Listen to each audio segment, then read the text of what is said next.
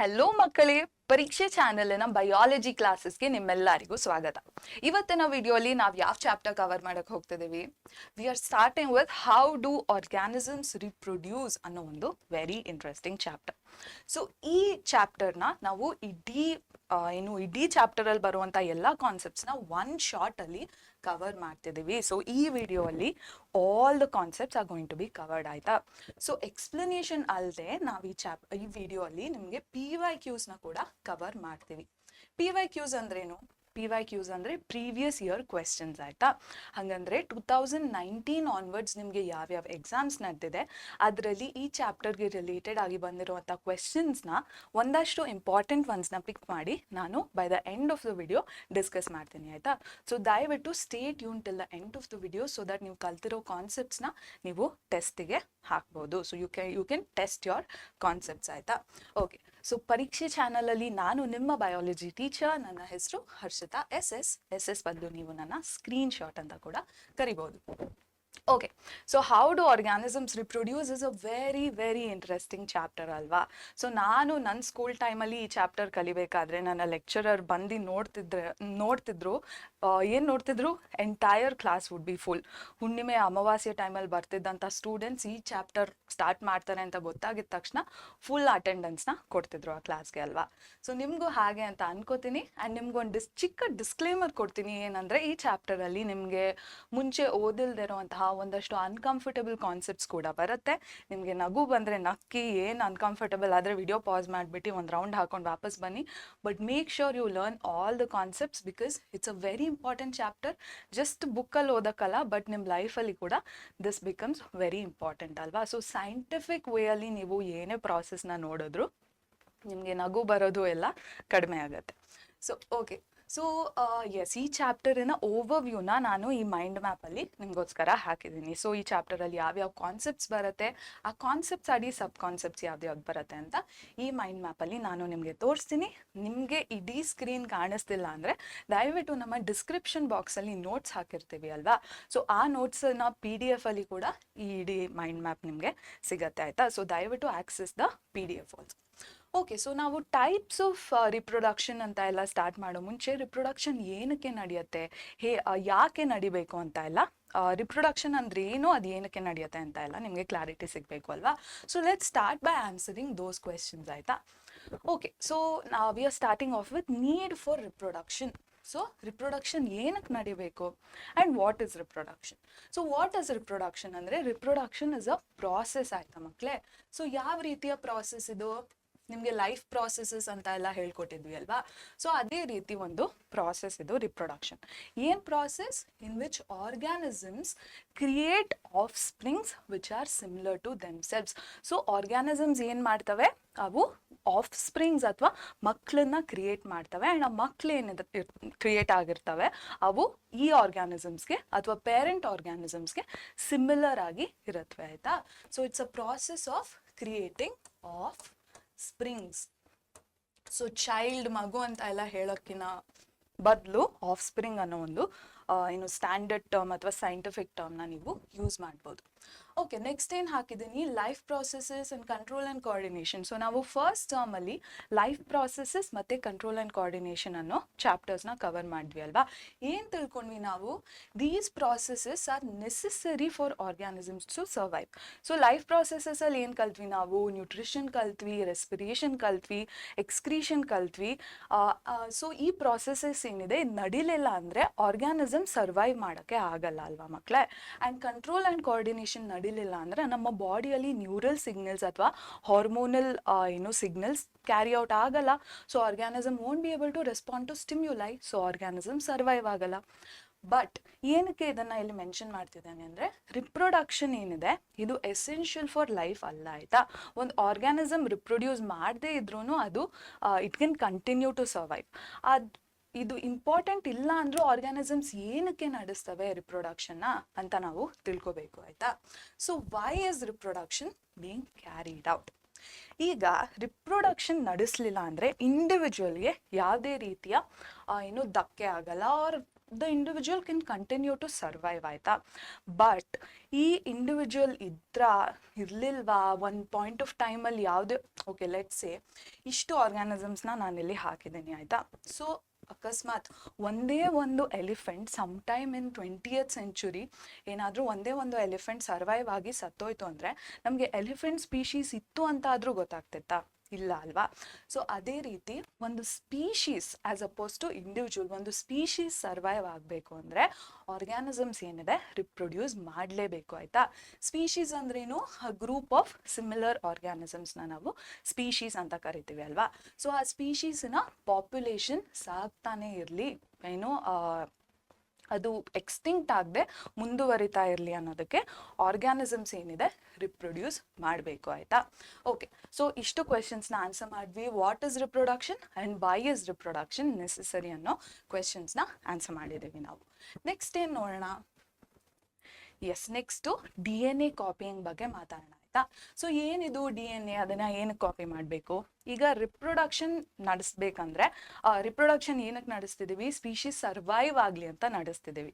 So ಈಗ ಒಂದು organism ಇನ್ನೊಂದು ಆರ್ಗ್ಯಾನಿಸಮ್ನ ಪ್ರೊಡ್ಯೂಸ್ ಮಾಡಬೇಕು ಅಂದರೆ ಫಸ್ಟ್ ಸ್ಟೆಪ್ ಬರೋದು DNA ಕಾಪಿಯಿಂಗ್ ಆಯಿತಾ ಮಕ್ಕಳೇ. ಏನಕ್ಕೆ DNA ಕಾಪಿಯಿಂಗ್ ಇಸ್ ಇಂಪಾರ್ಟೆಂಟ್? ಈಗ ನಾವು ಒಂದು ಇನ್ಸ್ಟೆನ್ಸ್ ಅಥವಾ ಎಕ್ಸಾಂಪಲ್ನ ತಗೊಳ್ಳೋಣ ಆಯಿತಾ. ನನ್ನ ತಂದೆ ಏನು ಮಾಡ್ತಾರೆ ಅಂದರೆ ಅವರಿಗೆ ಅವ್ರ ಮಾವ ಒಬ್ಬರು ಇರ್ತಾರೆ, ಅವ್ರ ಮಾವ ಮನೆ ಕಟ್ಸಿರ್ತಾರೆ ಆಯಿತಾ. ಸೊ ಅದೇ ರೀತಿ ನನ್ನ ತಂದೆಗೂ ಏನೋ ಆ ಮನೇನ ಅದೇ ರೀತಿ ಕಟ್ಟಿಸ್ಬೇಕು ಅಂತ ಆಸೆ ಇರುತ್ತೆ. ಸೊ ಈಗ ರ್ಯಾಂಡಮ್ ಆಗಿ ಹೋಗಿ ಮನೆ ಕಟ್ಸಕ್ಕೆ ಸ್ಟಾರ್ಟ್ ಮಾಡಿದ್ರೆ ಅದೇ ಥರ ಕಾಣುತ್ತಾ? ಇಲ್ಲ ಅಲ್ವಾ. ಸೊ ನನ್ನ ತಂದೆ ಏನು ಮಾಡ್ತಾರೆ, ಅವ್ರ ಮಾವನ ಹತ್ರ ಮನೆಯದು ಬ್ಲೂ ಪ್ರಿಂಟ್ನ ಕೇಳ್ತಾರೆ ಆಯಿತಾ. ಸೊ ಬ್ಲೂ ಪ್ರಿಂಟ್ ಅಂದ್ರೇನು? ಒಂದು ಮನೆಯಲ್ಲಿ ಏನು ಬಾತ್ರೂಮ್ ಎಲ್ಲಿ ಬರಬೇಕು, ರೂಮ್ ಎಲ್ಲಿ ಬರಬೇಕು, ಕಿಚನ್ ಎಲ್ಲಿ ಬರಬೇಕು ಅಂತ ಐಡಿಯಾ ಕೊಡುವಂಥ ಒಂದು ಡಾಕ್ಯುಮೆಂಟ್ನ ಬ್ಲೂ ಪ್ರಿಂಟ್ ಅಂತ ನಾವು ಕರಿತೀವಿ ಅಲ್ವಾ. ಸೊ ಏನಕ್ಕೆ ಬ್ಲೂ ಪ್ರಿಂಟ್ ಕೇಳ್ತಿದ್ದಾರೆ? ಸೊ ದ್ಯಾಟ್ ನನ್ನ ತಂದೆ ಕಟ್ಸುವಂಥ ಮನೆ ಅವ್ರ ಮಾವನ ಮನೆ ಥರನೇ ಕಾಣಲಿ ಅಂತ ಏನು ಬ್ಲೂ ಪ್ರಿಂಟ್ನ ಕೇಳಿರ್ತಾರೆ. ಇದೇ ರೀತಿ ಇನ್ನೊಂದು ಒಂದು ಆರ್ಗ್ಯಾನಿಸಮ್ ರಿಪ್ರೊಡ್ಯೂಸ್ ಮಾಡಬೇಕಂದ್ರೆ it has to make sure that ಬರ್ತಿರೋಂಥ ಆರ್ಗ್ಯಾನಿಸಮ್ ಕೂಡ ತನ್ನ ಥರಾನೇ ಇರಲಿ ಅಂತ, ಸಿಮಿಲರ್ ಆಗಿರಲಿ ಅಂತ ಈ ಆರ್ಗ್ಯಾನಿಸಮ್ ನೋಡ್ಕೋಬೇಕು ಆಯಿತಾ. ಅದಕ್ಕೆ ಬೇಕಾಗಿರುವಂಥ ಬ್ಲೂ ಪ್ರಿಂಟ್ನ ನಾವು DNA ಅಂತ ಕರಿತೀವಿ. DNA ಏನು? ಈ ಕಾರ್ಬೋಹೈಡ್ರೇಟ್ಸ್, ಪ್ರೋಟೀನ್ಸ್ ಎಲ್ಲ ಇರತ್ತೆ ಅಲ್ಲ, ಅದೇ ರೀತಿಯ ಒಂದು ಮ್ಯಾಕ್ರೋಮಾಲಿಕ್ಯೂಲ್ DNA ಆಯಿತಾ ಮಕ್ಕಳೇ. ಅದನ್ನೆಲ್ಲ ನೆನ್ಪಿಟ್ಕೋಬೇಡಿ. ನಿಮಗೆ DNAದು ಫುಲ್ ಫಾರ್ಮ್ ಗೊತ್ತಿರತ್ತೆ ಆ್ಯಂಡ್ ಅದು ಎಲ್ಲಿ ಕಾಣಿಸ್ಕೊಳ್ಳುತ್ತೆ ಅಂತ ನಿಮಗೆ ಐಡಿಯಾ ಇರಬೇಕು ಆಯಿತಾ. ಸೊ DNA ಅಂದ್ರೇನು? ಡಿಆಕ್ಸಿರೈಬೋ ನ್ಯೂಕ್ಲಿಯಿಕ್ ಆ್ಯಸಿಡ್ ಆಯಿತಾ. ಸೊ ಇದು ಎಲ್ಲಿರುತ್ತೆ ಮಕ್ಕಳೇ? DNA ಇರೋದು ಕ್ರೋಮೋಸೋಮ್ಸಲ್ಲಿ. ಕ್ರೋಮೋಸೋಮ್ ಎಲ್ಲಿರುತ್ತೆ? In the nucleus of a cell.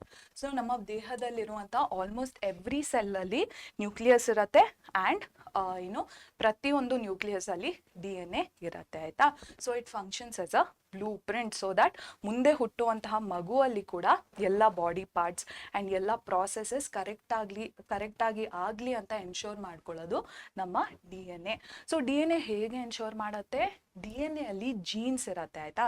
And ಆ ಜೀನ್ಸ್ ಏನಿದೆ ಅದು ಪ್ರೋಟೀನ್ಸ್ನ ಪ್ರೊಡ್ಯೂಸ್ ಮಾಡುತ್ತೆ, ಅಥವಾ ಜೀನ್ಸ್ನ ಕೋಡ್ ಆಗಿ ಇಟ್ಕೊಂಡು ಪ್ರೋಟೀನ್ಸು ಪ್ರೊಡ್ಯೂಸ್ ಆಗುತ್ತೆ ಆಯಿತಾ. ಸೊ DNA ಅಲ್ಲಿ ಸ್ವಲ್ಪ ಏರುಪೇರಾದ್ರೂ ಪ್ರೋಟೀನ್ಸ್ ಏನು ಸೃಷ್ಟಿ ಆಗ್ತದೆ ಅದರಲ್ಲಿ ಕೂಡ ಏರುಪೇರು ಆಗುತ್ತೆ ಆ್ಯಂಡ್ ಈ ಪ್ರೋಟೀನ್ಸ್ ನಡೆಸಬೇಕಾಗಿರುವಂಥ ಪ್ರಾಸೆಸಸ್ಸಲ್ಲಿ ಕೂಡ ಏರುಪೇರು ಆಗುತ್ತೆ ಆಯಿತಾ. ಸೊ DNA ಬಗ್ಗೆ ತಿಳ್ಕೊಂಡ್ವಿ. ಈಗ DNA ರೆಪ್ಲಿಕೇಶನ್ ಅಂತ ನಾವು ಫಸ್ಟ್ ಸ್ಟೆಪ್ ಆಫ್ ರಿಪ್ರೊಡಕ್ಷನ್ ಅಂತ ಕರೆದ್ವಿ ಅಲ್ವಾ. ಈಗ DNA ಒಂದೇ ರೆಪ್ಲಿಕೇಟ್ ಆದರೆ ಸಾಕಾ? ಇಲ್ಲ ಅಲ್ವಾ. ಸೊ DNA ಮಾತ್ರ ಡ್ಯೂಪ್ಲಿಕೇಟ್ ಮಾಡಿ ಅದನ್ನು ಸೆಲ್ಲಿಂದ ಆಚೆ ತೆಗೆದುಬಿಟ್ರೆ ಖಾಲಿ DNA ಸರ್ವೈವ್ ಆಗತ್ತಾ? ನೋ. ದೇರ್ಫೋರ್ DNA ರೆಪ್ಲಿಕೇಶನ್ ನಡೆಸಿದ್ಮೇಲೆ ಸೆಲ್ಯುಲಾರ್ ಅಪ್ಯಾರಟಸ್ನ ಕೂಡ ನೀವು ಕಾಪಿ ಮಾಡಬೇಕು ಪ್ರತಿಯೊಂದು ಸೆಲ್ ಆಯಿತಾ.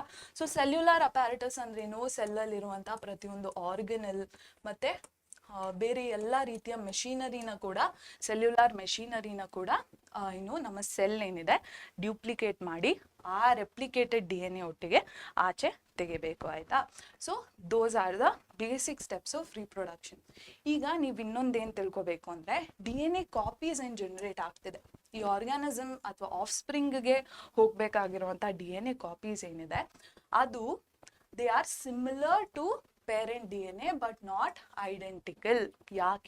ಯಾಕಂದ್ರೆ ಪ್ರತಿಯೊಂದು ಲೈಫ್ ಪ್ರಾಸೆಸಸ್ ಏನು ನಡೆಯುತ್ತೆ ಇದು ಆಬ್ಸಲ್ಯೂಟ್ಲಿ ಅಕ್ಯುರೇಟ್ ಆಗಿರತ್ತೆ ಯಾವಾಗಲೂ ಅಂತ ನಾವು ಎನ್ಶೋರ್ ಮಾಡೋಕ್ಕೆ ಆಗಲ್ಲ, ಆಯ್ತಾ. ಸೊ ಎರರ್ಸ್ ಅಥವಾ ತಪ್ಪುಗಳು ಸಹಜ, ನಮ್ಮ ಮಾಲಿಕ್ಯೂಲ್ಸ್ ಅಲ್ಲಿ ಕೂಡ ತಪ್ಪುಗಳು ಸಹಜ.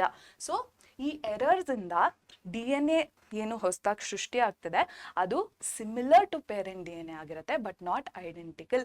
ಐಡೆಂಟಿಕಲ್ ಅಂದರೆ ಬಿಲ್ಕುಲ್ ಹೊಂದಾಣಿಕೆ ಆಗಲ್ಲ, ಬಟ್ ಮೋಸ್ಟ್ ಆಫ್ ದ ಏನು ಸ್ಟ್ರಕ್ಚರ್ ಇರಲಿ ಅಥವಾ ಅದರಲ್ಲಿ ಬೇರೆ ಬೇರೆ ಮಾಲಿಕ್ಯೂಲ್ಸ್ನ ಅರೇಂಜ್ಮೆಂಟ್ ಏನಿರುತ್ತೆ ದಟ್ ವಿಲ್ ಬಿ ಸಿಮಿಲರ್, ಆಯ್ತಾ ಮಕ್ಕಳೇ. So these are the concepts you have to know about DNA copying. So ಇಲ್ಲಿ ಡಯಾಗ್ರಾಮ್ ಹಾಕಿದ್ದೀನಿ ಅಲ್ವಾ, ಅದು ಕೂಡ ನೆನ್ಪು ಮಾಡ್ಕೊಳ್ಳಿ ನೀವು. ಸೊ ದೀಸ್ ಆರ್ ಕ್ರೋಮೋಸೋಮ್ಸ್ ಅಲ್ಲಿ DNA ಇರುತ್ತೆ, ಡಿ ಎನ್ ಎಯಿಂದ ಪ್ರೋಟೀನ್ಸ್ ತಯಾರಾಗತ್ತೆ. ಈಗ ನಾವು ನೆಕ್ಸ್ಟ್ ಕಾನ್ಸೆಪ್ಟ್ನ ನೋಡೋಣ. ಸೊ ಈಗ ನಾವು ಎರರ್ಸ್ ಇನ್ DNA ಅಂತ ಮಾತಾಡಿದ್ವಿ ಅಲ್ವಾ, ಎರರ್ಸ್ ಇನ್ DNA ರೆಪ್ಲಿಕೇಶನ್ ಅಂತ ಮಾತಾಡಿದ್ವಿ. ಸೊ ಆ ಎರರ್ಸ್ಗೆ ಒಂದು ಪರ್ಟಿಕ್ಯುಲರ್ ಟರ್ಮ್ ಇದೆ, ಆಯ್ತಾ. What is that term? It is variation. Variation ಅಂದ್ರೆ ಏನು? ಬೇಸಿಕಲಿ ಲೇಮನ್ ಟರ್ಮ್ ಅಥವಾ ಕೊಲೋಕಿಯಲ್ ಲ್ಯಾಂಗ್ವೇಜ್ ಅಲ್ಲಿ ವೇರಿಯೇಷನ್ ನಾವು ಬದಲಾವಣೆ ಅಥವಾ ಚೇಂಜಸ್ ಅಂತ ಕರಿತೀವಿ ಅಲ್ವಾ. ಬಟ್ DNA ರೆಪ್ಲಿಕೇಶನ್ ಅಲ್ಲಿ ವೇರಿಯೇಷನ್ಗೆ ಒಂದು ಸ್ಪೆಷಲ್ ಇಂಪಾರ್ಟೆನ್ಸ್ ಇದೆ. What is that? So what is variation? Changes.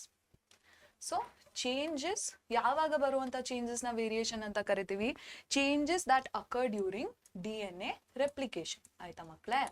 So ಇದನ್ನ ನಾವು ವೇರಿಯೇಷನ್ ಅಂತ ಕರಿತೀವಿ. Changes are errors that arise during DNA replication. So variation ಅಥವಾ ಬದಲಾವಣೆ ಬೇರೆ ಬೇರೆ ರೀತಿಯಲ್ಲಿ ಇರತ್ತೆ, ಆಯ್ತಾ. ಸೊ ಏನಿದು? ಇದು ಯೂಸ್ಫುಲ್ ಆಗಿರ್ಬೋದು, ನ್ಯೂಟ್ರಲ್ ಆಗಿರ್ಬೋದು ಅಥವಾ ಹಾರ್ಮ್ಫುಲ್ ಆಗಿರ್ಬೋದು. ಇದ್ರ ಅರ್ಥ ಏನು? ಚೇಂಜಸ್ ಅಲ್ಲಿ useful changes, neutral changes, harmful changes ಅಂದ್ರೆ ಅರ್ಥ ಏನು? ಇಲ್ಲಿರುವಂತಹ ಜಿರಾಫ್ ಪಾಪ್ಯುಲೇಷನ್ನ ನಾವು ಎಕ್ಸಾಂಪಲ್ ಆಗಿ ಇಟ್ಕೊಂಡು ಅರ್ಥ ಮಾಡ್ಕೊಳ್ಳೋಣ, ಆಯ್ತಾ. ಸೊ ಈ ಯೆಲ್ಲೋ ಜಿರಾಫ್ಸ್ನ ಒಂದಷ್ಟು ಪಾಪ್ಯುಲೇಷನ್ ಇರತ್ತೆ, ಆಯ್ತಾ. ಸೊ ಈ ಯೆಲ್ಲೋ ಜಿರಾಫ್ಸ್ ರಿಪ್ರೊಡ್ಯೂಸ್ ಮಾಡಿದಾಗ ಬೇರೆ ಬೇರೆ ರೀತಿಯ ಚೇಂಜಸ್ ಅಥವಾ ವೇರಿಯೇಷನ್ಸ್ ಇರುವಂತ ಒಂದಷ್ಟು ಜಿರಾಫ್ಸ್ನ ಇವು ರಿಪ್ರೊಡ್ಯೂಸ್ ಮಾಡ್ತವೆ. ಸೊ ಫಸ್ಟ್ ಬಂದು ಒಂದು ವೈಟ್ ಜಿರಾಫ್ನ ಕನ್ಸಿಡರ್ ಮಾಡೋಣ, ನೆಕ್ಸ್ಟ್ ಗ್ರೇ ಜಿರಾಫ್ನ ಕನ್ಸಿಡರ್ ಮಾಡೋಣ, ಆಯ್ತಾ. ಮಿಕ್ಕಿದೆಲ್ಲ most of them are yellow giraffes only. ಅಂದ್ರೆ ಹೇಗೆ ಅಂತ ನಾನು ಎಕ್ಸ್ಪ್ಲೇನ್ ಮಾಡ್ತೇನೆ. ಸೊ ಈ ಯೆಲ್ಲೋ ಜಿರಾಫ್ಸ್ ಏನಿದಾವೆ ಇದಕ್ಕೆ ಏನು ಒಂದು ಎಬಿಲಿಟಿ ಇದೆ, ಆಯ್ತಾ. ಸೊ ಇದು 1 ಲೀಟರ್ ಆಫ್ ವಾಟರ್ನ ಕನ್ಸ್ಯೂಮ್ ಮಾಡಿ 4 to 5 days ಸರ್ವೈವ್ ಮಾಡತ್ತೆ ಅಂತ ಅನ್ಕೊಳ್ಳಿ, ಆಯ್ತಾ. ಯೆಲ್ಲೋ ಜಿರಾಫ್ಸ್ ಅಂದ್ರೆ ಪೇರೆಂಟ್ ಜಿರಾಫ್ಸಿಗೆ ಈ ಎಬಿಲಿಟಿ ಇರತ್ತೆ. Next because of changes in DNA replication ಹೊಸದಾಗಿ ವೈಟ್ ಜಿರಾಫ್ ಏನ್ ಕ್ರಿಯೇಟ್ ಆಗಿದೆ ಇದು 0.5 ಲೀಟರ್ಸ್ ಆಫ್ ವಾಟರ್ನ ಕನ್ಸ್ಯೂಮ್ ಮಾಡಿ 10 days ಸರ್ವೈವ್ ಮಾಡತ್ತೆ, ಆಯ್ತಾ. 10 days ಸರ್ವೈವ್ ಮಾಡತ್ತೆ ಅಂದ್ರೆ 10 days ಇದಕ್ಕೆ ವಾಟರ್ ಬೇಡ, ಆಯ್ತಾ. ವಾಟರ್ ಇಲ್ಲದೆ ಸರ್ವೈವ್ ಮಾಡತ್ತೆ. ಮತ್ತೆ ನಮ್ಮ ಗ್ರೇ ಜಿರಾಫ್ ಅಲ್ಲಿ ಬೇರೆ ರೀತಿಯ ಚೇಂಜ್ ಆಗಿರತ್ತೆ. ಯಾವ್ದು? ಇದು 2 ಲೀಟರ್ಸ್ ಆಫ್ ವಾಟರ್ನ ಕನ್ಸ್ಯೂಮ್ ಮಾಡಿ ಬರೀ 2 days ಬದುಕಿರತ್ತೆ. ಸೊ 2 days ಆದ್ಮೇಲೆ ಮತ್ತೆ ಇದು ಗ್ರೇ ಜಿರಾಫಿಗೆ ವಾಟರ್ ಕನ್ಸ್ಯೂಮ್ ಮಾಡ್ಬೇಕು. ಇದೆಲ್ಲ ಫ್ಯಾಕ್ಟ್ಸ್ ಅಲ್ಲ, ಆಮೇಲೆ ನೀವು ಒಂದು ಬಯಾಲಜಿ ಟೀಚರ್ ಆಗಿ ಏನೇನು ಬಕ್ವಾಸ್ ಮಾಡ್ತಿದ್ದೀರಾ ಅಂತ ಎಲ್ಲ ಬೈಕೋಬೇಡಿ. These are just random numbers that have come up with. So ಏನಾಗುತ್ತೆ, ಈ ಜಿರಾಫ್ಸ್ ಇರುವಂತಹ ರೀಜನ್ ಏನಿದೆ ಅಲ್ಲಿ ವಾಟರ್ದು ಸ್ಕೇರ್ಸಿಟಿ ಅಥವಾ ಡ್ರೌಟ್ ಅನ್ನೋ ಸಿಚುವೇಶನ್ ಕ್ರಿಯೇಟ್ ಆಗತ್ತೆ, ಆಯ್ತಾ. ಸೊ ಆಗ ಈ 1 ಲೀಟರ್ ವಾಟರ್ ಕುಟ್ಕೊಂಡು 4-5 days ಬದುಕತ್ತೆ ಅಲ್ಲ giraffes. So these are okay, ಅಷ್ಟೊಂದೇನು ಹಾರ್ಮ್ ಆಗಿರಲ್ಲ ಇದಕ್ಕೆ. ಬಟ್ ಈ 2 ಲೀಟರ್ ಕುಟ್ಕೊಂಡು ಬರೀ 2 days ಬದುಕುವಂತಹ ಗ್ರೇ ಜಿರಾಫ್ಸ್ ಏನಿದೆ ಈ ಜಿರಾಫ್ಸು adversely affect ಆಗತ್ತೆ. This change or this variation is harmful to grey giraffes, ಆಯ್ತಾ. ಬಟ್ ನಮ್ಮ ವೈಟ್ ಜಿರಾಫ್ಸ್ ಏನಿದಾವೆ ಇದು 0.5 ಲೀಟರ್ ವಾಟರ್ನ ಕನ್ಸ್ಯೂಮ್ ಮಾಡ್ಕೊಂಡು 10 days ವರ್ಗೂ ಬದುಕಿರ್ತವೆ. ಸೊ ಈ ಜಿರಾಫ್ಸ್ನ variation it is useful to them.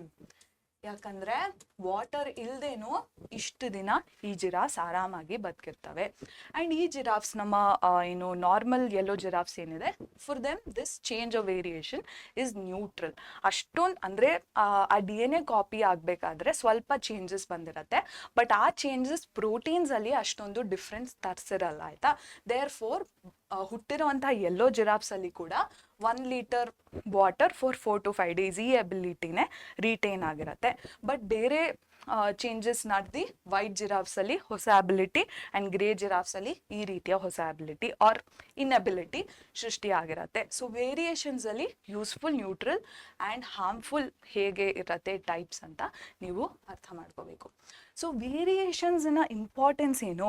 So ಇಷ್ಟೊತ್ತವರೆಗೂ ನಾವು DNA ಏನಿದೆ ಅದು ಎಷ್ಟು ಇಂಪಾರ್ಟೆಂಟ್ ಒಂದು ಆರ್ಗ್ಯಾನಿಸಮ್ ಸರ್ವೈವ್ ಆಗೋಕ್ಕೆ, it is a blue print for body design of an organism ಅಂತ ಎಲ್ಲ ತಿಳ್ಕೊಂಡ್ವಿ ಅಲ್ವಾ. ಸೊ ವೇರಿಯೇಷನ್ಸ್ ಏನಿದೆ ದೀಸ್ ಆರ್ ಇಂಪಾರ್ಟೆಂಟ್. ಯಾಕಂದರೆ ಸ್ಪೀಶೀಸ್ ಏನಿದೆ ಅದು over a period of time survive ಆಗಬೇಕು, ಇವಾಲ್ವ್ ಆಗಬೇಕು. So that is the keyword. Evolution ಏನಿದೆ ಇದ್ರ ಬಗ್ಗೆ ನೀವು ನೆಕ್ಸ್ಟ್ ಚಾಪ್ಟರಲ್ಲಿ ತಿಳ್ಕೊತೀರ, ಆಯಿತಾ. ಸೊ ಸ್ಪೀಶೀಸ್ ಏನಿದೆ ಅದು ಸರ್ವೈವ್ ಆಗಬೇಕು ಅಥವಾ ಇವಾಲ್ವ್ ಆಗಬೇಕು ಅನ್ನೋದಕ್ಕೆ variations play a key role, ಆಯಿತಾ ಮಕ್ಕಳೇ.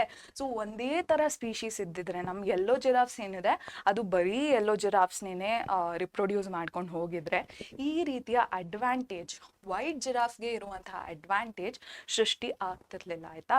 ಸೊ ಈ ರೀತಿಯ advantage has to be present for survival of species, and survival of species ನಡಿಬೇಕು ಅಂದರೆ ವೇರಿಯೇಷನ್ ಇಸ್ ಇಂಪಾರ್ಟೆಂಟ್, ಆಯಿತಾ. ಸೊ ಅಡ್ಯಾಪ್ಟಬಿಲಿಟಿ ಅಂತ ಕೂಡ ಕರೀತಾರೆ. ಒಂದು ಆರ್ಗ್ಯಾನಿಸಮ್ ಇನ್ಹೆಬಿಟ್ ಮಾಡುವಂತಹ ಜಾಗನ ನೀಶ್ ಅಂತ ಕರಿತೀವಿ, ಆಯಿತಾ ಮಕ್ಕಳೇ. ಸೊ ಇದನ್ನ ನಿಚ್ ಅಂತ ಕೂಡ ಕರೀತಾರೆ. ಏನು ಸರಿ ಅನ್ಸುತ್ತೋ ಹಾಗೆ ಪ್ರೊನೌನ್ಸ್ ಮಾಡಿ. ಸೊ ಈ ನೀಶಲ್ಲಿ ಆರ್ಗ್ಯಾನಿಸಮ್ ಸರ್ವೈವ್ ಮಾಡಬೇಕು ಅಂದರೆ ಅದಕ್ಕೆ ಒಂದಷ್ಟು ಎಬಿಲಿಟೀಸ್ ಇರಬೇಕು. ಆ ಗುಣಗಳು ಅಥವಾ ಆ ಕ್ಯಾರೆಕ್ಟರಿಸ್ಟಿಕ್ಸ್ನ ನಾವು ಅಂದರೆ ಆ ಪ್ರಾಸೆಸ್ನ ನಾವು ಅಡ್ಯಾಪ್ಟಬಿಲಿಟಿ ಅಂತ ಕರಿತೀವಿ, ಆಯಿತಾ. ಆ ಗುಣಗಳನ್ನ ಇಟ್ಕೊಂಡು ಆರ್ಗ್ಯಾನಿಸಮ್ ಸರ್ವೈವ್ ಮಾಡುವಂಥ ಪ್ರಾಸೆಸ್ನ ಅಡ್ಯಾಪ್ಟಬಿಲಿಟಿ ಅಂತ ಕರಿತೀವಿ. ಆ್ಯಂಡ್ ಅಡ್ಯಾಪ್ಟಬಿಲಿಟಿಗೆ ವೇರಿಯೇಷನ್ ಇಂಪಾರ್ಟೆಂಟ್, ಆಯಿತಾ. ಸೊ ವೇರಿಯೇಷನ್ ಬಗ್ಗೆ ತಿಳ್ಕೊಂಡ್ವಿ. ನೆಕ್ಸ್ಟು ಹೊಸ ಕಾನ್ಸೆಪ್ಟ್ಗೆ ಮೂವ್ ಆನ್ ಆಗೋಣ. ಎಸ್, ಸೊ ನಾವು ಇಷ್ಟೊತ್ತವರೆಗೂ ರಿಪ್ರೊಡಕ್ಷನ್ ಏನಕ್ಕೆ ನಡೆಸಬೇಕು, ರಿಪ್ರೊಡಕ್ಷನ್ ಅಂದ್ರೇನು, ವೇರಿಯೇಷನ್ ಅಂದ್ರೇನು, DNA ಕಾಪಿಂಗ್ ಎಷ್ಟು ಇಂಪಾರ್ಟೆಂಟ್ ಅಂತ ಎಲ್ಲ ತಿಳ್ಕೊಂಡ್ವಿ ಅಲ್ವಾ. ಈಗ ಟೈಪ್ಸ್ ಆಫ್ ರಿಪ್ರೊಡಕ್ಷನ್ಗೆ ಮೂವ್ ಆನ್ ಆಗೋಣ, ಆಯಿತಾ. So the first type of reproduction we are going to see is asexual reproduction. ಅದರಲ್ಲಿ ಇಷ್ಟು ಟೈಪ್ಸ್ ಇದೆ, ಆಯಿತಾ ಮಕ್ಕಳೇ. Will start off with fission. ಫಿಷನಲ್ಲಿ 2 ಟೈಪ್ಸ್ ಇದೆ, ಬೈನರಿ ಆ್ಯಂಡ್ ಮಲ್ಟಿಪಲ್ ಫಿಷನ್. ಇದಾದಮೇಲೆ ಫ್ರಾಗ್ಮೆಂಟೇಷನ್ ಅನ್ನೋ ಒಂದು ಪ್ರಾಸೆಸ್ ನಡೆಯುತ್ತೆ. ಅದಾದಮೇಲೆ budding, spore formation, regeneration and ಲಾಸ್ಟಲ್ಲಿ ವೆಜಿಟೇಟಿವ್ ಪ್ರಾಪಗೇಷನ್ ಅನ್ನೋ ಒಂದು ಕಾನ್ಸೆಪ್ಟ್ನ ಕವರ್ ಮಾಡ್ತೀವಿ. ಅದರಡಿ ಟಿಶ್ಯೂ ಕಲ್ಚರ್ ಅನ್ನೋ ಒಂದು ಕಾನ್ಸೆಪ್ಟ್ ಬರುತ್ತೆ, ಆಯಿತಾ. So let's start off with asexual reproduction. So asexual reproduction ಅಂದ್ರೇನು? ರಿಪ್ರೊಡಕ್ಷನ್ ಅಂದ್ರೇನು? ಆಫ್ ಸ್ಪ್ರಿಂಗ್ಸ್ನ ಕ್ರಿಯೇಟ್ ಮಾಡುವಂಥ ಒಂದು ಪ್ರಾಸೆಸ್. ಸೊ asexual reproduction-ಅಲ್ಲಿ ಏನು ಡಿಸ್ಟಿಂಕ್ಟ್ ಅಂದರೆ, ಈ ಆಫ್ ಸ್ಪ್ರಿಂಗ್ಸಿಗೆ ಜೆನೆಟಿಕ್ ಮೆಟೀರಿಯಲ್ ಏನು ಹೋಗ್ತಿದೆ ಅಥವಾ DNA ಏನು ಹೋಗ್ತಿದೆ, that comes from a single parent, ಆಯಿತಾ. So mode of reproduction where only one parent contributes the genetic material for the next generation ಅಂದ್ರೆ ಆಫ್ಸ್ಪ್ರಿಂಗ್ಸ್ಗೆ. ಸೊ ಬರೀ ಒಂದೇ ಒಂದು ಪೇರೆಂಟಿಂದ ಜೆನೆಟಿಕ್ ಮೆಟೀರಿಯಲ್ ಮಗುವಿಗೆ ಅಥವಾ ಆಫ್ಸ್ಪ್ರಿಂಗಿಗೆ ಹೋಗ್ತಿದೆ ಅಂದರೆ ಅದನ್ನು ನಾವು asexual reproduction ಅಂತ ಕರಿತೀವಿ, ಆಯಿತಾ. ಸೊ ಇದರಲ್ಲಿ ಟೈಪ್ಸ್ ಇದೆ ಅಂದರೆ let's start off with the types of asexual reproduction. Will start with fission, ಆಯಿತಾ ಮಕ್ಕಳೇ. So fission is the first type of asexual reproduction. Fission ಅಂದ್ರೇನು? ಟು ಡಿವೈಡ್, ಆಯಿತಾ. ಸೊ ಡಿವಿಷನ್ ಸೆಲ್ ಡಿವಿಷನ್ ನಡೆದ್ರೇನೆ ಆಗುವಂತಹ ರಿಪ್ರೊಡಕ್ಷನ್ನ ನಾವು fission ಅಂತ ಕರಿತೀವಿ. ಇದರಲ್ಲಿ 2 ಟೈಪ್ಸ್ ಇರುತ್ತೆ. First one is binary fission.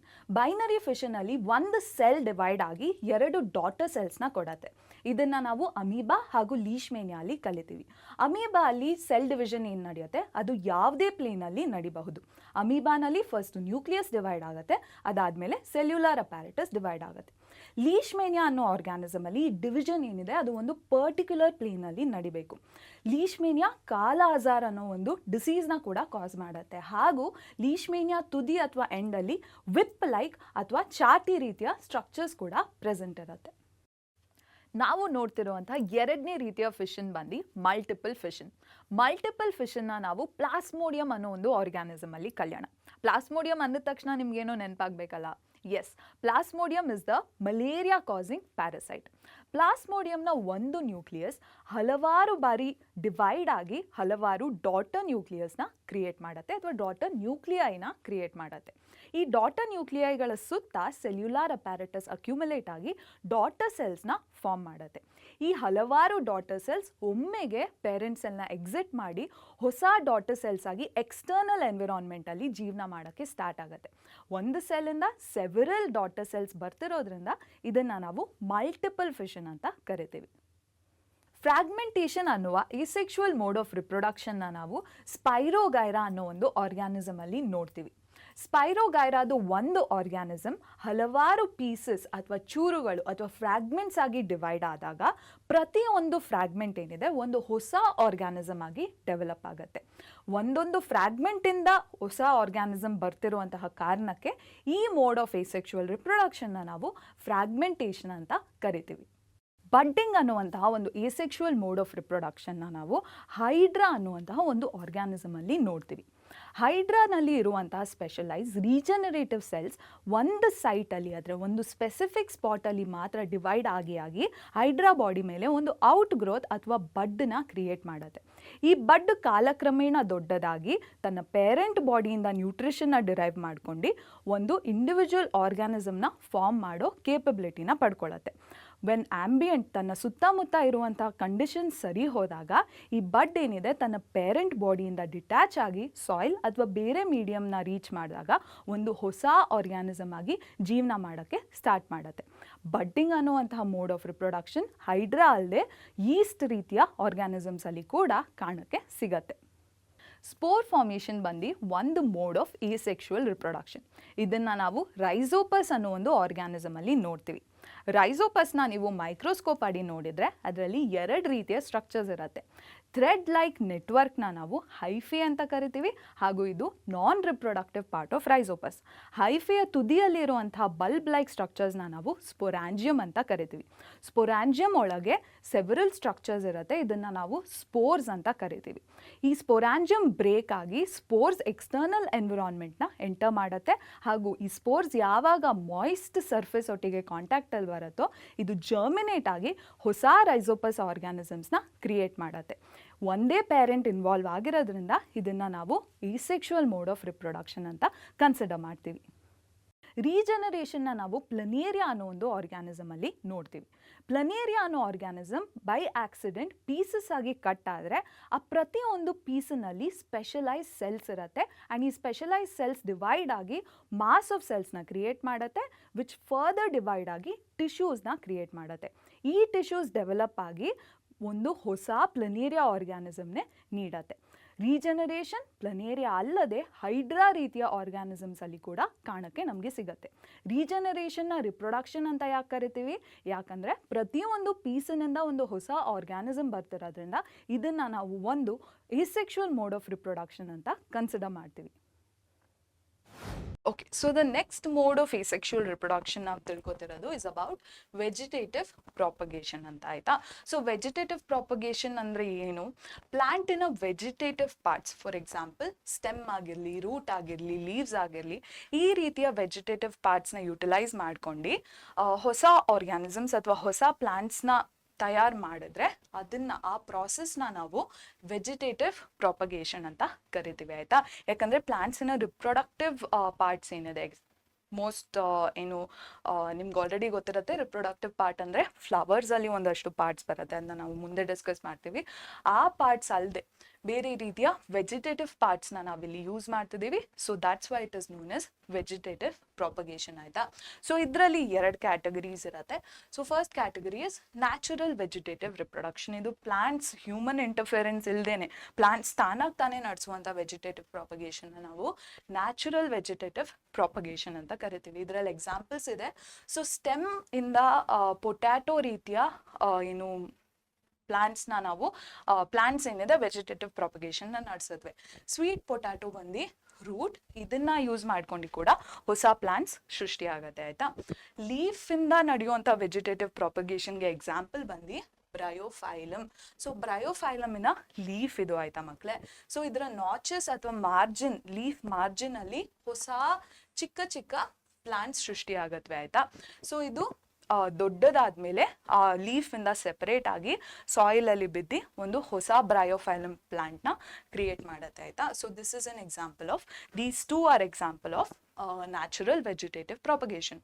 ಈಗ ನಾವು ಆರ್ಟಿಫಿಷಿಯಲ್ ವೆಜಿಟೇಟಿವ್ ಪ್ರಾಪಗೇಷನ್ ಅಲ್ಲಿ ಎಕ್ಸಾಂಪಲ್ಸ್ ನೋಡೋಣ. So first is tissue culture, ಇದ್ರ ಬಗ್ಗೆ ನಾವು ನೆಕ್ಸ್ಟ್ ಸ್ಲೈಡ್ ಅಲ್ಲಿ ಮಾತಾಡ್ತೀವಿ ಆಯ್ತಾ. ಅದಲ್ಲದೆ ಲೇಯರಿಂಗ್ ಹಾಗೂ ಗ್ರಾಫ್ಟಿಂಗ್ ರೀತಿಯ ಆರ್ಟಿಫಿಷಿಯಲ್ ವೆಜಿಟೇಟಿವ್ ಪ್ರಾಪಗೇಷನ್ ಮೆಥಡ್ಸ್ ಕೂಡ ನಾವಿಲ್ಲಿ ಲಿಸ್ಟ್ ಮಾಡಿದ್ದೀವಿ ಆಯ್ತಾ.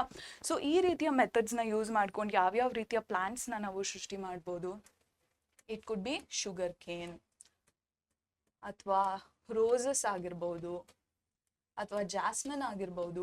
ಈ ರೀತಿಯ ಪ್ಲಾಂಟ್ಸ್ನ ನಾವು ಆರ್ಟಿಫಿಷಿಯಲ್ ವೆಜಿಟೇಟಿವ್ ಪ್ರಾಪಗೇಷನ್ ಇಂದ ತಯಾರು ಮಾಡ್ಬೋದು ಆಯ್ತಾ. ಓಕೆ, ಸೊ ಆರ್ಟಿಫಿಷಿಯಲ್ ಅಥವಾ ವೆಜಿಟೇಟಿವ್ ಪ್ರಾಪಗೇಷನ್ ಇನ್ ಜನರಲ್ ಇದರದ್ದು ಅಡ್ವಾಂಟೇಜಸ್ ಏನು. ಫಸ್ಟ್, ಫ್ಲವರ್ಸ್ ಹಾಗೂ ಫ್ರೂಟ್ಸ್ ಏನು ಡೆವಲಪ್ ಆಗುತ್ತೆ ಈ ಮೆಥಡ್ನ ಯೂಸ್ ಮಾಡ್ಕೊಂಡು ಪ್ಲಾಂಟ್ಸ್ ಏನಾದರೂ ರಿಪ್ರೊಡಕ್ಷನ್ ನಡೆಸಿದ್ರೆ ಅದರಲ್ಲಿ ಬರುವಂತಹ ಫ್ಲವರ್ಸ್ ಹಾಗೂ ಫ್ರೂಟ್ಸ್ ಏನಿದೆ ಇದು ಬೇಗನೆ ಡೆವಲಪ್ ಆಗುತ್ತೆ ಆಯ್ತಾ. ಅಂದರೆ they develop earlier than normal plants ಆಯ್ತಾ. Okay, next propagation of plants which have lost the ability to produce seeds. So banana ಇರ್ಬೋದು, ರೋಸ್ ಇರ್ಬೋದು, ಆರೆಂಜ್ ಇರ್ಬೋದು, ಈ ರೀತಿಯ ಪ್ಲಾಂಟ್ಸ್ ಏನಿದೆ ಇದರಲ್ಲಿ ಸೀಡ್ಸ್ನ ಪ್ರೊಡ್ಯೂಸ್ ಮಾಡುವಂಥ ಎಬಿಲಿಟಿ ಇರಲ್ಲ ಆಯ್ತಾ. ಸೊ ಈ ರೀತಿಯ ಪ್ಲಾಂಟ್ಸ್ನ ಪ್ರಾಪಗೇಟ್ ಮಾಡಬೇಕು ಅಥವಾ ರಿಪ್ರೊಡ್ಯೂಸ್ ಮಾಡಬೇಕು ಅಂದರೆ ನಾವು ವೆಜಿಟೇಟಿವ್ ಪ್ರಾಪಗೇಷನ್ ಮೆಥಡ್ನ ಯೂಟಿಲೈಸ್ ಮಾಡ್ಕೋಬೋದು. ನೆಕ್ಸ್ಟ್ ಏನು, offsprings are genetically similar to the parent, they retain identical characteristics. ಇದು ಏನಕ್ಕೆ ಇಂಪಾರ್ಟೆಂಟ್ ಆಗುತ್ತೆ ಅಂದರೆ ಮಕ್ಕಳೇ, ಈಗ ನಾವು ಪ್ಲಾಂಟ್ಸ್ನ ಮಾಸ್ ಸ್ಕೇಲಲ್ಲಿ ಗ್ರೋ ಮಾಡ್ತೀವಿ ಅಲ್ವಾ, ಆಗ ಒಂದೊಂದು ಪ್ಲಾಂಟಿನ ಜನ್ರೇಷನಲ್ಲಿ ಹೊಸ ಹೊಸ ರೀತಿಯ ಕ್ಯಾರೆಕ್ಟರಿಸ್ಟಿಕ್ಸ್ ಸೃಷ್ಟಿ ಆಗಕ್ಕೆ ಸ್ಟಾರ್ಟ್ ಮಾಡಿದ್ರೆ ಆ ಪ್ಲಾಂಟ್ಸ್ನ ನಾವು ಕನ್ಸ್ಯೂಮ್ ಮಾಡೋಕ್ಕಾಗಲ್ಲ ಅಥವಾ ಯೂಟಿಲೈಸ್ ಮಾಡೋಕ್ಕಾಗಲ್ಲ ಅಲ್ವಾ. ಸೊ ಪ್ಲಾಂಟ್ಸ್ ಅಲ್ಲಿ ಮೇಜರ್ಲಿ ಕ್ಯಾರೆಕ್ಟರಿಸ್ಟಿಕ್ಸ್ ಏನಿದೆ ಅದು parent to offsprings transfer ಆದಾಗ ಸಿಮಿಲರ್ ಆಗಿ ಇರಬೇಕು. Those characteristics have to be maintained over generations ಆಯ್ತಾ. ಸೊ ಅದಕ್ಕೆ ಈ vegetative propagation is very important because the genetic material ಏನು ಟ್ರಾನ್ಸ್ಫರ್ ಆಗುತ್ತೆ that is very similar from between the parent and the offspring ಆಯಿತಾ. Next ಏನು, shorter growth period. So ಈ plants vegetative ಪ್ರಾಪಗೇಷನಿಂದ ಬೆಳೆಸುವಂಥ ಪ್ಲಾಂಟ್ಸ್ ಏನಿದೆ ಇದು ತುಂಬ ಕಡಿಮೆ ಟೈಮಲ್ಲೇ ಗ್ರೋ ಆಗುತ್ತೆ ಆಯಿತಾ. So this is an advantage of vegetative propagation. ಈಗ ನಾವು ಟಿಶ್ಯೂ ಕಲ್ಚರ್ ಬಗ್ಗೆ ನೋಡೋಣ ಆಯಿತಾ. Yes, so tissue culture is an example of artificial vegetative propagation. ಇದರಲ್ಲಿ ಹ್ಯೂಮನ್ ಇನ್ವಾಲ್ವ್ಮೆಂಟ್ ಕಾಣಿಸ್ಕೊಳ್ಳುತ್ತೆ. ಟಿಶ್ಯೂ ಕಲ್ಚರ್ ಪ್ರಾಸೆಸ್ ಹೇಗೆ ನಡೆಯುತ್ತೆ ಅಂದರೆ, ಫಸ್ಟ್ ನಾವು ಪ್ಲ್ಯಾಂಟಿನ ಗ್ರೋಯಿಂಗ್ ಪಾರ್ಟ್, ಪ್ಲ್ಯಾಂಟಲ್ಲಿ ಯಾವ ಪಾರ್ಟಲ್ಲಿ ಜಾಸ್ತಿ ಸೆಲ್ ಡಿವಿಷನ್ ನಡೀತಿದೆಯೋ ಆ ಪಾರ್ಟಿಂದ ಒಂದಷ್ಟು ಸೆಲ್ಸ್ನ ಐಸೋಲೇಟ್ ಮಾಡ್ತೀವಿ ಅಥವಾ ಎಕ್ಸ್ಟ್ರಾಕ್ಟ್ ಮಾಡ್ತೀವಿ ಆಯಿತಾ. ಸೊ ಈ ರೀತಿಯ ಪ್ಲಾಂಟ್ಸ್ನ ಗ್ರೋಯಿಂಗ್ ಪಾರ್ಟಿಂದ ನಾವು ಸೆಲ್ಸ್ನ ಎಕ್ಸ್ಟ್ರಾಕ್ಟ್ ಮಾಡ್ತೀವಿ. ನೆಕ್ಸ್ಟು ಈ ಸೆಲ್ಸ್ನ ಏನು ಮಾಡ್ತೀವಿ, ಒಂದು ಮೀಡಿಯಮ್, ಆರ್ಟಿಫಿಷಿಯಲ್ ಮೀಡಿಯಮ್ ಅಥವಾ ಆರ್ಟಿಫಿಷಿಯಲ್ ಗ್ರೋತ್ ಮೀಡಿಯಮಿಗೆ ಟ್ರಾನ್ಸ್ಫರ್ ಮಾಡ್ತೀವಿ ಆಯಿತಾ. ಸೊ ಆರ್ಟಿಫಿಷಿಯಲ್ ಮೀಡಿಯಮಿಗೆ ಟ್ರಾನ್ಸ್ಫರ್ ಮಾಡಿದಾಗ ಈ ಸೆಲ್ಸ್ ಏನಿದೆ ಇದು ರ್ಯಾಪಿಡ್ ಆಗಿ ಡಿವೈಡ್ ಆಗಿ ಒಂದು ಗ್ರೂಪ್ ಆಫ್ ಸೆಲ್ಸ್ನ ಫಾರ್ಮ್ ಮಾಡುತ್ತೆ and that is known S callus ಆಯಿತಾ. ಸೊ ಇದನ್ನು ಕ್ಯಾಲಸ್ ಅಂತ ಕರಿತೀವಿ. ಆ್ಯಂಡ್ ಈ ಕ್ಯಾಲಸ್ನ ಏನು ಮಾಡ್ತೀವಿ, ಇನ್ನೊಂದು ಆರ್ಟಿಫಿಷಿಯಲ್ ಮೀಡಿಯಮ್ಗೆ ಟ್ರಾನ್ಸ್ಫರ್ ಮಾಡ್ತೀವಿ. ಅದರಲ್ಲಿ ಹಾರ್ಮೋನ್ಸ್ ಇರುತ್ತೆ ಆಯಿತಾ ಮಕ್ಕಳೇ. ಹಾರ್ಮೋನ್ಸ್ ಮತ್ತು ಡಿಫ್ರೆನ್ಶಿಯೇಷನ್ಗೆ ಬೇಕಾಗಿರುವಂಥ ಕೆಮಿಕಲ್ಸ್ ಈ ಮೀಡಿಯಮಲ್ಲಿ ಇರುತ್ತೆ. ಸೊ ಆಗ ಪ್ಲಾಂಟ್ಸ್ನ ಕ್ಯಾಲಸ್ ಏನಿದೆ ಅದು ಪ್ಲಾಂಟ್ಲೆಟ್ಸ್ ಆಗಿ ಕನ್ವರ್ಟ್ ಆಗುತ್ತೆ ಆಯಿತಾ. ಸೊ ಇದನ್ನು ನಾವು ಪ್ಲಾಂಟ್ಲೆಟ್ಸ್ ಅಂತ ಕರಿಬಹುದು. ಎಸ್, ಸೊ ಈ ಪ್ಲಾಂಟ್ಲೆಟ್ಸ್ನ ನಾವು ವಾಪಸ್ಸು ಈ ಪ್ಲಾಂಟ್ಲೆಟ್ಸ್ನ ನಾವು ಸಾಯಿಲಿಗೆ ಟ್ರಾನ್ಸ್ಫರ್ ಮಾಡಿದಾಗ ಅದು ನಾರ್ಮಲ್ ಮೆಚ್ಯೂರ್ ಪ್ಲಾಂಟ್ ಆಗಿ ಡೆವಲಪ್ ಆಗತ್ತೆ. ಸೊ ಈ ಪ್ಲಾಂಟ್ಲೆಟ್ಸ್ನ ತೊಗೊಂಡು ನಾವು ಸಾಯಿಲಿಗೆ ಟ್ರಾನ್ಸ್ಫರ್ ಮಾಡಿದ್ವಿ, ಅದರಿಂದ ಹೊಸ ಪ್ಲಾಂಟ್ ಏನಿದೆ, ಒಂದು ದೊಡ್ಡ ಪ್ಲಾಂಟ್ ಏನಿದೆ ಅದು ನಾರ್ಮಲ್ ಆಗಿ ಸೃಷ್ಟಿ ಆಗುತ್ತೆ ಆಯಿತಾ. So this is how tissue culture takes place. ನಿಮಗೆ ಸ್ಟೆಪ್ಸ್ನ ಕ್ವೆಶ್ಚನ್ ಆಗಿ ಕೂಡ ಕೇಳ್ಬೋದು. ಸೊ ದಯವಿಟ್ಟು ಸರಿಯಾಗಿ ತಿಳ್ಕೊಳ್ಳಿ ಆಯಿತಾ. So that brings us to the end of sexual reproduction ಆಯಿತಾ ಮಕ್ಕಳೇ. ಈಗ ನಾವು ಸೆಕ್ಷುವಲ್ ರಿಪ್ರೊಡಕ್ಷನ್ ಬಗ್ಗೆ ತಿಳ್ಕೊಳ್ಳೋಣ. ಓಕೆ, ಸೊ ನಾವೀಗ ಸೆಕ್ಷುವಲ್ ರಿಪ್ರೊಡಕ್ಷನ್ ಬಗ್ಗೆ ತಿಳ್ಕೊತಿದ್ದೀವಿ. ಸೆಕ್ಷುವಲ್ ರಿಪ್ರೊಡಕ್ಷನ್ ಅಲ್ಲಿ again we are going to study how sexual reproduction takes place in plants as well as in human beings, ಆಯ್ತಾ.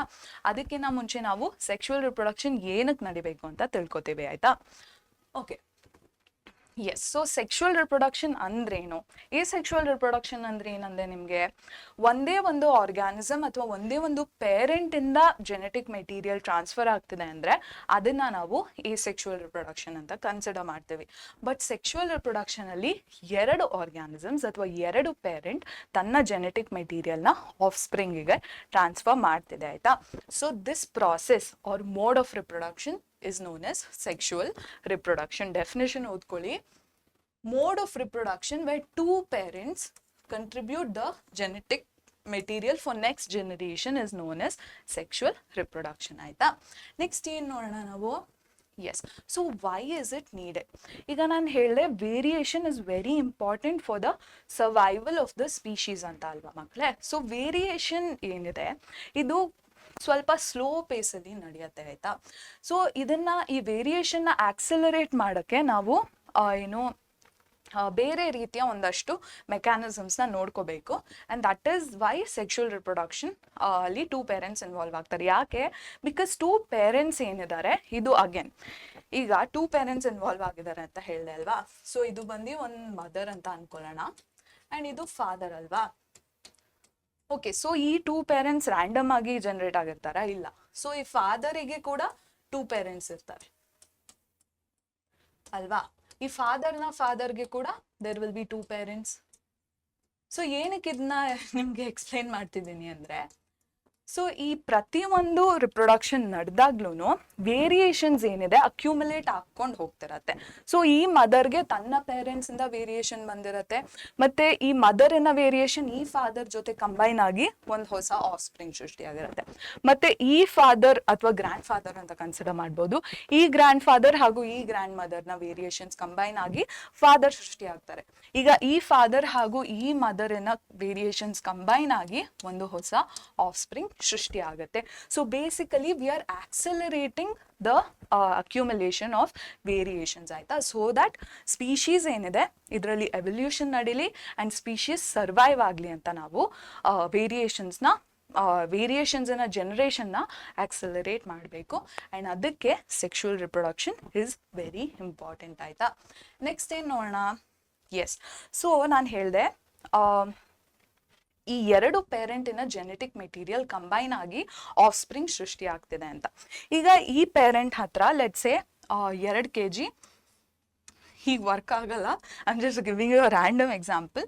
ಈ ಎರಡು ಪೇರೆಂಟ್ಸ್ ಹತ್ರ ಲೆಟ್ಸೆ 2 kg ಜೆನೆಟಿಕ್ ಮೆಟೀರಿಯಲ್ ಇತ್ತು ಅಂತ ಅನ್ಕೊಳ್ಳಿ. ಈಗ ಈ ಮಗುಗೆ ಬಂದಾಗ, ಆಫ್ ಸ್ಪ್ರಿಂಗಿಗೆ ಬಂದಾಗ this genetic material becomes 4 kilos.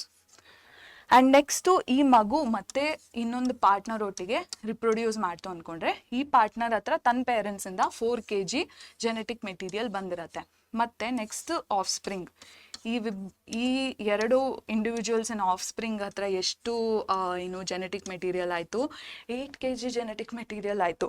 ಈ ರೀತಿ ಏನಾದರೂ ರಿಪ್ರೊಡಕ್ಷನ್ ಸಾಗ್ತಾ ನಡೆದ್ರೆ ನೆಕ್ಸ್ಟ್ ಬರೀ ನಮ್ಮ ಪ್ಲಾನೆಟ್ ಮೇಲೆ ಬರೀ DNA ಇರುತ್ತೆ, nothing else is going to organisms ಅನ್ನೋದು ಇರೋದೇ ಇಲ್ಲ, ಆಯಿತಾ. ಸೊ ಏನಾಗುತ್ತೆ, ಈ ಪ್ರಾಬ್ಲಮ್ನ ಓವರ್ಕಮ್ ಮಾಡೋಕ್ಕೆ ನಮ್ಮ ಬಾಡಿ ಏನು ಮಾಡುತ್ತೆ ಅಂದರೆ ಸ್ಪೆಷಲ್ ಲೀನಿಯೇಜ್ ಆಫ್ ಸೆಲ್ಸ್ನ ರಿಪ್ರೊಡಕ್ಷನಿಗೆ ಯೂಸ್ ಮಾಡ್ಕೊಳ್ಳುತ್ತೆ, ಆಯಿತಾ. ಸೊ ನಿಮಗೆ ಗೊತ್ತು ನಮ್ಮ body is very complex. So particular ಫಂಕ್ಷನ್ನ ಈ ಪರ್ಟಿಕ್ಯುಲರ್ ಟಿಶ್ಯೂಸ್ ಅಥವಾ ಈ ಪರ್ಟಿಕ್ಯುಲರ್ ಸೆಲ್ಸೇ ನಡೆಸಬೇಕು ಅಂತ ಇದೆ ಅಲ್ವಾ. ಸೊ ರಿಪ್ರೊಡಕ್ಷನ್ನ ಕೂಡ ಒಂದು ಪರ್ಟಿಕ್ಯುಲರ್ ಟೈಪ್ ಆಫ್ ಸೆಲ್ ನಡೆಸುತ್ತೆ, ಆಯಿತಾ.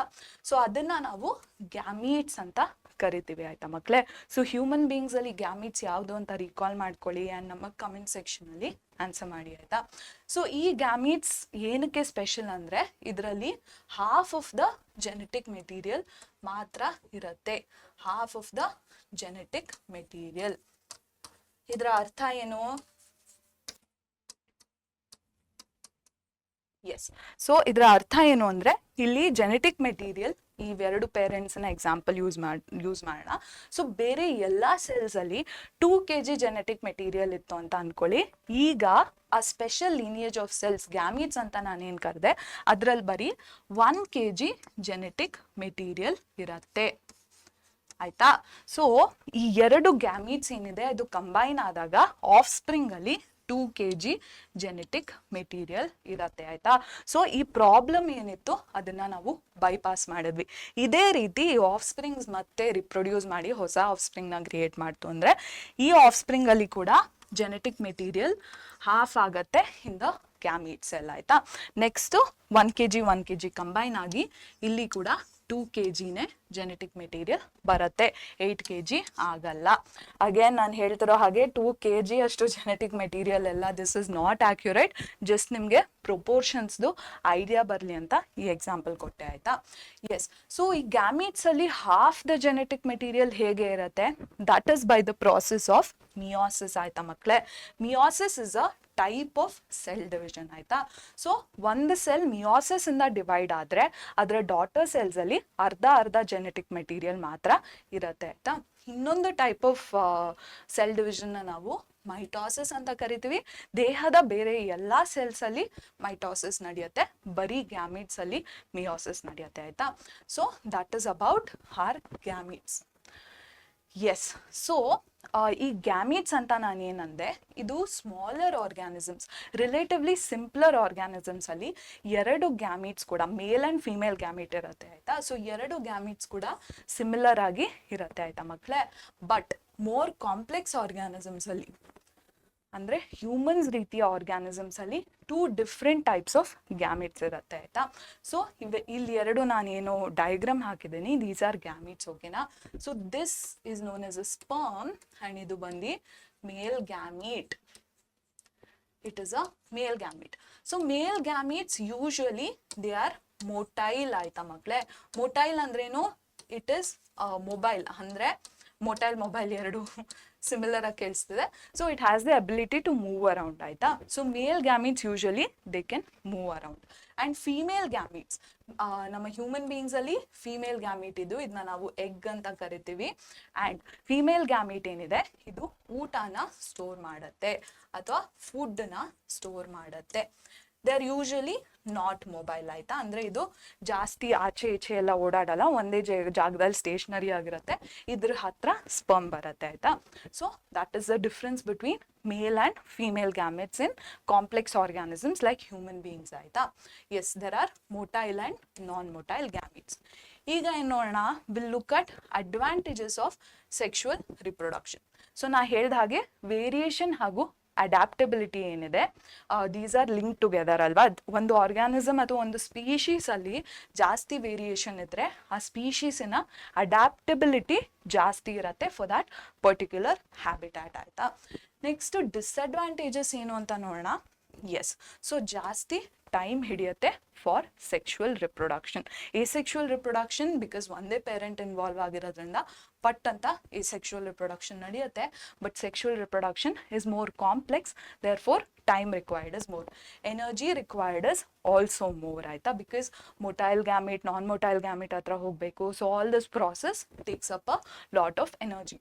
ಇನ್ನೊಂದೇನು, offspring produced, yes, less number of offsprings are produced. So ನೀವು ನೋಡಿರೋ ಹಾಗೆ ಒಂದು ಬ್ಯಾಕ್ಟೀರಿಯಾ ಎಸೆಕ್ಷುವಲ್ ರಿಪ್ರೊಡಕ್ಷನ್ ನಡೆಸ್ತಿದೆ ಅನ್ಕೊಳ್ಳಿ, ಆಗ ಎಷ್ಟೊಂದು ಬ್ಯಾಕ್ಟೀರಿಯಾ ಆಫ್ ಸ್ಪ್ರಿಂಗ್ಸ್ನ ಅದು ಕ್ರಿಯೇಟ್ ಮಾಡುತ್ತೆ. But one human being at a time either one baby ಅಥವಾ 2 babies or 3 babies, ಒಂದಷ್ಟು ವೆರಿ ರೇರ್ ಕೇಸಸ್ ಅಲ್ಲಿ 9 babies ಎಲ್ಲ ಆಗಿದೆ. But most of the times 1, 2 or 3 babies ಮಾತ್ರ ಬರೋದು ಅಲ್ವಾ. ಅಂದ್ರೆ a lot of the times it's only one baby alva. So offspring produced is, number of offspring produced is pretty less in sexual reproduction. ಮತ್ತೆ parent genome is not preserved. ಹಾಗಂದ್ರೆ ಎರಡು organisms genetic ಮೆಟೀರಿಯಲ್ನ combine ಮಾಡಿ ಆಫ್ ಸ್ಪ್ರಿಂಗ್ನ create ಮಾಡ್ತಿರೋದಕ್ಕೆ most of the times ಆ ಹೊಸ ಆಫ್ ಸ್ಪ್ರಿಂಗ್ ಅಲ್ಲಿ ಜಾಸ್ತಿ ಡಿಫ್ರೆಂಟ್ ಆಗಿರುವಂತಹ ಜೆನೆಟಿಕ್ ಮೆಟೀರಿಯಲ್ ಕಾಣಿಸ್ಕೊಳ್ಳುತ್ತೆ. ಆ್ಯಂಡ್ ಪೇರೆಂಟ್ ಜಿನೋಮಿಗೆ ಅಷ್ಟು ಸಿಮಿಲರ್ ಆಗಿ ಆಫ್ ಸ್ಪ್ರಿಂಗ್ ಜಿನೋಮ್ ಇರಲ್ಲ ಆಯ್ತಾ. So that is regarding sexual reproduction. ಈಗ ನಾವು ಸೆಕ್ಷುವಲ್ ರಿಪ್ರೊಡಕ್ಷನ್ ಇನ್ ಪ್ಲಾಂಟ್ಸ್ನ ತಿಳ್ಕೊಳ್ಳೋಣ ಆಯ್ತಾ. Okay, so sexual reproduction in ಪ್ಲಾಂಟ್ಸ್ನ ತಿಳ್ಕೊಳ್ಳೋಕ್ಕೆ ನಮಗೆ ಏನೇನು ಕಾನ್ಸೆಪ್ಟ್ಸ್ ಬಗ್ಗೆ ಐಡಿಯಾ ಇರಬೇಕು. First you have to know about the parts of the flower ಆಯ್ತಾ ಮಕ್ಕಳೇ. ಸೊ ಪಾರ್ಟ್ಸ್ ಆಫ್ ದ ಫ್ಲವರ್ನ ನೀವು ಲೋವರ್ ಗ್ರೇಡ್ಸಲ್ಲಿ ಆಲ್ರೆಡಿ ಕಲ್ತಿರ್ತೀರ, but let's recall the parts of the flower. So plants ಅಲ್ಲಿ ಮೇಜರ್ಲಿ 4 ಪಾರ್ಟ್ಸ್ ಇರುತ್ತೆ ಅಲ್ವಾ, ಯಾವ್ದು? ಸೆಪಲ್ಸ್, ಪೆಟಲ್ಸ್, ಸ್ಟೇಮನ್ ಹಾಗೂ ಪಿಸ್ಟಿಲ್ ಅನ್ನುವಂತಹ ಪಾರ್ಟ್ಸ್ ಇರುತ್ತೆ ಅಲ್ವಾ. ಸ್ಟೇಮನ್ ಹಾಗೂ ಪಿಸ್ಟಿಲ್ ಇಲ್ಲಿ ಏನ್ ಕಾಣಿಸ್ಕೋತಿದೆ ನಿಮ್ಗೆ? These are the reproductive parts of the plant ಅಲ್ವಾ ಮಕ್ಕಳೇ. So stamen is the male reproductive part. So ಇದು ಬಂದು ಸ್ಟೇಮನ್ ಆಯ್ತಾ. So this is the male reproductive part of the plant, ಯಾಕಂದ್ರೆ ಇದು ಮೇಲ್ ಗ್ಯಾಮೀಟ್ಸ್ನ ಪ್ರೊಡ್ಯೂಸ್ ಮಾಡುವಂತಹ ಸ್ಟ್ರಕ್ಚರ್ಸ್ ಇರುತ್ತೆ ಈ ಪಾರ್ಟ್ ಅಲ್ಲಿ. ಸೊ ಸ್ಟೇಮನ್ ಅಲ್ಲಿ ಅಗೇನ್ ದರ್ ಆರ್ 2 ಪಾರ್ಟ್ಸ್. ಯಾವ್ದದು? This is anther. ಸೊ ಈ ರೀತಿಯ ಸ್ಟ್ರಕ್ಚರ್ನ ನಾವು ಆಂಥರ್ ಅಂತ ಕರಿತೀವಿ. ಈ ಆಂಥರ್ ಯಾವ ಕಡ್ಡಿ ಮೇಲಿರುತ್ತೆ ಆ ಕಡ್ಡಿನ ನಾವು ಫಿಲಮೆಂಟ್ ಅಂತ ಕರಿತೀವಿ ಆಯ್ತಾ. So this is about the male reproductive part of the plant ಆಯ್ತಾ. ನೆಕ್ಸ್ಟ್ ನಾವು ಪಿಸ್ಟಲ್ ಅಥವಾ ಇದನ್ನ ಕಾರ್ಪಲ್ ಅಂತ ಕೂಡ ಕರೀತಾರೆ, but for now just remember pistil ಆಯ್ತಾ. So pistil is the female reproductive part of the plant ಆಯ್ತಾ, ಯಾಕಂದ್ರೆ ಇದು ಫೀಮೇಲ್ ಗ್ಯಾಮೀಟ್ ಅಥವಾ ಎಕ್ಸೆಲ್ ಇರುವಂತಹ ಓವ್ಯೂಲ್ನ ಪಿಸ್ಟಿಲ್ ಕಂಟೈನ್ ಮಾಡುತ್ತೆ ಆಯ್ತಾ. ಪಿಸ್ಟಿಲ್ ಅಲ್ಲಿ again there are 3 parts. What is that? ಈ ಅಪ್ಪರ್ ಸ್ಟಿಕ್ಕಿ ಪಾರ್ಟ್ ಏನಿದೆ ಇದನ್ನ ನಾವು ಸ್ಟಿಗ್ಮಾ ಅಂತ ಕರಿತೀವಿ ಆಯ್ತಾ. ನೆಕ್ಸ್ಟ್ ಇದು ಉದ್ದಕ್ಕೆ ಟ್ಯೂಬ್ ತರ ಏನಿದೆ ಈ ಪಾರ್ಟ್ನ ನಾವು ಸ್ಟಿಗ್ಮಾ ಸ್ಟೈಲ್ ಅಂತ ಕರಿತೀವಿ. Stamen is male reproductive part, ನಾನೇ ಕನ್ಫ್ಯೂಸ್ ಆದೆ. ಓಕೆ, ಅಂಡ್ ಲಾಸ್ಟ್ ಈ ಬಲ್ಬಸ್ ಪಾರ್ಟ್ ಏನಿದೆ ಇದನ್ನ ನಾವು ಓವರಿ ಅಂತ ಕರಿತೀವಿ. Yes, so we have stigma, style and ovary in pistil, and pistil is the female reproductive part. Next ಏನ್ ಗೊತ್ತಿರಬೇಕು ನಿಮಗೆ plants ಬಗ್ಗೆ? There are 2 types of flowers in plants. So ಈ reproductive parts ನೆಲ್ಲ flower ಕಂಟೈನ್ ಮಾಡುತ್ತೆ ಅಲ್ವಾ. So flower ಅಲ್ಲಿ 2 types ಇರುತ್ತೆ. First is unisexual flowers. So unisexual flowers ಅಲ್ಲಿ there is either male reproductive part or female reproductive part, ಈ ಎರಡೂ ಇರಲ್ಲ. ಸೊ ಯೂನಿಸೆಕ್ಸುವಲ್ ಫ್ಲವರ್ ಅಂದ್ರೆ ಅದ್ರಲ್ಲಿ ಬರೀ ಮೇಲ್ ರಿಪ್ರೊಡಕ್ಟಿವ್ ಪಾರ್ಟ್ ಇರುತ್ತೆ, ಅಂದ್ರೆ ಬರೀ ಸ್ಟೇಮನ್ ಇರುತ್ತೆ. ಫೀಮೇಲ್ ಯೂನಿಸೆಕ್ಸುವಲ್ ಫ್ಲವರ್ ಅಂದ್ರೆ ಅದರಲ್ಲಿ ಬರೀ ಪಿಸ್ಟಿಲ್ ಇರುತ್ತೆ ಆಯ್ತಾ. ಇದರದ್ದು ಎಕ್ಸಾಂಪಲ್ಸ್ ಯಾವುದು? ನಿಮಗೆ ಎಕ್ಸಾಂಪಲ್ಸ್ ಕೂಡ ಎಕ್ಸಾಮಲ್ಲಿ ಕೇಳ್ಬೋದು. ಸೊ ಯೂನಿಸೆಕ್ಸುವಲ್ ಫ್ಲವರ್ಸ್ನ ಎಕ್ಸಾಂಪಲ್ಸ್ನ ನೀವು ನೆನ್ಪಿಟ್ಕೋಬೇಕಂದ್ರೆ ದೊಡ್ಡ ದೊಡ್ಡ ಫ್ರೂಟ್ಸ್ನ ನೆನ್ಪಿಟ್ಕೊಳ್ಳಿ ಆಯ್ತಾ. ಹಂಗಂದ್ರೆ what type of fruits we have? Watermelon ಮತ್ತೆ ಪಂಪ್ಕಿನ್, ಇದೆಲ್ಲ ದೊಡ್ಡ ದೊಡ್ಡ ಫ್ರೂಟ್ಸ್ ಅಲ್ವಾ ಮಕ್ಕಳೇ. ಸೊ ಇದನ್ನ ನೆನ್ಪಿಟ್ಕೊಂಡ್ರೆ ನೀವು ಯೂನಿಸೆಕ್ಸುವಲ್ ಫ್ಲವರ್ಸ್ ಇರುವಂತಹ ಪ್ಲಾಂಟ್ಸ್ನ ನೆನ್ಪಿಟ್ಕೋಬಹುದು.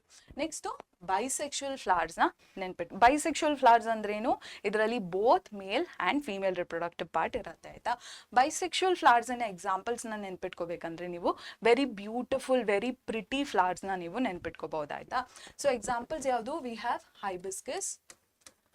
Hibiscus most of the times red ಆಗಿ ತುಂಬಾ ಪ್ರಿಟಿ ಆಗಿರುತ್ತೆ ಅಲ್ವಾ. So that is an example of bisexual flowers. ಇನ್ನೊಂದು ಯಾವುದು? ಮಸ್ಟರ್ಡ್. ನೀವು ಮಸ್ಟರ್ಡ್ ಪ್ಲಾಂಟ್ನ ನೋಡಿದ್ರೆ ಯು ವಿಲ್ ನೋಟಿಸ್ ದ್ಯಾಟ್ ಅದರ ಫ್ಲವರ್ ಕೂಡ ತುಂಬಾ ಯೆಲ್ಲೋ ಆಗಿ ತುಂಬಾ ಪ್ರಿಟಿ ಆಗಿರುತ್ತೆ ಆಯ್ತಾ. So just I am giving you means ಹೇಗೆ ನೆನ್ಪಿಟ್ಕೋಬಹುದು ಅಂತ ನಿಮಗೆ ಒಂದು ಟೆಕ್ನಿಕ್ ಕೊಟ್ಟೆ ಆಯ್ತಾ. ಸೊ ಯೂನಿಸೆಕ್ಸುವಲ್ ಫ್ಲವರ್ಸ್ ಇನ್ನ ಡೆಫಿನೇಷನ್ ಏನು, ಎಕ್ಸಾಂಪಲ್ಸ್ ಏನು, ಬೈಸೆಕ್ಸುವಲ್ ಫ್ಲವರ್ ಇನ್ನ ಡೆಫಿನೇಷನ್ ಏನು, ಎಕ್ಸಾಂಪಲ್ಸ್ ಏನು ನಿಮಗೆ ಗೊತ್ತಿರಬೇಕು ಆಯ್ತಾ. And parts of the flower ನಿಮಗೆ ಗೊತ್ತಿರಬೇಕು. ಎಕ್ಸಾಮ್ ಅಲ್ಲಿ ಪರ್ಟಿಕ್ಯುಲರ್ ಆಗಿ ಕೇಳ್ತಾರೆ, ಪಾರ್ಟ್ಸ್ ಆಫ್ ದ ಫ್ಲವರ್ನ ಡ್ರಾ ಮಾಡಿ ಲೇಬಲ್ ಮಾಡಿ ಅಂತ ಡಯಾಗ್ರಾಮ್ ಬೇಸ್ಡ್ ಕ್ವೆಶನ್ ಕೇಳ್ತಾರೆ. ಸೊ ದಯವಿಟ್ಟು recall parts of a flower. Okay, next ಏನು ನೋಡೋಣ ನಾವು. ಈಗ ಸ್ಟ್ರಕ್ಚರ್ಸ್ ಬಗ್ಗೆ ತಿಳ್ಕೊಂಡ್ವಿ ಅಥವಾ ಪಾರ್ಟ್ಸ್ ಬಗ್ಗೆ ತಿಳ್ಕೊಂಡ್ವಿ, ಈಗ ಒಂದಷ್ಟು ಪ್ರಾಸೆಸಸ್ ಬಗ್ಗೆ ನಾವು ತಿಳ್ಕೊಬೇಕು ಆಯ್ತಾ. ಸೊ ಈ ನಮ್ಮ ಮೇಲ್ ರಿಪ್ರೊಡಕ್ಟಿವ್ ಪಾರ್ಟ್ ಅಲ್ಲಿ ಆಂಥರ್ ಹಾಗೂ ಫಿಲಮೆಂಟ್ ಇದೆ ಅಂದೆ ಅಲ್ವಾ. ಆಂಥರ್ ಅಲ್ಲಿ ಒಂದಷ್ಟು ಸ್ಪೆಷಲ್ ಸ್ಟ್ರಕ್ಚರ್ಸ್ ಇರುತ್ತೆ, ಅದನ್ನ ನಾವು ಪಾಲನ್ ಗ್ರೇನ್ಸ್ ಅಂತ ಕರಿತೀವಿ ಆಯ್ತಾ ಮಕ್ಕಳೇ. ಪಾಲನ್ ಗ್ರೇನ್ಸ್. ಸೊ ಈ ಪಾಲನ್ ಗ್ರೇನ್ಸ್ ಅಲ್ಲೇ ಮೇಲ್ ಗ್ಯಾಮೀಟ್ ಇರೋದು ಆಯ್ತಾ. ಸೊ ಈ ಮೇಲ್ ಗ್ಯಾಮೀಟ್ನ ಫೀಮೇಲ್ ಗ್ಯಾಮೀಟ್ಗೆ ಟ್ರಾನ್ಸ್ಫರ್ ಮಾಡುವಂತಹ ಪ್ರಾಸೆಸ್ನ ನಾವು ಪಾಲಿನೇಷನ್ ಅಂತ ಕರಿತೀವಿ. Transfer of pollen grains from the anther to a stigma of a flower is known as pollination ಆಯ್ತಾ. ಸೊ ಆ ಪ್ರಾಸೆಸ್ ಮತ್ತೆ ರಿಕಾಲ್ ಮಾಡ್ಕೊಳ್ಳಿ, ಡೆಫಿನೇಷನ್ ನೋಡ್ಕೊಳ್ಳಿ. Transfer of pollen grains from the anther to the stigma of a flower is known as pollination ಆಯ್ತಾ. So pollination ಅಲ್ಲಿ 2 ರೀತಿ ಇರತ್ತೆ. First is self pollination, second is cross pollination.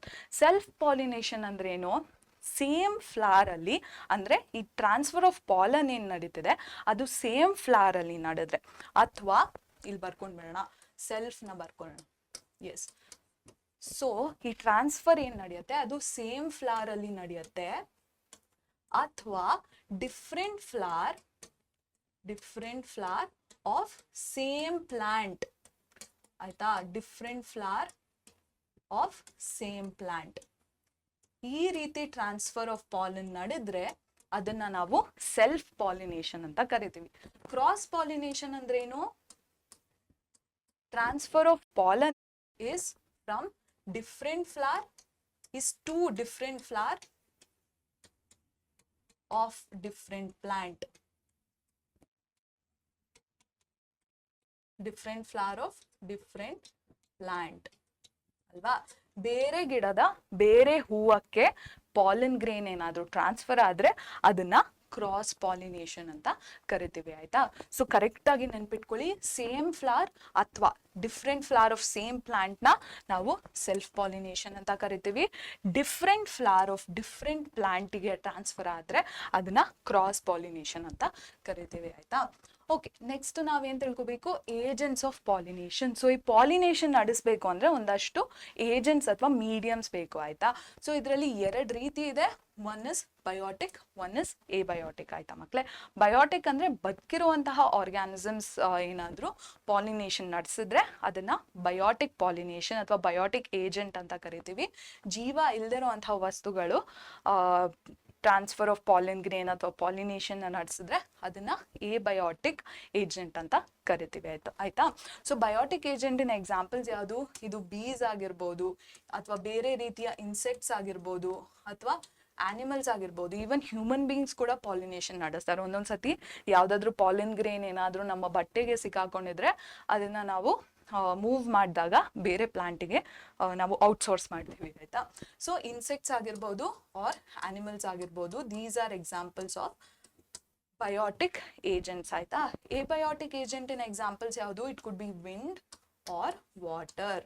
Wind or ವಾಟರ್ಗೆ ಜೀವ ಇರಲ್ಲ ಅಲ್ವಾ, ಗಾಳಿ ಹಾಗೂ ನೀರಿಗೆ ಜೀವ ಇರಲ್ಲ ಅಲ್ವಾ, ಅದಕ್ಕೆ ನಾವು ಇದನ್ನ ಎಬಯೋಟಿಕ್ ಏಜೆಂಟ್ಸ್ ಆಫ್ ಪಾಲಿನೇಷನ್ ಅಂತ ಕರಿತೀವಿ ಆಯ್ತಾ. So this is regarding pollination. ಈಗ ನಮ್ಮ ಪಾಲನ್ ಗ್ರೇನ್ ಏನಿದೆ ಅದು ಸ್ಟಿಗ್ಮಾಗೆ ಟ್ರಾನ್ಸ್ಫರ್ ಆಯಿತು. ನೆಕ್ಸ್ಟ್ ಏನಾಗುತ್ತೆ, ನೆಕ್ಸ್ಟ್ ನಡೆಯುವಂಥ ಪ್ರಾಸೆಸ್ನ ನಾವು ಫರ್ಟಿಲೈಸೇಷನ್ ಅಂತ ಕರಿತೀವಿ ಆಯ್ತಾ. ಎಸ್, ಸೊ ಫರ್ಟಿಲೈಸೇಷನ್ ಅಂದ್ರೇನು, ಈ ಪಾಲನ್ ಗ್ರೇನ್ ಏನಿದೆ ಇದು ಸ್ಟಿಗ್ಮಾ ಮೇಲೆ ಹೋಗಿ ಕೂತಾಗ ಆ ಸ್ಟಿಗ್ಮಾ ಈ ಪಾಲನ್ಗೆ ಮ್ಯಾಚ್ ಆದ್ರೆ, ಅಂದ್ರೆ ಕಂಪ್ಯಾಟಿಬಲ್ ಸ್ಟಿಗ್ಮಾ ಆಗಿದ್ರೆ ಅಥವಾ ಕಂಪ್ಯಾಟಿಬಲ್ ಫ್ಲವರ್ ಆಗಿದ್ರೆ ಈ ಪಾಲನ್ ಗ್ರೇನ್ ಏನಿದೆ ಇದು ಜರ್ಮಿನೇಟ್ ಆಗತ್ತೆ ಆಯ್ತಾ ಮಕ್ಕಳೇ. ಜರ್ಮಿನೇಟ್ ಆಗಿ ಇದು ಮೇಲ್ ಗ್ಯಾಮೀಟ್ ನ ಆ ಸ್ಟಿಗ್ಮಾ ಒಳಗೆ ಕಳ್ಸತ್ತೆ ಆಯ್ತಾ. ಸೊ ಈ ಮೇಲ್ ಗ್ಯಾಮೀಟ್ ಏನ್ ಮಾಡತ್ತೆ ಅಂದ್ರೆ ಹೋಗ್ಬಿಟ್ಟು ಆ ಫ್ಲವರ್ ಅಲ್ಲಿರುವಂತ ಓವರಿಯಲ್ಲಿ ಓವ್ಯೂಲ್ ಇರತ್ತೆ, ಓವ್ಯೂಲ್ ಅಲ್ಲಿ ಎಕ್ಸೆಲ್ ಇರತ್ತೆ ಅಲ್ವಾ, ಆ ಎಕ್ಸೆಲ್ ಒಟ್ಟಿಗೆ ಫ್ಯೂಸ್ ಆಗತ್ತೆ ಆಯ್ತಾ. ಸೊ ಈ process of fusion or union is known as fertilisation. ಏನೇನ್ ಫ್ಯೂಸ್ ಆಗ್ತಿದೆ, male gamete from the pollen grain is fusing with female gamete in the ovule. ಏನ್ನ ಫಾರ್ಮ್ ಮಾಡತ್ತೆ, ಫಾರ್ಮ್ ಮಾಡ್ತಿರೋ ಸ್ಟ್ರಕ್ಚರ್ನ ನಾವು ಅಥವಾ ಏನು ಪ್ರಾಸೆಸ್ ಇಂದ ಬರ್ತಿರೋ ಪ್ರಾಡಕ್ಟ್ ನ ನಾವು ಝೈಗೋಟ್ ಅಂತ ಕರಿತೀವಿ ಆಯ್ತಾ ಮಕ್ಳೇ. ಸೊ ಈ ಪಾಲನ್ ಗ್ರೇನ್ ಜರ್ಮಿನೇಟ್ ಆದಾಗ ಮೇಲ್ ಗ್ಯಾಮೀಟ್ ಏನಿದೆ ಇದನ್ನ ಸ್ಟಿಗ್ಮಾ ಇಂದ ಓವರಿ ಅಥವಾ ಓವ್ಯೂಲಿಗೆ ಕರ್ಕೊಂಡು ಹೋಗಕ್ಕೆ ಒಂದು ಪರ್ಟಿಕ್ಯುಲರ್ ಟ್ಯೂಬ್ ಫಾರ್ಮ್ ಆಗತ್ತೆ ಆಯ್ತಾ. ಸೊ ಈ ಟ್ಯೂಬ್ ನ ನಾವು ಪಾಲನ್ ಟ್ಯೂಬ್ ಅಂತ ಕರಿತೀವಿ ಆಯ್ತಾ. ಸೊ ಈ ಡಯಾಗ್ರಾಮ್ ಏನಿದೆ ಇದನ್ನ ಚೆನ್ನಾಗಿ ನೆನ್ಪಿಟ್ಕೊಳ್ಳಿ. Formation of pollen tube, formation of pollen tube ನ ಕೂಡ ನಿಮ್ಗೆ ಡಯಾಗ್ರಾಮ್ ಆಗಿ ಕೇಳ್ತಾರೆ. ಫಾರ್ಮೇಶನ್ ಆಫ್ ಪಾಲನ್ ಟ್ಯೂಬ್ ಆಯ್ತಾ. ಸೊ ಇದ್ರಲ್ಲಿ ಏನೇನು ಎಲಿಮೆಂಟ್ಸ್ನ ನೀವು ಲೇಬಲ್ ಮಾಡಬೇಕು, ಫಸ್ಟು ಪಾಲನ್ ಗ್ರೇನ್ನ ಲೇಬಲ್ ಮಾಡಬೇಕು, ಇದು ಬಂದು ಬೀಳೋ ಜಾಗ ವಿಚ್ ಇಸ್ ಸ್ಟಿಗ್ಮಾನ ಲೇಬಲ್ ಮಾಡಬೇಕು. ಆ್ಯಂಡ್ ಈ ಪಾಲನ್ ಟ್ಯೂಬ್ ಎಲ್ಲಿ ಫಾರ್ಮ್ ಆಗ್ತಿದೆ, ಮೇಜರ್ಲಿ ಸ್ಟೈಲಲ್ಲಿ ಫಾರ್ಮ್ ಆಗ್ತಿದೆ. ಸೊ ಇದನ್ನು ನೀವು ಸ್ಟೈಲ್ ಅಂತ ಲೇಬಲ್ ಮಾಡಬೇಕು. Next pollen tube. ಸೊ ಈ ಟ್ಯೂಬ್ ಏನಿದೆ ಇದನ್ನು ಕರೆಕ್ಟಾಗಿ ಡ್ರಾ ಮಾಡಿ ಪಾಲನ್ ಟ್ಯೂಬ್ ಅಂತ ಲೇಬಲ್ ಮಾಡಬೇಕು. ನೆಕ್ಸ್ಟು ಫೀಮೇಲ್ ಜರ್ಮ್ ಸೆಲ್ ಅಥವಾ ಫೀಮೇಲ್ ಗ್ಯಾಮೀಟ್ ಅಥವಾ ಎಗ್ ಸೆಲ್ ಅಂತ ನೀವು ಲೇಬಲ್ ಮಾಡ್ಬೋದು. ಇಲ್ಲಿ ಸೆಲ್ಸ್ನ ಡ್ರಾ ಮಾಡಿ ಎಗ್ ಸೆಲ್ ಅಂತ ಲೇಬಲ್ ಮಾಡಬೇಕು. ಆಯ್ತಾ. So these are the components of this diagram. ಆಯ್ತಾ. ನೆಕ್ಸ್ಟ್ ಏನು ನೋಡೋಣ, ಫರ್ಟಿಲೈಸೇಷನ್ ಆಯಿತು, ಝೈಗೋಟ್ ಫಾರ್ಮ್ ಆಯಿತು. ಆಯಿತಾ. ನೆಕ್ಸ್ಟ್ ಫರ್ಟಿಲೈಸೇಷನ್ ಆದಮೇಲೆ ಒಂದಷ್ಟು ಇವೆಂಟ್ಸ್ ನಡೆಯುತ್ತೆ, ಅದ್ರ ಬಗ್ಗೆ ನಿಮಗೆ ಜಾಣಕಾರಿ ಇರಬೇಕು. ಏನಾಗುತ್ತೆ, ಈ ಝೈಗೋಟ್ ಏನಿದೆ ಇದರಲ್ಲಿ ಪದೇ ಪದೇ ಸೆಲ್ ಡಿವಿಷನ್ ನಡೆದು ಇದು ಎಂಬ್ರಿಯೋ ಆಗಿ ಕನ್ವರ್ಟ್ ಆಗುತ್ತೆ. ಆಯಿತಾ. ಒಂದು ಆರ್ಗ್ಯಾನಿಸಮ್ನ ಡೆವಲಪ್ಮೆಂಟಲ್ ಸ್ಟೇಜಸ್ನ ಹೆಸರುಗಳು ಇದು. ಆಯಿತಾ ಮಕ್ಕಳೇ. ಫಸ್ಟು ಝೈಗೋಟ್ ಇರುತ್ತೆ, ಝೈಗೋಟಿಂದ ಎಂಬ್ರಿಯೋ ಬರುತ್ತೆ. ಆಯಿತಾ. ಓಕೆ. ನೆಕ್ಸ್ಟು ಓವ್ಯೂಲಿಗೆ ಏನಾಗುತ್ತೆ, ಓವ್ಯೂಲಲ್ಲೇ ತಾನೇ ಎಗ್ ಸೆಲ್ ಇದ್ದಿದ್ದು. ಸೊ ಇದಕ್ಕೆ ಏನಾಗುತ್ತೆ, ಓವ್ಯೂಲ್ ಒಂದು ಹಾರ್ಡ್ ಕೋಟ್ ಅಥವಾ ಗಟ್ಟಿಯಾಗಿರುವಂತಹ ಔಟರ್ ಲೇಯರ್ನ ಫಾರ್ಮ್ ಮಾಡ್ಕೊಂಡು ಇದು ಸೀಡ್ ಆಗಿ ಕನ್ವರ್ಟ್ ಆಗುತ್ತೆ. ಆಯಿತಾ. ಓಕೆ. ನೆಕ್ಸ್ಟು ಸೆಪಲ್ಸ್ ಹಾಗೂ ಪೆಟಲ್ಸ್ ಏನಿದೆ, ಸೆಪಲ್ಸ್ ಹಾಗೂ ಮೇಜರ್ಲಿ ಪೆಟಲ್ಸ್ ಏನಿದೆ ಮಕ್ಕಳೇ, ಇದ್ರದ್ದು ಮೇಜರ್ ಫಂಕ್ಷನ್ ಏನು ಅಂದರೆ ಅದು ಅಟ್ರಾಕ್ಟಿವ್ ಆಗಿ ಕಾಣಬೇಕು ಅಲ್ವಾ. ಅದಲ್ಲದೆ ಅದು ರಿಪ್ರೊಡಕ್ಟಿವ್ ಪಾರ್ಟ್ಸ್ನ ಪ್ರೊಟೆಕ್ಟ್ ಮಾಡಬೇಕು. ಈಗ ಅಟ್ರಾಕ್ಟಿವ್ ಆಗಿ ಏನಕ್ಕೆ ಕಾಣಬೇಕು, ಸೊ ದ್ಯಾಟ್ ಈ ಆನಿಮಲ್ಸ್ ಎಲ್ಲ ಏನಿದೆ ಅದು ಅಟ್ರಾಕ್ಟ್ ಆಗಿ ಪಾಲನ್ನ ಕ್ಯಾರಿ ಮಾಡ್ಕೊಂಡು ಬಂದು ಸ್ಟಿಗ್ಮಾ ಮೇಲೆ ಟ್ರಾನ್ಸ್ಫರ್ ಮಾಡಲಿ ಅಂತ ನಮ್ಮ ಪೆಟಲ್ಸ್ ಯೂಶಲಿ ಅಟ್ರಾಕ್ಟಿವ್ ಆಗಿರುತ್ತೆ. It assists pollination. ಆಯಿತಾ. ಸೊ ಪಾಲಿನೇಷನ್ ಆಯಿತು, ಫರ್ಟಿಲೈಸೇಷನ್ ಆಯಿತು ಅಂದಮೇಲೆ ಸೆಪಲ್ಸ್ ಹಾಗೂ ಪೆಟಲ್ಸ್ಗೆ ಏನು ಫಂಕ್ಷನ್ ಇರುತ್ತೆ, ಏನೂ ಇರಲ್ಲ ಅಲ್ವಾ. ಸೊ ಇದು ಫಾಲ್ ಆಫ್ ಆಗಿಬಿಡುತ್ತೆ, ಅಂದರೆ ಫ್ಲವರಿಂದ ಅದು ಮುದುಡಿ ಕೆಳಗೆ ಬಿದ್ದೋಗುತ್ತೆ. ಆಯಿತಾ. ಅದಾದಮೇಲೆ ಓವರಿ ಏನಿದೆ, ಓವರಿ ಕಂಟೈನ್ ದ ಓವ್ಯೂಲ್ಸ್ ಅಲ್ವಾ. ಸೊ ಓವರಿ ಏನಿದೆ ಇದು ರೈಪನ್ ಆಗುತ್ತೆ. ಆಯಿತಾ. ಫುಲ್ ಏನು ರೈಪನ್ ಆಗಿಬಿಟ್ಟು ಇದು ಫ್ರೂಟ್ನ ಫಾರ್ಮ್ ಮಾಡುತ್ತೆ. ಆಯಿತಾ ಮಕ್ಕಳೇ. Most of the cases fleshy ಆಗಿರುವಂತಹ ಫ್ರೂಟ್ನ ನಮ್ಮ ಓವರಿ ಫಾರ್ಮ್ ಮಾಡುತ್ತೆ. And these are the post fertilisation events. Fertilisation ಆದಮೇಲೆ ಯಾವ್ಯಾವ ರೀತಿಯ ಪ್ರಾಸೆಸಸ್ ನಡೆಯುತ್ತೆ ಅಂತ ನಿಮಗೆ ಕೇಳ್ತಾರೆ, ಆಗ ನೀವು ಈ 4 ಪಾಯಿಂಟ್ಸ್ನ ಬರಿಬೇಕು. ಆಯಿತಾ. ಓಕೆ. ನೆಕ್ಸ್ಟ್ ಏನು ನೋಡೋಣ, ಎಸ್, ನೆಕ್ಸ್ಟ್ ನಾವು ಜರ್ಮಿನೇಷನ್ ಅನ್ನೋ ಒಂದು ಪ್ರಾಸೆಸ್ನ ನೋಡೋಣ. ಆಯಿತಾ. ಸೊ ಸೀಡಲ್ಲಿ ನಾನು ಹೇಳಿದೆ, ಸೀಡ್ ಏನಿದೆ ಇದು ಬರೋದು ಓವ್ಯೂಲಿಂದ ಅಲ್ವಾ. ಸೊ ನಮ್ಮ ಸೀಡ್ ಏನು ಮಾಡುತ್ತೆ ಅಂದರೆ ಅಪ್ರೋಪ್ರಿಯೇಟ್ ಕಂಡೀಷನ್ ಸಿಕ್ಕಿದಾಗ, ಅಂದರೆ ಕರೆಕ್ಟ್ ಆಗಿರುವಂಥ ಟೆಂಪರೇಚರ್, ಕರೆಕ್ಟ್ ಆಗಿರುವಂಥ ಮಾಯಿಶ್ಚರ್ ಲೆವೆಲ್ ಎಲ್ಲ ಸಿಕ್ಕಿದಾಗ ನಮ್ಮ ಸೀಡ್ ಏನಿದೆ ಇದು ಡೆವಲಪ್ ಆಗಿ ಸೀಡ್ಲಿಂಗ್ನ ಫಾರ್ಮ್ ಮಾಡುತ್ತೆ. ಆಯಿತಾ ಮಕ್ಕಳೇ. ಎಸ್. ಸೊ ಇದು ಸೀಡ್ ಅಲ್ವಾ. ಇದು ಜರ್ಮಿನೇಟ್ ಆದಮೇಲೆ ಕ್ರಮೇಣ ಸೀಡ್ಲಿಂಗ್ನ, ಇದು ಬಂದು ಸೀಡ್ಲಿಂಗ್ ಪಾರ್ಟು, ಇದಾದಮೇಲೆ ಅದು ಪ್ಲಾಂಟ್ನ ಕೊಡುತ್ತೆ. ಆಯಿತಾ. This process of development of seedling from seed is known as germination. ಆಯಿತಾ. So it is a development process. ಏನ್ರಿಂದ ಏನು ಡೆವಲಪ್ ಆಗ್ತಿದೆ, ಸೀಡಿಂದ ಸೀಡ್ಲಿಂಗ್ ಡೆವಲಪ್ ಆಗ್ತಿದೆ. So this process is known as germination. ಆಯಿತಾ. ಸೊ ನಮ್ಮ ಸೀಡಲ್ಲಿ ಏನಿರತ್ತೆ ಅಂದರೆ ಸೀಡ್ ಲೀಫ್ ಅಂತ ಇರತ್ತೆ. ಆಯಿತಾ ಮಕ್ಕಳೇ. ಸೀಡ್ ಲೀಫ್ ಅಂದರೆ ಸೀಡಲ್ಲಿರುವಂಥ ಎಂಬ್ರಿಯೋ ಒಟ್ಟಿಗೆ ಸೀಡ್ ಲೀಫ್ ಅಂತ ಇರತ್ತೆ. ಅದನ್ನು ನಾವು ಕಾಟಿಲೆಡನ್ ಅಂತ ಕರಿತೀವಿ. ಆಯಿತಾ. ಕಾಟಿಲೆಡನ್ ಏನಕ್ಕೆ ಇಂಪಾರ್ಟೆಂಟ್ ಅಂದರೆ ನಮ್ಮ ಸೀಡ್ ಏನಿದೆ ಇದರಲ್ಲಿ ಎಂಬ್ರಿಯೋದು ಗ್ರೋತ್ ಆಗಬೇಕು ಅಲ್ವಾ. ಸೊ ಈ ಗ್ರೋತಿಗೆ ಫುಡ್ ಬೇಕಾಗತ್ತೆ ಅಲ್ವಾ, ಯಾಕಂದರೆ ಫುಡ್ಡಿಂದಾನೇ ಎನರ್ಜಿ ಬರ್ತಿರೋದು. ಸೊ ಈ ಫುಡ್ನ ಸ್ಟೋರ್ ಮಾಡ್ಕೊಳ್ಳುವಂಥ ಸ್ಟ್ರಕ್ಚರ್ಸ್ನ ನಾವು ಕಾಟಿಲೆಡನ್ ಅಂತ ಕರಿತೀವಿ. ಸೊ ಈ ಡಯಾಗ್ರಾಮ್ನ ಕೂಡ ನಿಮಗೆ ಎಕ್ಸಾಮಲ್ಲಿ ಕೇಳ್ಬೋದು.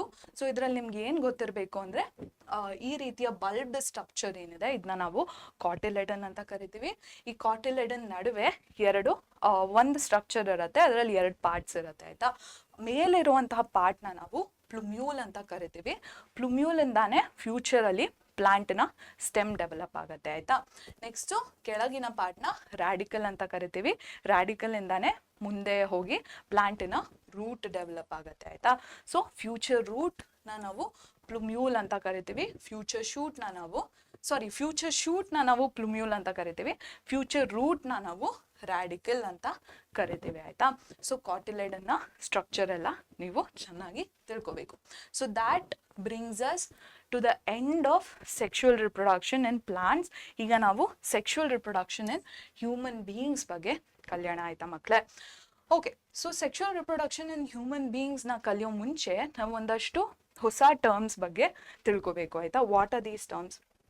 ಸೊ ಮನುಷ್ಯರಲ್ಲಿ up until the age of 12 or 13 ಮೇಜಲ್ಲಿ ಗ್ರೋತ್ ಪ್ರಾಸೆಸ್ ತುಂಬ ನಡೆಯುತ್ತೆ ಅಲ್ವಾ. ಸೊ ಕೈಕಾಲು ದೊಡ್ಡದಾಗೋದು, ದೇಹ ದೊಡ್ಡದಾಗೋದು, ಈ ಗ್ರೋತ್ ಪ್ರಾಸೆಸ್ ತುಂಬ ಎಫಿಷಿಯೆಂಟಾಗಿ ನಡೀತಿರತ್ತೆ ಅಲ್ವಾ ಮಕ್ಕಳೇ. ಬಟ್ ಈ 13 years to 19 years ಏಜ್ ಮಧ್ಯೆ ಬೇರೆ ರೀತಿಯ ಡೆವಲಪ್ಮೆಂಟ್ ಕೂಡ ಒಬ್ಬ ಮನುಷ್ಯನಲ್ಲಿ ಆಗಕ್ಕೆ ಸ್ಟಾರ್ಟ್ ಆಗತ್ತೆ ಅಲ್ವಾ. ಸೊ ಆ ಡೆವಲಪ್ಮೆಂಟ್ ಅಥವಾ ಆ ಪೀರಿಯಡ್ ಏನಿದೆ, ಟ್ರಾನ್ಸಿಷನ್ ಪೀರಿಯಡ್ ಏನಿದೆ, ಅದನ್ನ ನಾವು ಅಡಾಲಸೆನ್ಸ್ ಅಂತ ಕರಿತೀವಿ ಆಯ್ತಾ ಮಕ್ಕಳೇ. So the transition period between childhood and adulthood, ಯಾಕಂದ್ರೆ 19 years ಆದಮೇಲೆ ಆ ಪರ್ಸನ್ನ ನಾವು ಅಡಲ್ಟ್ ಅಂತ ಕನ್ಸಿಡರ್ ಮಾಡ್ತೀವಿ ಅಲ್ವಾ. ಆ್ಯಂಡ್ 12 years ಕಡಿಮೆ ಇದ್ರೆ ಮೋಸ್ಟ್ ಆಫ್ ದ ಟೈಮ್ಸ್ ಆ ಪರ್ಸನ್ನ ನಾವು ಚೈಲ್ಡ್ ಅಂತ ಕನ್ಸಿಡರ್ ಮಾಡ್ತೀವಿ ಅಲ್ವಾ. ಆ ಚೈಲ್ಡ್ಹುಡ್ ಹಾಗೂ ಅಡಲ್ಟ್ಹುಡ್ ನಡುವೆ ಇರುವಂತಹ ಆ ಪೀರಿಯಡ್ನ ನಾವು ಅಡಾಲಸೆನ್ಸ್ ಅಂತ ಕರಿತೀವಿ. And I mention it last from 12 to 19 years of age. So ನಾನು ಹೇಳಿದೆ ಒಂದು ಪರ್ಟಿಕ್ಯುಲರ್ ಟೈಪ್ ಆಫ್ ಚೇಂಜಸ್ ನಡೆಯುತ್ತೆ during this period of development ಅಲ್ವಾ. ಯಾವುದದು? What are these changes called?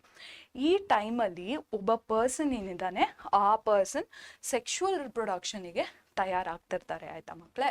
So ಯಾವಾಗ ಅಡಾಲಸೆನ್ಸಲ್ಲಿ ಯಾವಾಗ ಒಂದು ಆರ್ಗ್ಯಾನಿಸಮ್ ಅಥವಾ ಒಬ್ಬ ಮನುಷ್ಯ ಸೆಕ್ಷುವಲ್ ರಿಪ್ರೊಡಕ್ಷನ್ಗೆ ತಯಾರಾಗ್ತಾನೋ, ಸೆಕ್ಷುವಲ್ ಮೆಚ್ಯೂರಿಟಿನ ಅಟೇನ್ ಮಾಡ್ತಾನೋ, ಆ ಪೀರಿಯಡ್ನ ನಾವು ಪ್ಯೂಬರ್ಟಿ ಅಂತ ಕರಿತೀವಿ ಆಯ್ತಾ. So it is a period of adolescence where an individual attains sexual maturity ಆಯ್ತಾ. ಹೇಗೆ ಗೊತ್ತಾಗುತ್ತೆ ಒಬ್ಬ ಪರ್ಸನ್ ಸೆಕ್ಷುವಲ್ ಮೆಚ್ಯೂರಿಟಿ ಅಟೇನ್ ಮಾಡ್ದ ಅಂತ ಎಲ್ಲ ನಾವು ನೆಕ್ಸ್ಟ್ ಸ್ಲೈಡಲ್ಲಿ ನೋಡ್ತೀವಿ. What are the particular changes that appear during adolescence ಅಂತ ನಾವು ನೆಕ್ಸ್ಟ್ ಸ್ಲೈಡಲ್ಲಿ ತಿಳ್ಕೊತೀವಿ.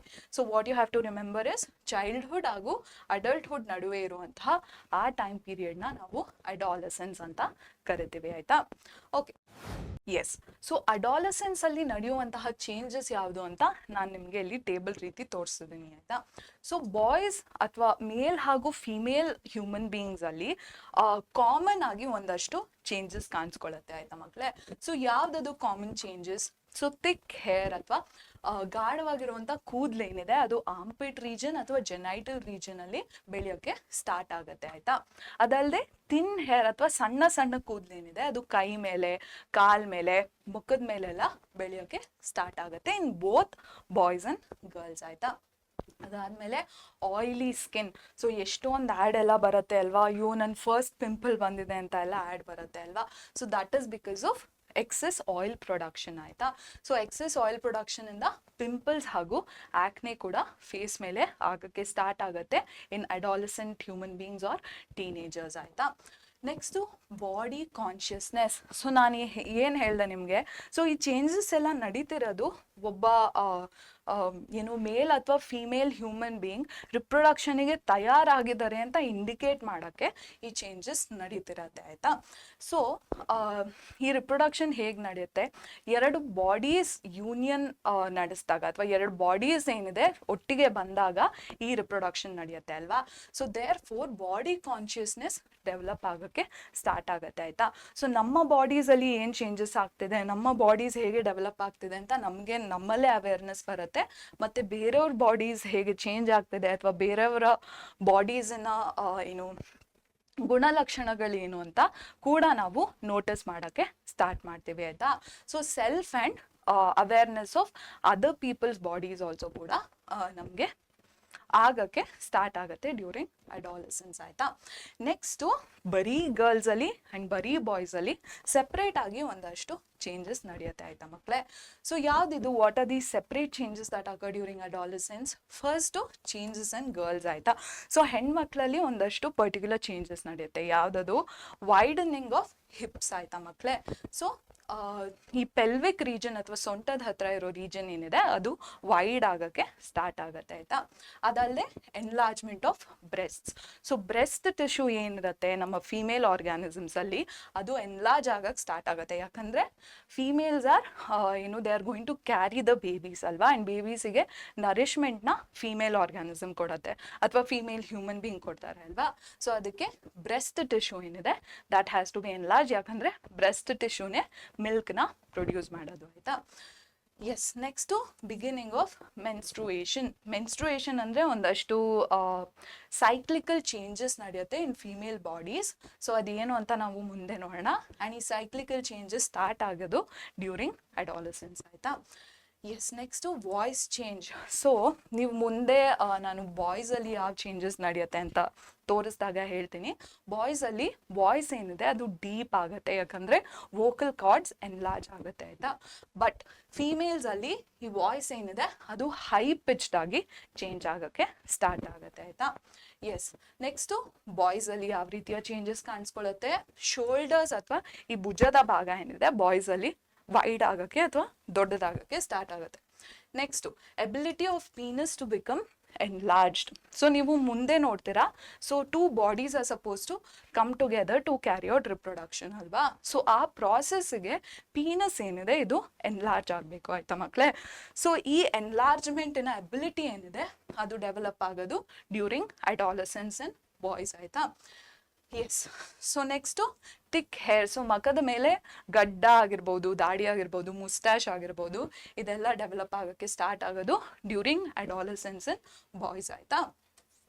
ನೆಕ್ಸ್ಟು ನಾ ಹೇಳ್ದ ಹಾಗೆ ವಾಯ್ಸ್ ಏನಿದೆ ಇದು ಕ್ರ್ಯಾಕ್ ಆಗುತ್ತೆ. ಅಂದರೆ ಕ್ರ್ಯಾಕ್ ಆಗಲ್ಲ, ಬಟ್ ಆ ಪ್ರಾಸೆಸ್, ಯಾಕಂದರೆ ಬಾಯ್ಸನ್ನ ಅಡಾಲಸೆನ್ಸ್ ಸ್ಟೇಜಲ್ಲಿ ವಾಯ್ಸ್ ತುಂಬ ಕರ್ಕಶವಾಗಿ ಕೇಳುತ್ತೆ ಆಯಿತಾ.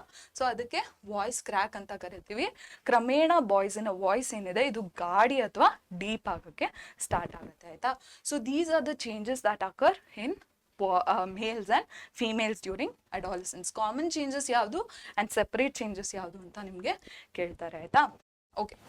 ಓಕೆ, ಸೊ ಈಗ ನಾವು ಮೇಲ್ ಗ್ಯಾಮೀಟ್ಸ್ ಫೀಮೇಲ್ ಗ್ಯಾಮೀಟ್ಸ್ ಏನು ಒಟ್ಟುಗೂಡಬೇಕು, ಫರ್ಟಿಲೈಸೇಷನ್ ಆಗಬೇಕು ಅಂತ ಎಲ್ಲ ಪ್ಲಾಂಟ್ಸಲ್ಲಿ ಮಾತಾಡ್ತಿದ್ವಿ ಅಲ್ವಾ.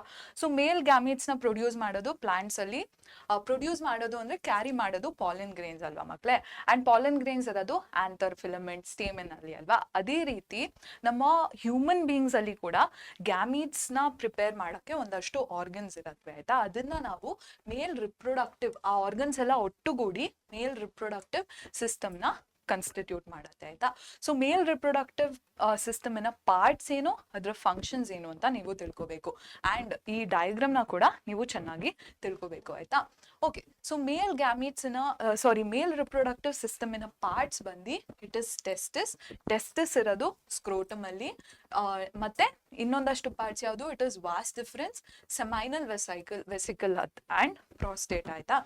So testis, scrotum, vas deferens, seminal vesicle ಹಾಗೂ ಪ್ರಾಸ್ಟೇಟಿನ ಫಂಕ್ಷನ್ಸ್ ಏನು. First will start with testis ಆಯಿತಾ. So male gametes in human beings are called sperms ಆಯಿತಾ ಮಕ್ಕಳೇ. ಸೊ ಸ್ಪರ್ಮ್ಸ್ ಏನಿದೆ ಇದನ್ನು ಪ್ರೊಡ್ಯೂಸ್ ಮಾಡುವಂತಹ ಕೆಲಸ ಬಂದು ಟೆಸ್ಟಿಸ್ ಇದು ಆಯಿತಾ. ಸೊ ಸ್ಪರ್ಮ್ ಪ್ರೊಡಕ್ಷನ್ ಅಲ್ಲದೆ ಟೆಸ್ಟಿಸ್ ಇದು ಇನ್ನೊಂದು ಫಂಕ್ಷನ್ ಇದೆ, that is production of testosterone. Testosterone ಅಂದ್ರೆ ಏನು ನೆನ್ಪು ಮಾಡ್ಕೊಳ್ಳಿ, it is the male sex hormone ಅಲ್ವಾ ಮಕ್ಕಳೇ. ಸೊ ಈ ಹಾರ್ಮೋನ್ನ ತಯಾರು ಮಾಡೋದು ಬಂದು ಟೆಸ್ಟಿಸ್ನ ಕೆಲಸ ಆಯ್ತಾ. So this is testis and it is present in the male reproductive system. ಈಗ ಟೆಸ್ಟಿಸ್ ಏನು ಮಾಡುತ್ತೆ, ಸ್ಪರ್ಮ್ ಪ್ರೊಡಕ್ಷನ್ ನಡೆಸುತ್ತೆ. ಬಟ್ ಸ್ಪರ್ಮ್ ಪ್ರೊಡಕ್ಷನಿಗೆ ಬಾಡಿ ಟೆಂಪರೇಚರ್ಗಿನ್ನ ಒಂದಷ್ಟು ಡಿಗ್ರಿ ಕಡಿಮೆ ಟೆಂಪರೇಚರ್ ಬೇಕು ಆಯಿತಾ. ಸೊ ಈ ಕಾರಣಕ್ಕೆ ನಮ್ಮ ಟೆಸ್ಟಿಸ್ ಏನಿದೆ ಅಂದರೆ ಮೇಲ್ ಆರ್ಗ್ಯಾನಿಸಮ್ಸ್ ಅಥವಾ ಮೇಲ್ ಹ್ಯೂಮನ್ ಬೀಯಿಂಗ್ಸಲ್ಲಿ ಟೆಸ್ಟಿಸ್ ಏನಿದೆ ಇದು ಬಾಡಿಯಿಂದ ಆಚೆ ಇರುವಂತಹ ಒಂದು ಪರ್ಟಿಕ್ಯುಲರ್ ಸ್ಯಾಕ್ ಅಥವಾ ಏನೋ ಒಂದು ಪರ್ಟಿಕ್ಯುಲರ್ ಸ್ಟ್ರಕ್ಚರ್ ಅಲ್ಲಿ ಇರುತ್ತೆ. ಆ ಸ್ಟ್ರಕ್ಚರ್ ಅಥವಾ ಆ ಸ್ಯಾಕ್ನ ನಾವು ಸ್ಕ್ರೋಟಮ್ ಅಂತ ಕರಿತೀವಿ. ಸ್ಕ್ರೋಟಮ್ ಬಾಡಿಯಿಂದ ಹೊರಗಿರತ್ತೆ. ಸೊ ದಟ್ ಲೋ ಟೆಂಪರೇಚರ್ ಏನಿದೆ which is required for sperm production is maintained anta testis is present in scrotum which is outside the body aita. Yes, it is required for sperm production. Next ಈ sperm ಏನ್ produce ಆಗುತ್ತೆ ಇದನ್ನ testis ಇಂದ ಬಾಡಿಯಿಂದ ಆಚೆ ತೆಗಿಬೇಕು ಅಲ್ವಾ. Testis ಅಲ್ಲಿ sperm production ನಡೀತಿದೆ, ಈ ಸ್ಪರ್ಮ್ಸ್ ನ ಬಾಡಿಯಿಂದ ಹೊರಗೆ ತೆಗಿಬೇಕು ಅಲ್ವಾ. ಸೊ ಅದಕ್ಕೆ ಒಂದು ಸ್ಪೆಷಲ್ ಟ್ಯೂಬ್ ಇರುತ್ತೆ, ಅದನ್ನ ನಾವು ವ್ಯಾಸ್ ಡಿಫರೆನ್ಸ್ ಅಂತ ಕರಿತೀವಿ ಆಯ್ತಾ. It transfers or transports sperm ಆಯ್ತಾ ಮಕ್ಕಳೇ. ಎಸ್, ಸೊ ವಿಡಿ ಅಥವಾ ವ್ಯಾಸ್ ಡಿಫರೆನ್ಸ್ ಏನಿದೆ ಇದು ಯುರೇಟರ್ ಅಲ್ಲ, ಯೂರಿನರಿ ಬ್ಲಾಡರ್ ಇಂದ ಒಂದು ಪರ್ಟಿಕ್ಯುಲರ್ ಟ್ಯೂಬ್ ಬರುತ್ತೆ ಆಯ್ತಾ. It is not ureter. Urinary bladder ಅಂತ ಬರ್ತಿರುವಂತಹ ಟ್ಯೂಬ್ ಒಟ್ಟಿಗೆ ವ್ಯಾಸ್ ಡಿಫರೆನ್ಸ್ ಕಂಬೈನ್ ಆಗಿನೇ ಯುರೇತ್ರಾನ ಫಾರ್ಮ್ ಮಾಡುತ್ತೆ ಆಯ್ತಾ. So urethra is the common passage for sperm and urine ಆಯ್ತಾ. ಇಟ್ಸ್ ನಾಟ್ ಯುರೇಟರ್, ಕನ್ಫ್ಯೂಸ್ ಆಗಬೇಡಿ. So vas deferens plus tube that is coming from urinary bladder which is not ureter. ureter ಏನ್ ಮಾಡುತ್ತೆ, ಕಿಡ್ನಿಯಿಂದ urinary ಬ್ಲಾಡರ್ಗೆ ತಂದ್ಕೊಡುತ್ತೆ ಅಲ್ವಾ. So it's not ureter. So ಇವೆರಡು combine ಆಗಿ ಯುರೇತ್ರಾನ form ಮಾಡುತ್ತೆ ಆಯ್ತಾ, ಅಥವಾ ಇವೆರಡು ಯುರೇತ್ರಾ ಒಳಗೆ ತನ್ನ ಸೆಕ್ರೀಷನ್ಸ್ ನ ಎಂಪ್ಟಿ ಮಾಡುತ್ತೆ ಆಯ್ತಾ. So urethra is the common passage for sperm in urine.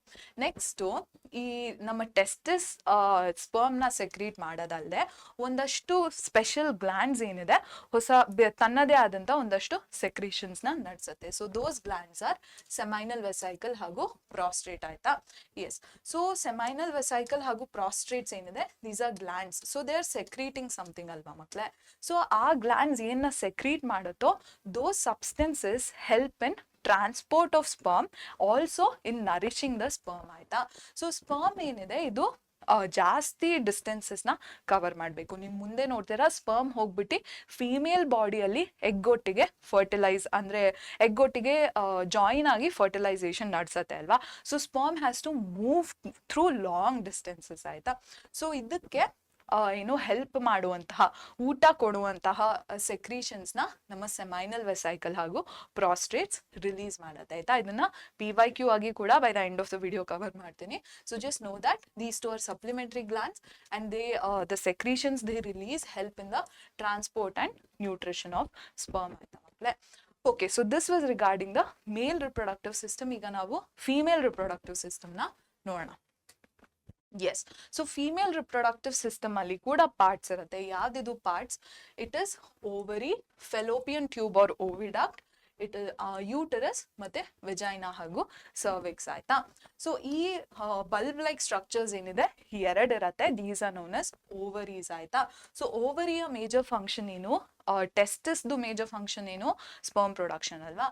ಅದೇ ರೀತಿ ಓವರಿದು ಫಂಕ್ಷನ್ ಏನು, ಎಗ್ ಪ್ರೊಡಕ್ಷನ್ ಅಂತ ನೀವು ಬರೆಯೋಕ್ಕಾಗಲ್ಲ.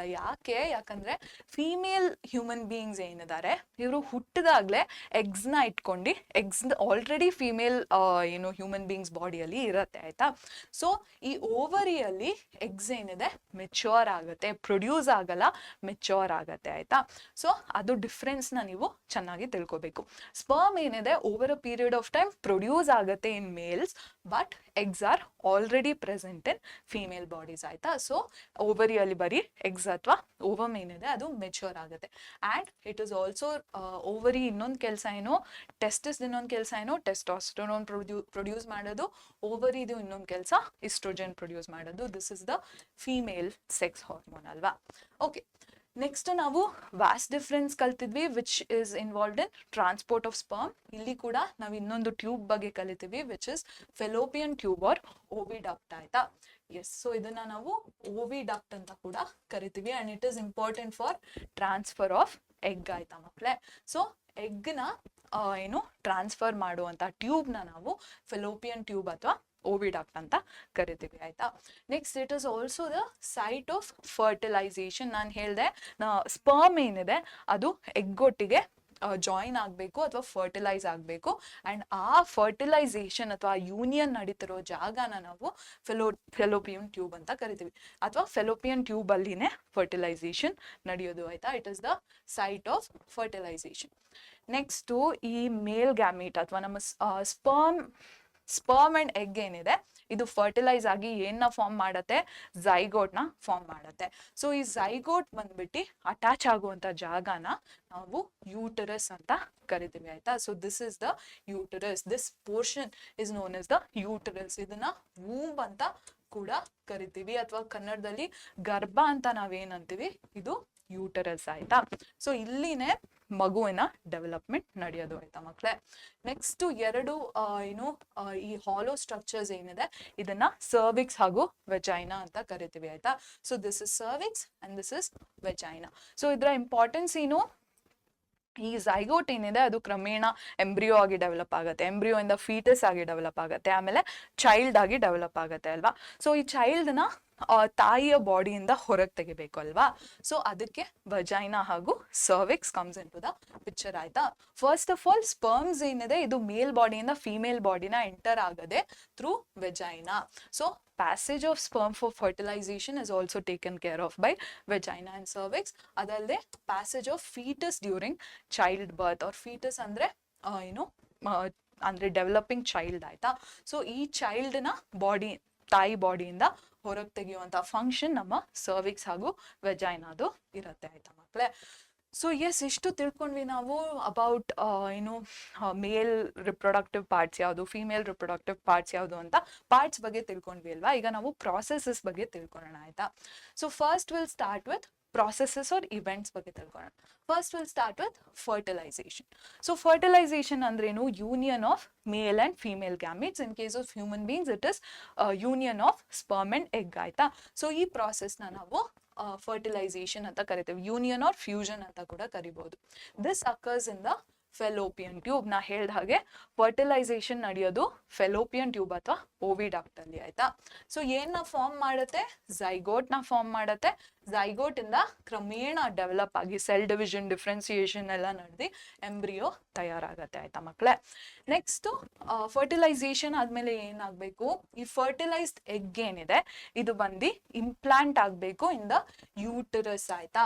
ಸೊ ಈ ಪ್ರೀವಿಯಸ್ ಸ್ಲೈಡ್ ಅಲ್ಲಿ ಏನಿತ್ತು, ಎಸ್, ಸೊ ಈ ಯೂಟರಸ್ ಏನಿದೆ ಇದರ ಗೋಡೆಗೆ ಬಂದು ಆ ಫರ್ಟಿಲೈಸ್ಡ್ ಎಗ್ ಅಟ್ಯಾಚ್ ಆಗುತ್ತೆ ಆಯ್ತಾ ಮಕ್ಕಳೇ. ಸೊ ಈ ಪ್ರಾಸೆಸ್ ಆಫ್ ಅಟ್ಯಾಚ್ಮೆಂಟ್ ನ ನಾವು ಇಂಪ್ಲಾಂಟೇಶನ್ ಅಂತ ಕರಿತೀವಿ. ಸೊ ಫರ್ಟಿಲೈಸ್ಡ್ ಎಗ್ ಬಂದು ವಾಲ್ಸ್ ಆಫ್ ದ ಯೂಟರಸ್ಗೆ ಅಟ್ಯಾಚ್ ಆಗುವಂತ ಪ್ರಾಸೆಸ್ನ ಇಂಪ್ಲಾಂಟೇಶನ್ ಅಂತ ಕರಿತೀವಿ. ಸೊ ಏನಾಗುತ್ತೆ, ಈ ಫರ್ಟಿಲೈಸ್ಡ್ ಎಗ್ ಏನಿದೆ ಅಥವಾ ಇದು ಝೈಗೋಟ್ ಅಂತ ಕರಿತೀವಿ ಅಲ್ವಾ.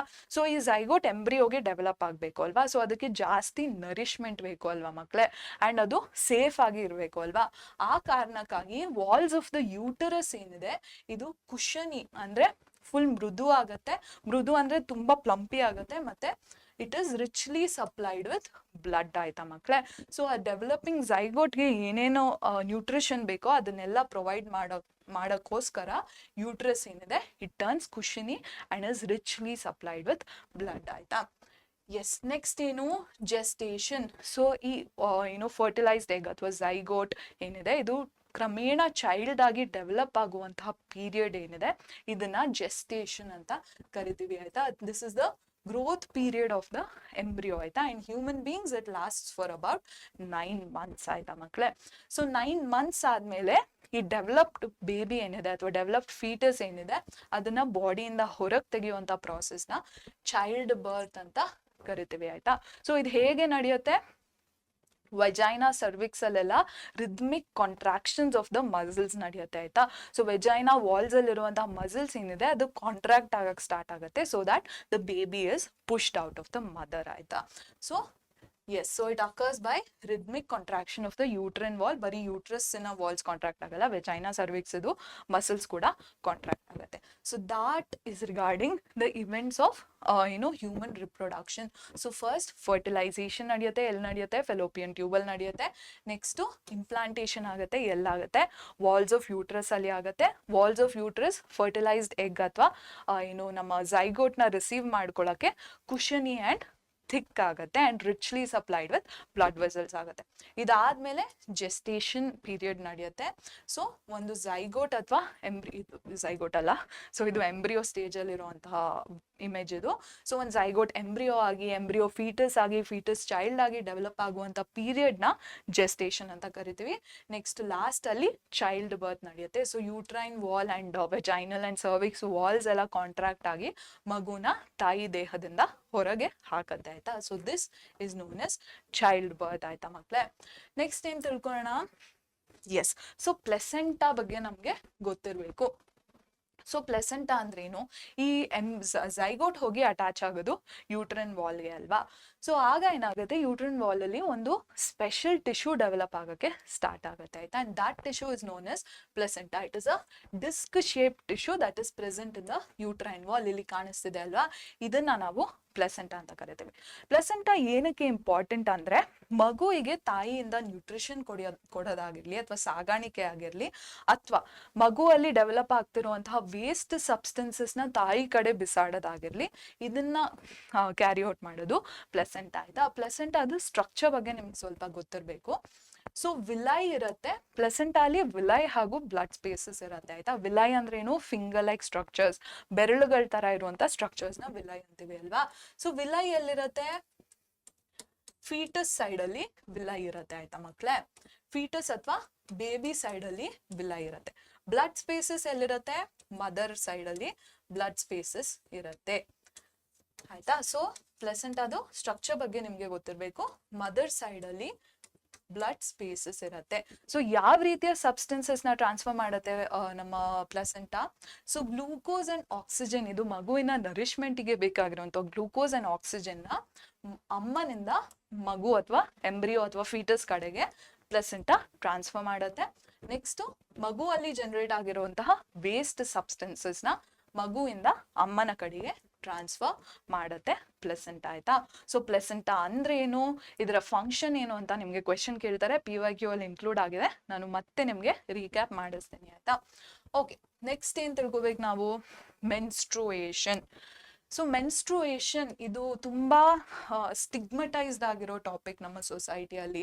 ಒಬ್ಳು ಏನು ಹೆಣ್ಮಗು ಮೈನರ್ ಇದ್ಲು ಅಥವಾ ಹೆಣ್ಮಗು ಅಲ್ಲಿ ಮೆನ್ಸ್ಟ್ರುಯೇಷನ್ ನಡೀತಿದೆ ಅಂದ್ರೆ ನಾವು ಒಂಥರ ಏನು ಡಿಫ್ರೆಂಟ್ ಆಗಿ ನೋಡ್ತೀವಿ. ಅದು ನಾವು ತಿಳ್ಕೊಳ್ಬೇಕಾಗ್ದಿರುವಂತಹ ಕಾನ್ಸೆಪ್ಟ್ ಅಂತ ಅವಾಯ್ಡ್ ಮಾಡ್ತೀವಿ ಅಲ್ವಾ. But it is a very natural process. So ಪ್ರತಿಯೊಬ್ಬರಿಗೂ ಮೆನ್ಸ್ಟ್ರುಯೇಷನ್ ಬಗ್ಗೆ ಜಾಣಕಾರಿ ಇರಬೇಕು. Whether you are male or female, you are a boy or a girl, you should know about menstruation ಆಯ್ತಾ. Because it is so natural. Why is it happening?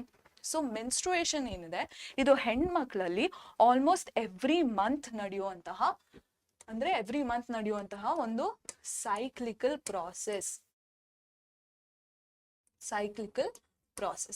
So ಇದು ಏನಕ್ಕೆ ನಡೀತಿದೆ ಮಕ್ಳೇ, and ಇದು ಎಷ್ಟು ದಿನ ಇರುತ್ತೆ, 2 to 8 days ಈ menstruation period last ಆಗುತ್ತೆ ಆಯ್ತಾ. ಸೊ ಏನಕ್ಕೆ ನಡೀತಿದೆ menstruation, why is it happening, what is it. So ನಾನು ಹೇಳಿದೆ ನಿಮಗೆ, ಫರ್ಟಿಲೈಸ್ಡ್ ಎಗ್ ಅಥವಾ ಝೈಗೋಟ್ ಏನಿದೆ ಅದನ್ನ ರಿಸೀವ್ ಮಾಡ್ಕೊಳ್ಳೋಕ್ಕೆ ನಮ್ಮ ಯೂಟ್ರಸ್ ಏನಿದೆ ಅದು ಕುಶನಿ ಆಗೋಕ್ಕೆ ಸ್ಟಾರ್ಟ್ ಆಗುತ್ತೆ, ರಿಚ್ಲಿ ಸಪ್ಲೈಡ್ ವಿತ್ ಬ್ಲಡ್ ಆಗೋಕ್ಕೆ ಸ್ಟಾರ್ಟ್ ಆಗುತ್ತೆ ಅಲ್ವಾ. ಸೊ ಈ ಫರ್ಟಿಲೈಸೇಷನ್ ನಡೆಸಿಲ್ಲ, ಒಂದು ಹೆಣ್ಮಗು ಏನು ಈ ರಿಪ್ರೊಡಕ್ಷನ್ ಕಾರ್ಯದಲ್ಲಿ ಪಾಲ್ಗೊಂಡಿಲ್ಲ ಅಂದಾಗ, ಸ್ಪರ್ಮ್ ಟ್ರಾನ್ಸ್ಫರ್ ಆಗಿಲ್ಲ ಅಂದಾಗ ಆ ಎಗ್ ಏನಿದೆ ಅದು ಫರ್ಟಿಲೈಸ್ ಆಗಲ್ಲ ಅಲ್ವಾ. ಸೊ ನಮ್ಮ ಯೂಟ್ರಸ್ ಏನಿದೆ ಇದು ಪ್ರಿಪೇರ್ ಆಗಿರೋದಕ್ಕೆ ಏನು ಪ್ರಯೋಜನ ಇರಲ್ಲ ಅಲ್ವಾ. ಸೊ ಆ ಯೂಟ್ರಸ್ ಏನ್ ಮಾಡುತ್ತೆ, ಏನು ಬ್ಲಡ್ ವೆಸಲ್, ಆ ಕುಶನಿ ಟಿಶ್ಯೂ ಏನಿದೆ ಅದನ್ನ ಬಾಡಿಯಿಂದ ಹೊರಗೆ ಹಾಕಕ್ಕೆ ಸ್ಟಾರ್ಟ್ ಮಾಡತ್ತೆ. ಹೇಗೆ, ವೆಜೈನಾ ಇಂದ ಹೊರಗೆ ಹಾಕಕ್ಕೆ ಸ್ಟಾರ್ಟ್ ಮಾಡತ್ತೆ. ಇದರೊಟ್ಟಿಗೆ ಆ ಅನ್ಫರ್ಟಿಲೈಸ್ಡ್ ಎಗ್ ಏನಿದೆ ಅದು ಕೂಡ ಬಾಡಿಯಿಂದ ಹೊರಗೆ ಹೋಗಕ್ಕೆ ಸ್ಟಾರ್ಟ್ ಆಗುತ್ತೆ ಆಯ್ತಾ ಮಕ್ಕಳೇ. So this process is known as menstruation ಆಯ್ತಾ. ಸೊ ಇದರ ಡೆಫಿನೇಷನ್ ಏನು, ಪೀರಿಯಾಡಿಕ್ ರಿಮೂವಲ್ ಅಂದ್ರೆ ಪದೇ ಪದೇ ಆಗ್ತಿರತ್ತೆ ಅಲ್ವಾ, ಮಂತ್ಲಿ, ಇದಕ್ಕೆ ಇದನ್ನ ಪೀರಿಯಾಡಿಕ್ ಅಂತ ಕರಿತೀವಿ. Periodic removal of intrauterine wall along with blood, mucus and unfertilized egg from the vagina. So ಹೆಣ್ಮಕ್ಳಿನ ದೇಹದಲ್ಲಿ ವೆಜೈನಾ ಅಥವಾ ಯೋನಿ ಏನಿರತ್ತೆ ಇದರಿಂದ ಯೂಸ್ ಆಗದೆ ಇರುವಂತಹ ಬ್ಲಡ್, ಮ್ಯೂಕಸ್ ಹಾಗೂ ಅನ್ಫರ್ಟಿಲೈಸ್ಡ್ ಎಗ್ ನ ಹೊರಗೆ ತೆಗೆಯುವಂತ ಪ್ರಾಸೆಸ್ ನ ನಾವು ಮೆನ್ಸ್ಟ್ರುಯೇಷನ್ ಅಂತ ಕರಿತೀವಿ. ಆಲ್ಮೋಸ್ಟ್ ಎವ್ರಿ ಮಂತ್ ನಡೆಯುತ್ತೆ, 2 to 8 days ಇದು ಏನು ಬಾಡಿಯಲ್ಲಿ ನಡೆಯುತ್ತೆ ಆಯ್ತಾ ಈ ಪ್ರಾಸೆಸ್. ಸೊ ಏನಕ್ಕೆ ನಡೆಯುತ್ತೆ ಅಂತ ನಿಮ್ಗೆ ಆಲ್ರೆಡಿ ಗೊತ್ತಾಯ್ತು. To remove the unfertilized egg and the extra blood and mucus that is created in the uterine wall ಆಯ್ತಾ. ಓಕೆ, ನೆಕ್ಸ್ಟ್ ಏನ್ ನೋಡೋಣ. ಎಸ್, ಸೊ ನಾವು ಸೆಕ್ಷುವಲ್ ರಿಪ್ರೊಡಕ್ಷನ್ ಇನ್ ಪ್ಲಾಂಟ್ಸ್ ಹಾಗೂ ಹ್ಯೂಮನ್ ಬೀಯಿಂಗ್ಸ್ ಕವರ್ ಮಾಡಿದ್ವಿ. ಲಾಸ್ಟ್ ಅಲ್ಲಿ reproductive health ಅನ್ನೋ ಒಂದು concept ನ ಕವರ್ ಮಾಡೋಣ ಆಯ್ತಾ. ಓಕೆ, ಸೊ ರಿಪ್ರೊಡಕ್ಟಿವ್ ಹೆಲ್ತ್ ಅಂದ್ರೇನು, ಏನಕ್ಕೆ ನಾವು ರಿಪ್ರೊಡಕ್ಟಿವ್ ಹೆಲ್ತ್ ಬಗ್ಗೆ ಕಾನ್ಸಂಟ್ರೇಟ್ ಮಾಡಬೇಕು. ನಾ ಹೇಳ್ದ ಹಾಗೆ ಎರಡು ಆರ್ಗ್ಯಾನಿಸಮ್ಸ್ ಇಂದ ಬರ್ತಿರುವಂಥ ಗ್ಯಾಮೀಟ್ಸ್ನ ಯೂಸ್ ಮಾಡ್ಕೊಂಡು ಗ್ಯಾಮೀಟ್ಸ್ ಏನಿದೆ ಫರ್ಟಿಲೈಸ್ ಆಗಿ ಒಂದು ಬೇಬಿನ ಪ್ರೊಡ್ಯೂಸ್ ಮಾಡುತ್ತೆ, ಅವ್ರ ಒಂದು ಆಫ್ ಸ್ಪ್ರಿಂಗ್ನ ಪ್ರೊಡ್ಯೂಸ್ ಮಾಡುತ್ತೆ ಇನ್ ರಿಪ್ರೊಡಕ್ಷನ್ ಅಲ್ವಾ. So these bodies are coming very close together. So ನೀವು ಲೈಫಲ್ಲಿ ಬೇರೆ ಯಾವುದು ಕಾಂಟ್ಯಾಕ್ಟ್ಗಿನ್ನ ಜಾಸ್ತಿ intimate contact is sexual reproduction ಅಲ್ವಾ. ಸೊ ಎರಡು ಬಾಡೀಸ್ ಎಷ್ಟು ಹತ್ರ ಬರ್ತಿದೆ ಅಂದರೆ ಒಂದು ಬಾಡಿಯಿಂದ ಇನ್ನೊಂದು ಬಾಡಿಗೆ ಡಿಸೀಸ್ ಟ್ರಾನ್ಸ್ಫರ್ ಆಗೋದು ಇಸ್ ವೆರಿ ಈಸಿ ಆಯಿತಾ. ಸೊ ಈ ರೀತಿ ಸೆಕ್ಷುವಲ್ ಆ್ಯಕ್ಟ್ಸ್ ಅಥವಾ ರಿಪ್ರೊಡಕ್ಷನ್ ಟೈಮಲ್ಲಿ ಟ್ರಾನ್ಸ್ಫರ್ ಆಗುವಂಥ ಡಿಸೀಸ್ನ ನಾವು sexually transmitted diseases R STDs ಅಂತ ಕರಿತೀವಿ ಆಯ್ತಾ ಮಕ್ಕಳೇ. ಸೊ STDs ಅಲ್ಲಿ ಅಗೇನ್ ಬೇರೆ ಬೇರೆ ಟೈಪ್ಸ್ ಇರುತ್ತೆ. ಯಾವುದದು it depends on the castle organism ಆಯ್ತಾ. ಸೊ ಬ್ಯಾಕ್ಟೀರಿಯಾಸ್ ಇಂದ ಬಂದ್ರೆ ಅದನ್ನ ನಾವು ಬ್ಯಾಕ್ಟೀರಿಯಲ್ STD ಅಂತ ಕರಿತೀವಿ. ವೈರಸಸ್ ಇಂದ ಬಂದ್ರೆ ಅದನ್ನ ನಾವು ವೈರಲ್ STDs ಅಂತ ಕರಿತೀವಿ. ಬ್ಯಾಕ್ಟೀರಿಯಾ ಹಾಗೂ ವೈರಲ್ಗೆ ಎಕ್ಸಾಂಪಲ್ಸ್ ಗೊತ್ತಿರಬೇಕು ನಿಮ್ಗೆ. ಬ್ಯಾಕ್ಟೀರಿಯಲ್ STDs ನ ಎಕ್ಸಾಂಪಲ್ಸ್ ಬಂದು ಗೊನೋರಿಯಾ ಹಾಗೂ ಸಿಫಿಲಿಸ್ ಆಯ್ತಾ. Next to syphilis. So syphilis is also an example of a bacterial STD. Next to viral in our examples yadu. First we have HIV. We don't have HIV thankfully, but yes, so it's an example. So HIV do full form human immunodeficiency. Human immunodeficiency virus. ಯಾಕಂದ್ರೆ ಈ virus attack ಮಾಡಿದಾಗ ನಡೆಯುವಂತಹ ಡಿಸೀಸ್ನ ನಾವು AIDS ಅಂತ ಕರಿತೀವಿ, which is acquired immunodeficiency syndrome. So ಇದರಲ್ಲಿ immune system ಏನಿದೆ effect ಆಗುತ್ತೆ ಸಿವಿಯರ್ಲಿ, ಅದಕ್ಕೆ ಹ್ಯೂಮನ್ ಇಮ್ಯುನೋಡೆಫಿಷಿಯನ್ಸಿ ವೈರಸ್ ಅಂತ ಕರಿತೀವಿ. Next words virus is also an example of viral, ಅಂದ್ರೆ it is a causative agent of viral STDs ಆಯ್ತಾ.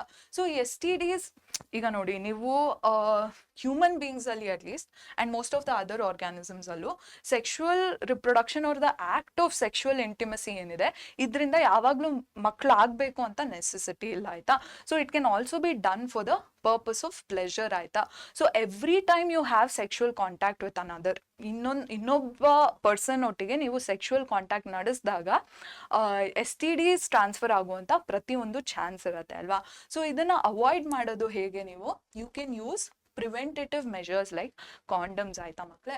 ಸೊ ಕಾಂಡಮ್ಸ್ನ ನಾವು next ಸ್ಲೈಡಲ್ಲಿ ಕೂಡ ಡಿಸ್ಕಸ್ ಮಾಡ್ತೀವಿ, ಏನಿದು ಇದನ್ನ ಏನಕ್ಕೆ ಯೂಸ್ ಮಾಡ್ತಾರೆ ಅಂತ ಕೂಡ ಡಿಸ್ಕಸ್ ಮಾಡ್ತೀವಿ. ಬಟ್ STDsನ ಪ್ರಿವೆಂಟ್ ಮಾಡೋಕ್ಕೆ you can use mechanical barriers known as condoms ಆಯ್ತಾ. ಓಕೆ, ಸೊ ನೆಕ್ಸ್ಟ್ ಇನ್ನೊಂದು ಟಾಪಿಕ್ ಕಲಿಬೇಕು ನೀವು. What is that? Yes, so you have to learn the meaning of contraceptives ಆಯ್ತಾ. ಸೊ ನಾ ಹೇಳ್ದಂಗೆ ಹ್ಯೂಮನ್ ಬೀಯಿಂಗ್ಸ್ ಅಲ್ಲಿ every time you become sexually intimate with another person, ನೀವು ಮಕ್ಕಳನ್ನ ಪ್ರೊಡ್ಯೂಸ್ ಮಾಡೋಕ್ಕೇನೆ ಇನ್ನೊಬ್ರೊಟ್ಟಿಗೆ ಸೆಕ್ಷುವಲ್ ಕಾಂಟ್ಯಾಕ್ಟ್ ನಡೆಸಬೇಕು ಅಂತ ಏನು ನೆಸೆಸಿಟಿ ಇರಲ್ಲ ಆಯ್ತಾ. ಸೊ ಸೆಕ್ಷುವಲ್ ಕಾಂಟ್ಯಾಕ್ಟ್ ನಡೆಸಬೇಕು ಬಟ್ ಮಕ್ಕಳು ಆಗದಿರಬೇಕು ಅಂತ ನೋಡ್ಕೊಳ್ಳಿಕ್ಕೆ ನಿಮಗೆ ಒಂದಷ್ಟು ಪ್ರಾಡಕ್ಟ್ಸ್ ಅಂಡ್ ಪ್ರಾಸೆಸಸ್ ಇದೆ, ಅದನ್ನ ನಾವು ಕಾಂಟ್ರಸೆಪ್ಟಿವ್ಸ್ ಅಂತ ಕರಿತೀವಿ. It is a method. What is it? It is a method or several methods to ಏನ್ ಮಾಡ್ತಿದೆ ಇದು? ಇಟ್ ಇಸ್ ಪ್ರಿವೆಂಟಿಂಗ್ ಪ್ರೆಗ್ನೆನ್ಸಿ ಆಯ್ತಾ. These are several methods that are utilized to prevent pregnancy ಆಯ್ತಾ ಮಕ್ಕಳೇ. So why is it necessary? Just because ನಿಮ್ಮ body ರಿಪ್ರೊಡಕ್ಷನ್ಗೆ ತಯಾರಾಗ್ಬಿಟ್ಟು by the age of 19 you attain the ability to reproduce, but ನೀವು reproduction ನಡೆಸಲೇಬೇಕು ಅಂತ necessity ಇರಲ್ಲ ಆಯ್ತಾ. ಫಸ್ಟ್ ಆಫ್ ಆಲ್ ಬಿಕಾಸ್ ನಿಮಗೆ ಫೈನಾನ್ಷಿಯಲ್ ಏಡ್ ಇರಲ್ಲ, ನೀವು ಒಂದು ಮಗುನ ಹುಟ್ಸಿದ ಮೇಲೆ ಆ ಮಗುನ it's not a one time commitment, ಅಂದರೆ ಒಂದೇ ಸತಿ ಮಗುನ ಹುಟ್ಸ್ಬಿಟ್ಟು ಮಗುನ ಆಚೆ ಬಿಸಾಡೋಕ್ಕಾಗಲ್ಲ ಅಲ್ವಾ. ಸೊ ಆ ಮಗುನ ಬೆಳೆಸ್ಬೇಕು, ಮಗುಗೆ ಎಜುಕೇಶನ್ ಪ್ರೊವೈಡ್ ಮಾಡಬೇಕು, ಮಗುನ ನೀವು ಲೈಫ್ ಲಾಂಗ್ ನೋಡ್ಕೋಬೇಕು. ಸೊ ಆ ಅಬಿಲಿಟಿ ನಿಮಗೆ 19 years ಅಲ್ಲೇ ಬರೋದು ತುಂಬಾ ರೇರ್ ಆಯ್ತಾ ಮಕ್ಕಳೇ. And you should be emotionally prepared to take care of a baby ಅಲ್ವಾ. ಸೊ ಇದೆಲ್ಲ by the age of 19 years ಆಗಿರಲ್ಲ ಅನ್ನೋ ಕಾರಣಕ್ಕೆ, but you would also want to engage in sexual acts ಅಲ್ವಾ. ಸೊ ಆ ಕಾರಣಕ್ಕೆ will have to use contraceptives ಆಯ್ತಾ. So contraceptives ಅಲ್ಲಿ there are 4 different types of contraceptives ಆಯ್ತಾ ಮಕ್ಕಳೇ. ಸೊ ಯಾವ್ದದು? First we are going to talk about mechanical contraceptives or mechanical barriers ಆಯ್ತಾ. So ಯಾವ್ದಿದು? They are condoms. ಕಾಂಡಮ್ ಏನಿದೆ, this is the only contraceptive which can also be use to prevent the transmission of STDs ಆಯ್ತಾ. STD prevention ಹಾಗೂ contraceptive ಆಗಿ use ಮಾಡುವಂಥ ಒಂದೇ ಒಂದು function ಮಾಡುವಂಥ ಒಂದೇ ಒಂದು ಮೆಥಡ್ ಬಂದು ಕಾಂಡಮ್ ಆಯ್ತಾ ಮಕ್ಕಳೇ. ಸೊ ಕಾಂಡಮ್ ಅಲ್ಲದೆ ಇನ್ಯಾವುದಿದೆ, it could be diaphragms. So female ಬಾಡಿಯಲ್ಲಿ ನಾವು ಕಾಂಟ್ರಸೆಪ್ಟಿವ್ ಆಗಿ ಡಯಾಫ್ರಮ್ನ ಯೂಸ್ ಮಾಡ್ಬೋದು, ಹಾಗೂ ಶೀಲ್ಡ್ಸ್ ಅಂತ ಕೂಡ ಇರುತ್ತೆ. Those can also be used as mechanical barriers. So condoms ಏನಿದೆ generally it is, what is a condom first of all, it is a covering ಆಯ್ತಾ. So what is it covering? Traditionally it is used to cover the penis, but you should also know that there are female condoms also which can be used on the vagina ಆಯ್ತಾ. Okay, next hormonal methods. So hormones ಅಲ್ಲಿ ಏರುಪೇರು ತಂದಾಗ ಈ sperm ಹಾಗೂ ಎಗ್ಗಿನ fusion ಅಥವಾ fertilisation ಏನಿದೆ ಇದನ್ನ prevent ಮಾಡ್ಬೋದು ಆಯ್ತಾ. ಸೊ ಈ ಹಾರ್ಮೋನ್ಸ್ನ ಪಿಲ್ಸ್ ಅಥವಾ ಇಂಜೆಕ್ಷನ್ ರೀತಿಯಲ್ಲಿ ನಮ್ಮ ಬಾಡಿಯಲ್ಲಿ ನಾವು ತಗೋಬಹುದು ಆಯ್ತಾ. ಪಿಲ್ಸ್ ಅಂದ್ರೆ ಮಾತ್ರೆಗಳು ಅಥವಾ ಇಂಜೆಕ್ಷನ್ ಸೂಜಿ ರೀತಿಯಲ್ಲಿ ಕೂಡ ಹಾರ್ಮೋನ್ಸ್ನ ಬಾಡಿಗೆ ಇಂಟ್ರೊಡ್ಯೂಸ್ ಮಾಡ್ಬೋದು. Next we have intrauterine devices or IUDs. Intrauterine devices. ಈ ಸ್ಪರ್ಮ್ ಏನಿದೆ ಯೂಟ್ರಸ್ನೇ ಕ್ರಾಸ್ ಮಾಡ್ಕೊಂಡು ಫೆಲೋಪಿಯನ್ ಟ್ಯೂಬಿಗೆ ಹೋಗ್ಬೇಕು ಫಾರ್ ಫರ್ಟಿಲೈಸೇಷನ್ ಅಲ್ವಾ. ಸೊ ಯೂಟ್ರಸ್ ಹತ್ರನೇ ಸ್ಪರ್ಮ್ ಟ್ರಾನ್ಸ್ಫರ್ ನಿಲ್ಲಿಸ್ಬಿಟ್ರೆ ಅದು ಫೆಲೋಪಿಯನ್ ಟ್ಯೂಬಿಗೆ ಹೋಗಲ್ಲ. ಸೊ ಈ ಇಂಟ್ರಾಯೂಟರಿನ್ ಡಿವೈಸಸ್ ನ ಎಕ್ಸಾಂಪಲ್ಸ್ ಯಾವುದು? ಯು ಹ್ಯಾವ್ ಕಾಪರ್ ಟಿ ಆಯ್ತಾ. ಬೇರೆ ಬೇರೆ ಡಿವೈಸಸ್ ಕೂಡ ಬಂದಿದೆ, ನಿಮ್ ಟೆಕ್ಸ್ಟ್ ಬುಕ್ ಅಲ್ಲಿ ಮೆನ್ಷನ್ ಮಾಡಿರೋದು ಕಾಪರ್ ಟಿ ಮಾತ್ರ. Next we have surgical methods. So surgery ಮಾಡಿ ಸ್ಪರ್ಮ್ ಟ್ರಾನ್ಸ್ಫರ್ನ ನಾವು ಅವಾಯ್ಡ್ ಮಾಡ್ಬೋದು. ಸರ್ಜಿಕಲ್ ಮೆಥಡ್ಸ್ ಅಲ್ಲಿ 2 ರೀತಿ ಇದೆ. ಮೇಲಲ್ಲಿ ನಡೆಯುವಂತಹ ಸರ್ಜಿಕಲ್ ಮೆಥಡ್ನ ವ್ಯಾಸೆಕ್ಟೊಮಿ ಅಂತ ಕರೀತಾರೆ. ವ್ಯಾಸೆಕ್ಟೊಮಿ. ವ್ಯಾಸೆಕ್ಟೊಮಿ ಅಂದ್ರೇನು? ಮೇಲಲ್ಲಿರುವಂತಹ ವಾಸ್ ಡಿಫರೆನ್ಸ್ ನ ಕಟ್ ಮಾಡ್ಬಿಟ್ಟು ಅದರ ಎಂಡ್ಸ್ ನ ಟೈ ಮಾಡಿದ್ರೆ ಆ ಪ್ರಾಸೆಸ್ ನ ವ್ಯಾಸೆಕ್ಟೊಮಿ ಅಂತ ಕರೀತಾರೆ ಆಯ್ತಾ. ನೆಕ್ಸ್ಟ್ ಫಿಮೇಲ್ ಅಲ್ಲಿ ಮಾಡುವಂತಹ ಸರ್ಜಿಕಲ್ ಪ್ರೊಸೀಜರ್ ನ ಟ್ಯೂಬೆಕ್ಟೊಮಿ ಅಂತ ಕರೀತಾರೆ. ಇದರಲ್ಲಿ ಓವಿಡಕ್ಟ್ ನ ಕಟ್ ಮಾಡಿ ಅದರ ಎಂಡ್ಸ್ ನ ಟೈ ಮಾಡ್ತಾರೆ. ಏನಕ್ಕೆ ಮಾಡ್ತಾರೆ? ಸೊ ದಟ್ ಮೇಲಲ್ಲಿ ವ್ಯಾಸ್ ಡಿಫರೆನ್ಸ್ ನೇ ಟೈ ಮಾಡ್ಬಿಟ್ರೆ ಸ್ಪರ್ಮ್ ಎಲ್ಲಿ ಟ್ರಾನ್ಸ್ಫರ್ ಆಗುತ್ತೆ ಅಲ್ವಾ. ಅಂಡ್ ಫಿಮೇಲ್ ಅಲ್ಲಿ ಏನು ಟ್ಯೂಬ್ ಅಂದ್ರೆ ಓವಿಡಕ್ಟ್ ನೇ ಟೈ ಮಾಡ್ಬಿಟ್ರೆ ಸ್ಪರ್ಮ್ ಬಂದ್ಬಿಟ್ಟು ಎಗ್ ನ ರೀಚ್ ಆಗೋ ಚಾನ್ಸಸ್ ಇರಲ್ಲ ಆಯ್ತಾ. So these are surgical methods ಆಯ್ತಾ ಮಕ್ಕಳೇ. ಸೊ ಮೆಕ್ಯಾನಿಕಲ್ ಬ್ಯಾರಿಯರ್ಸ್ ಅಲ್ಲಿ you have condoms, diaphragms and shields. Hormonal methods ಅಲ್ಲಿ you have different hormones that are taken into the body by injections or pills. Next to IUDs an example bandi copper T, and IUDs full form ಏನು intrauterine devices. Next you have surgical methods. ಇದರಲ್ಲಿ 2 type ಇದೆ. Male ಅಲ್ಲಿ ನಡೆಯುವಂತ surgical method is known as vasectomy, females ಅಲ್ಲಿ tubectomy ನಡೆಯುತ್ತೆ ಆಯ್ತಾ. So surgical method ಇನ್ನೊಂದು drawback ನಿಮಗೆ ಗೊತ್ತಿರಬೇಕು. It is surgery, it is invasive to the body ಅಲ್ವಾ. ಸೊ ಇದರಲ್ಲಿ ಇನ್ಫೆಕ್ಷನ್ ನಡೆಯುವಂತಹ ಚಾನ್ಸಸ್ ಕೂಡ ಇರುತ್ತೆ. Yes, so this is regarding contraceptives. Next ನಾವು ಇನ್ನೊಂದು ಕಾನ್ಸೆಪ್ಟ್ ನ ಕಲಿತೀವಿ, which is medical termination of pregnancy. ಈಗ ಕಾಂಟ್ರಸೆಪ್ಟಿವ್ಸ್ ಯೂಸ್ ಮಾಡಿನೂ ನೀವು ಸೆಕ್ಷುವಲ್ ಆಕ್ಟ್ ನ ನಡೆಸಿದ್ರೆ ಒಂದೊಂದ್ಸತಿ ಬೈ ಆಕ್ಸಿಡೆಂಟ್ ಪ್ರೆಗ್ನೆನ್ಸಿಗೆ it might lead to pregnancy ಆಯ್ತಾ. ಮೇ ಬಿ ನೀವು ಯೂಸ್ ಮಾಡಿರುವಂಥ ಕಾಂಟ್ರಸೆಪ್ಟಿವ್ ಎಫೆಕ್ಟಿವ್ ಆಗಿಲ್ಲದೆ ಇರ್ಬೋದು. ಸೊ ಆ ರೀತಿಯ ಕೇಸಸ್ ಅಲ್ಲಿ you would want to terminate the pregnancy. ಅಂದ್ರೆ ಮೆಡಿಕಲ್ ಟರ್ಮಿನೇಷನ್ ಆಫ್ ಪ್ರೆಗ್ನೆನ್ಸಿ ಅಂದ್ರೆ it is another term for abortion. So ಆ ಟೈಮ್ಸ್ ಅಲ್ಲಿ you would want to get the baby aborted ಆಯ್ತಾ. ಬೇರೆ ಸಿನಾರಿಯೋಸ್ ಅಲ್ಲಿ ಕೂಡ you might want to get the baby adopted ಅಲ್ಲ, aborted. So ಯಾವ situations ಅಲ್ಲಿ ಈಗ ನೀವು ಒಂದು ಬೇಬಿನ ಕನ್ಸೀವ್ ಮಾಡಿದ್ರಿ, ಬಟ್ ಸೆವರಲ್ ಸ್ಕ್ಯಾನ್ಸ್ನೆಲ್ಲ ನಡೆಸಿದಾಗ ನಿಮಗೆ ಗೊತ್ತಾಯ್ತು ಬೇಬಿಯಲ್ಲಿ ಒಂದು ದೊಡ್ಡ ಜೆನೆಟಿಕ್ ಡಿಫೆಕ್ಟ್ ಇದೆ. ಈ ಬೇಬಿ ಹೊರಗೆ ಬಂದ್ರೂ ಎಫೆಕ್ಟಿವ್ ಅಂದ್ರೆ ಒಳ್ಳೆ ಜೀವನನ ನಡ್ಸಕ್ಕೆ ಮಗು ಕೈಲಿ ಆಗಲ್ಲ ಅಂತ ನಿಮ್ಗೆ ಎನ್ಶೋರ್ ಆದಾಗ you might want to opt for medical termination of pregnancy ಆಯ್ತಾ ಮಕ್ಕಳೇ. Are there might be cases where baby is healthy, but ಬೇಬಿನ ಬರ್ತ್ ಮಾಡುವಂತಹ ಎಬಿಲಿಟಿ ಮದರ್ಗೆ ಇಲ್ಲದೆ ಇರ್ಬೋದು, ಆರ್ ಬೇಬಿನ ಬರ್ತ್ ಮಾಡಿದ್ರೆ ಮದರ್ ಇನ ಹೆಲ್ತ್ಗೆ ಅವ್ರ ಅಮ್ಮನ ಜೀವನಕ್ಕೆ ಅದು ಇಂಪ್ಯಾಕ್ಟ್ ತರಿಸ್ಬೋದು ಅಲ್ವಾ. ಸೊ ಆ ರೀತಿಯ ಸಿಚುವೇಶನ್ಸ್ ಅಲ್ಲಿ ಕೂಡ you might opt for abortion or medical termination of pregnancy. So ಇಂಡಿಯಾದಲ್ಲಿ up to certain number of weeks this medical termination of pregnancy is legal ಆಯ್ತಾ. ಸೊ ಆ ನಂಬರ್ ಆಫ್ ವೀಕ್ಸ್ ನ ದಾಟದ ಮೇಲೆ ನೀವು ಅಬಾರ್ಷನ್ ನಡ್ಸಕ್ಕೆ ಸಾಧ್ಯ ಇಲ್ಲ. So abortion is a very good ಅನ್ನೋದಕ್ಕಿಂತ it is a very necessary process ಅಲ್ವಾ ಮಕ್ಕಳೇ. ಸೊ ಒಂದು ಬೇಬಿ ಅಥವಾ ಒಂದು ಅಮ್ಮನ ಜೀವನಕ್ಕೆ ಧಕ್ಕೆ ತರದಿರೋ ಹಾಗೆ ನೋಡ್ಕೊಳ್ಳುವಂತಹ ಒಂದು ಪ್ರಾಸೆಸ್ ಇದು. ಇದನ್ನ ಎಷ್ಟೊಂದು ಜನ ಕೆಟ್ಟ ಮೀನ್ಸಿಗಾಗಿ ಯೂಸ್ ಮಾಡ್ಕೋತಾರೆ ಆಯ್ತಾ, ಕೆಟ್ಟ ಆಲೋಚನೆಗಳಿಗಾಗಿ ಅಥವಾ ಕೆಟ್ಟ ಕೆಲಸಕ್ಕಾಗಿ ಯೂಸ್ ಮಾಡ್ಕೋತಾರೆ ಅಬಾರ್ಷನ್ ಅನ್ನೋ ಒಂದು ಪ್ರಾಸೆಸ್ನ. ಏನಿದು to carry out female feticide. So ಎಷ್ಟೊಂದು ಫ್ಯಾಮಿಲೀಸ್ ಅಲ್ಲಿ ಹೆಣ್ಮಗು ಹುಟ್ಟದ್ನೇನೆ ಒಂದು ಕೆಟ್ಟ ವಿಚಾರ ಅಂತ ತಿಳ್ಕೊಂಡಿರ್ತಾರೆ ಅಲ್ವಾ. ಸೊ ಆ ರೀತಿ ಫ್ಯಾಮಿಲೀಸ್ ಅಲ್ಲಿ ಹಿರಿಯರ್ ಇರ್ಬೋದು ಅಥವಾ ಎಷ್ಟೊಂದ್ ತಾಯಿನೇ ಇರ್ಬೋದು, ಹೆಣ್ಮಗು ಈ ಭ್ರೂಣ ಏನಿದೆ ಇದು ಹೆಣ್ಮಗು ಅಂತ ಗೊತ್ತಾಗಿದ ತಕ್ಷಣ ಆ ಮಗುನ ಸಾಯಿಸಕ್ಕೆ ಅಥವಾ ಅಬಾರ್ಟ್ ಮಾಡಕ್ಕೆ ಟ್ರೈ ಮಾಡ್ತಾರೆ. ಸೊ ಇದ್ರದ್ದು ಡಿಸ್ಅಡ್ವಾಂಟೇಜ್ ಏನು, ಇದರ ರಿಸಲ್ಟ್ ಏನಾಗುತ್ತೆ, ಒಂದು ಸೊಸೈಟಿಯಲ್ಲಿ ಜೆಂಡರ್ ರೇಷಿಯೋ ಅಥವಾ ಸೆಕ್ಸ್ ರೇಷಿಯೋ ಏನಿದೆ ಇದು ಇಂಬ್ಯಾಲೆನ್ಸ್ ಆಗಕ್ಕೆ ಸ್ಟಾರ್ಟ್ ಆಗತ್ತೆ ಆಯ್ತಾ.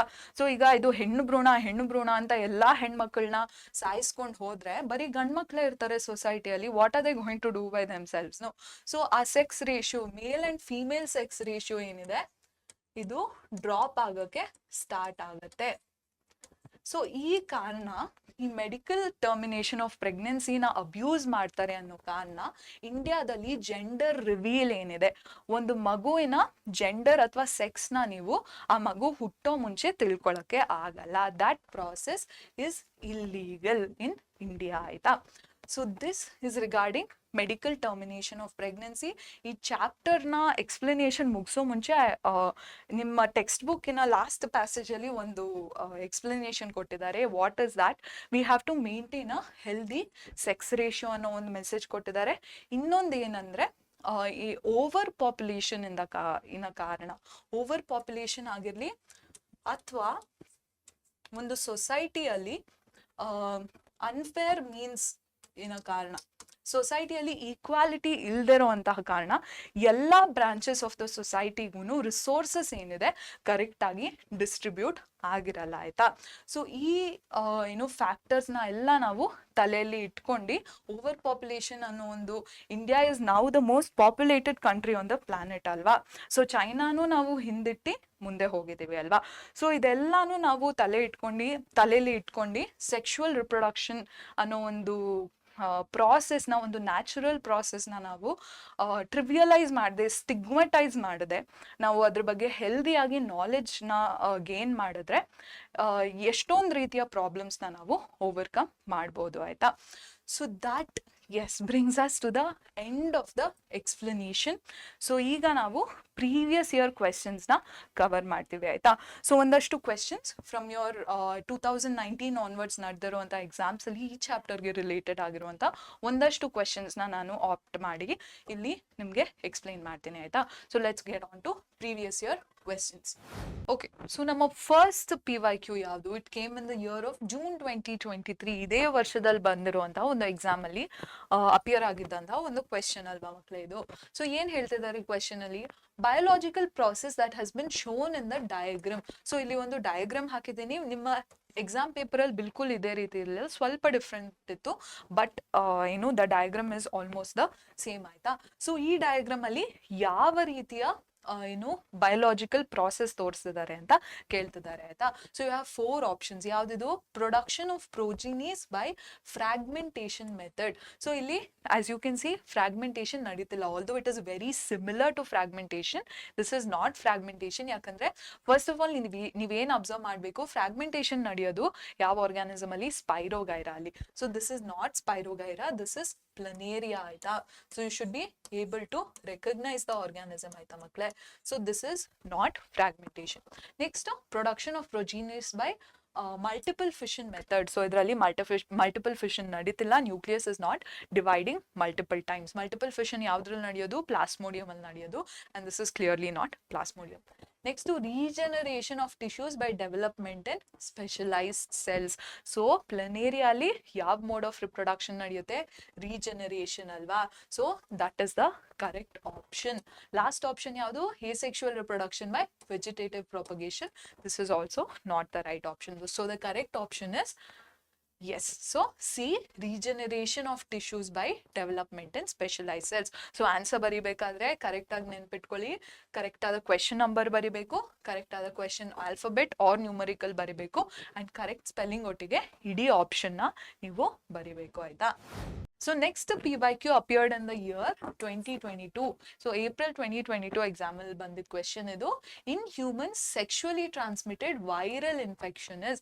ಇಲ್ಲಿ ಒಂದಷ್ಟು ಇನ್ಫೆಕ್ಷನ್ಸ್ ಆರ್ ಡಿಸೀಸಸ್ ನ ಎಕ್ಸಾಂಪಲ್ಸ್ ಕೊಟ್ಟಿದ್ದಾರೆ, ಮತ್ತೆ ಇದರಲ್ಲಿ ಸೆಕ್ಷುವಲಿ ಟ್ರಾನ್ಸ್ಮಿಟೆಡ್ ಇನ್ಫೆಕ್ಷನ್ ಯಾವುದು ಮತ್ತೆ ವೈರಸ್ ಇಂದ ಕಾಸ್ ಆಗುವಂತ ಇನ್ಫೆಕ್ಷನ್ ಯಾವುದು ಅಂತ ಕೇಳಿದ್ದಾರೆ. First we have AIDS, which is the right answer. So AIDS is a viral infection. It is caused by what organism makle? It is caused by a virus which is HIV.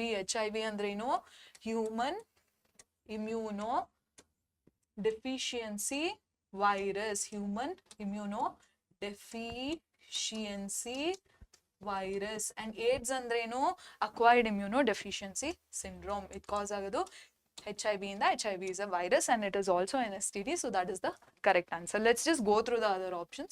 So syphilis is a bacterial STD. So this is not the correct answer. Tuberculosis is first of all not at all an STD.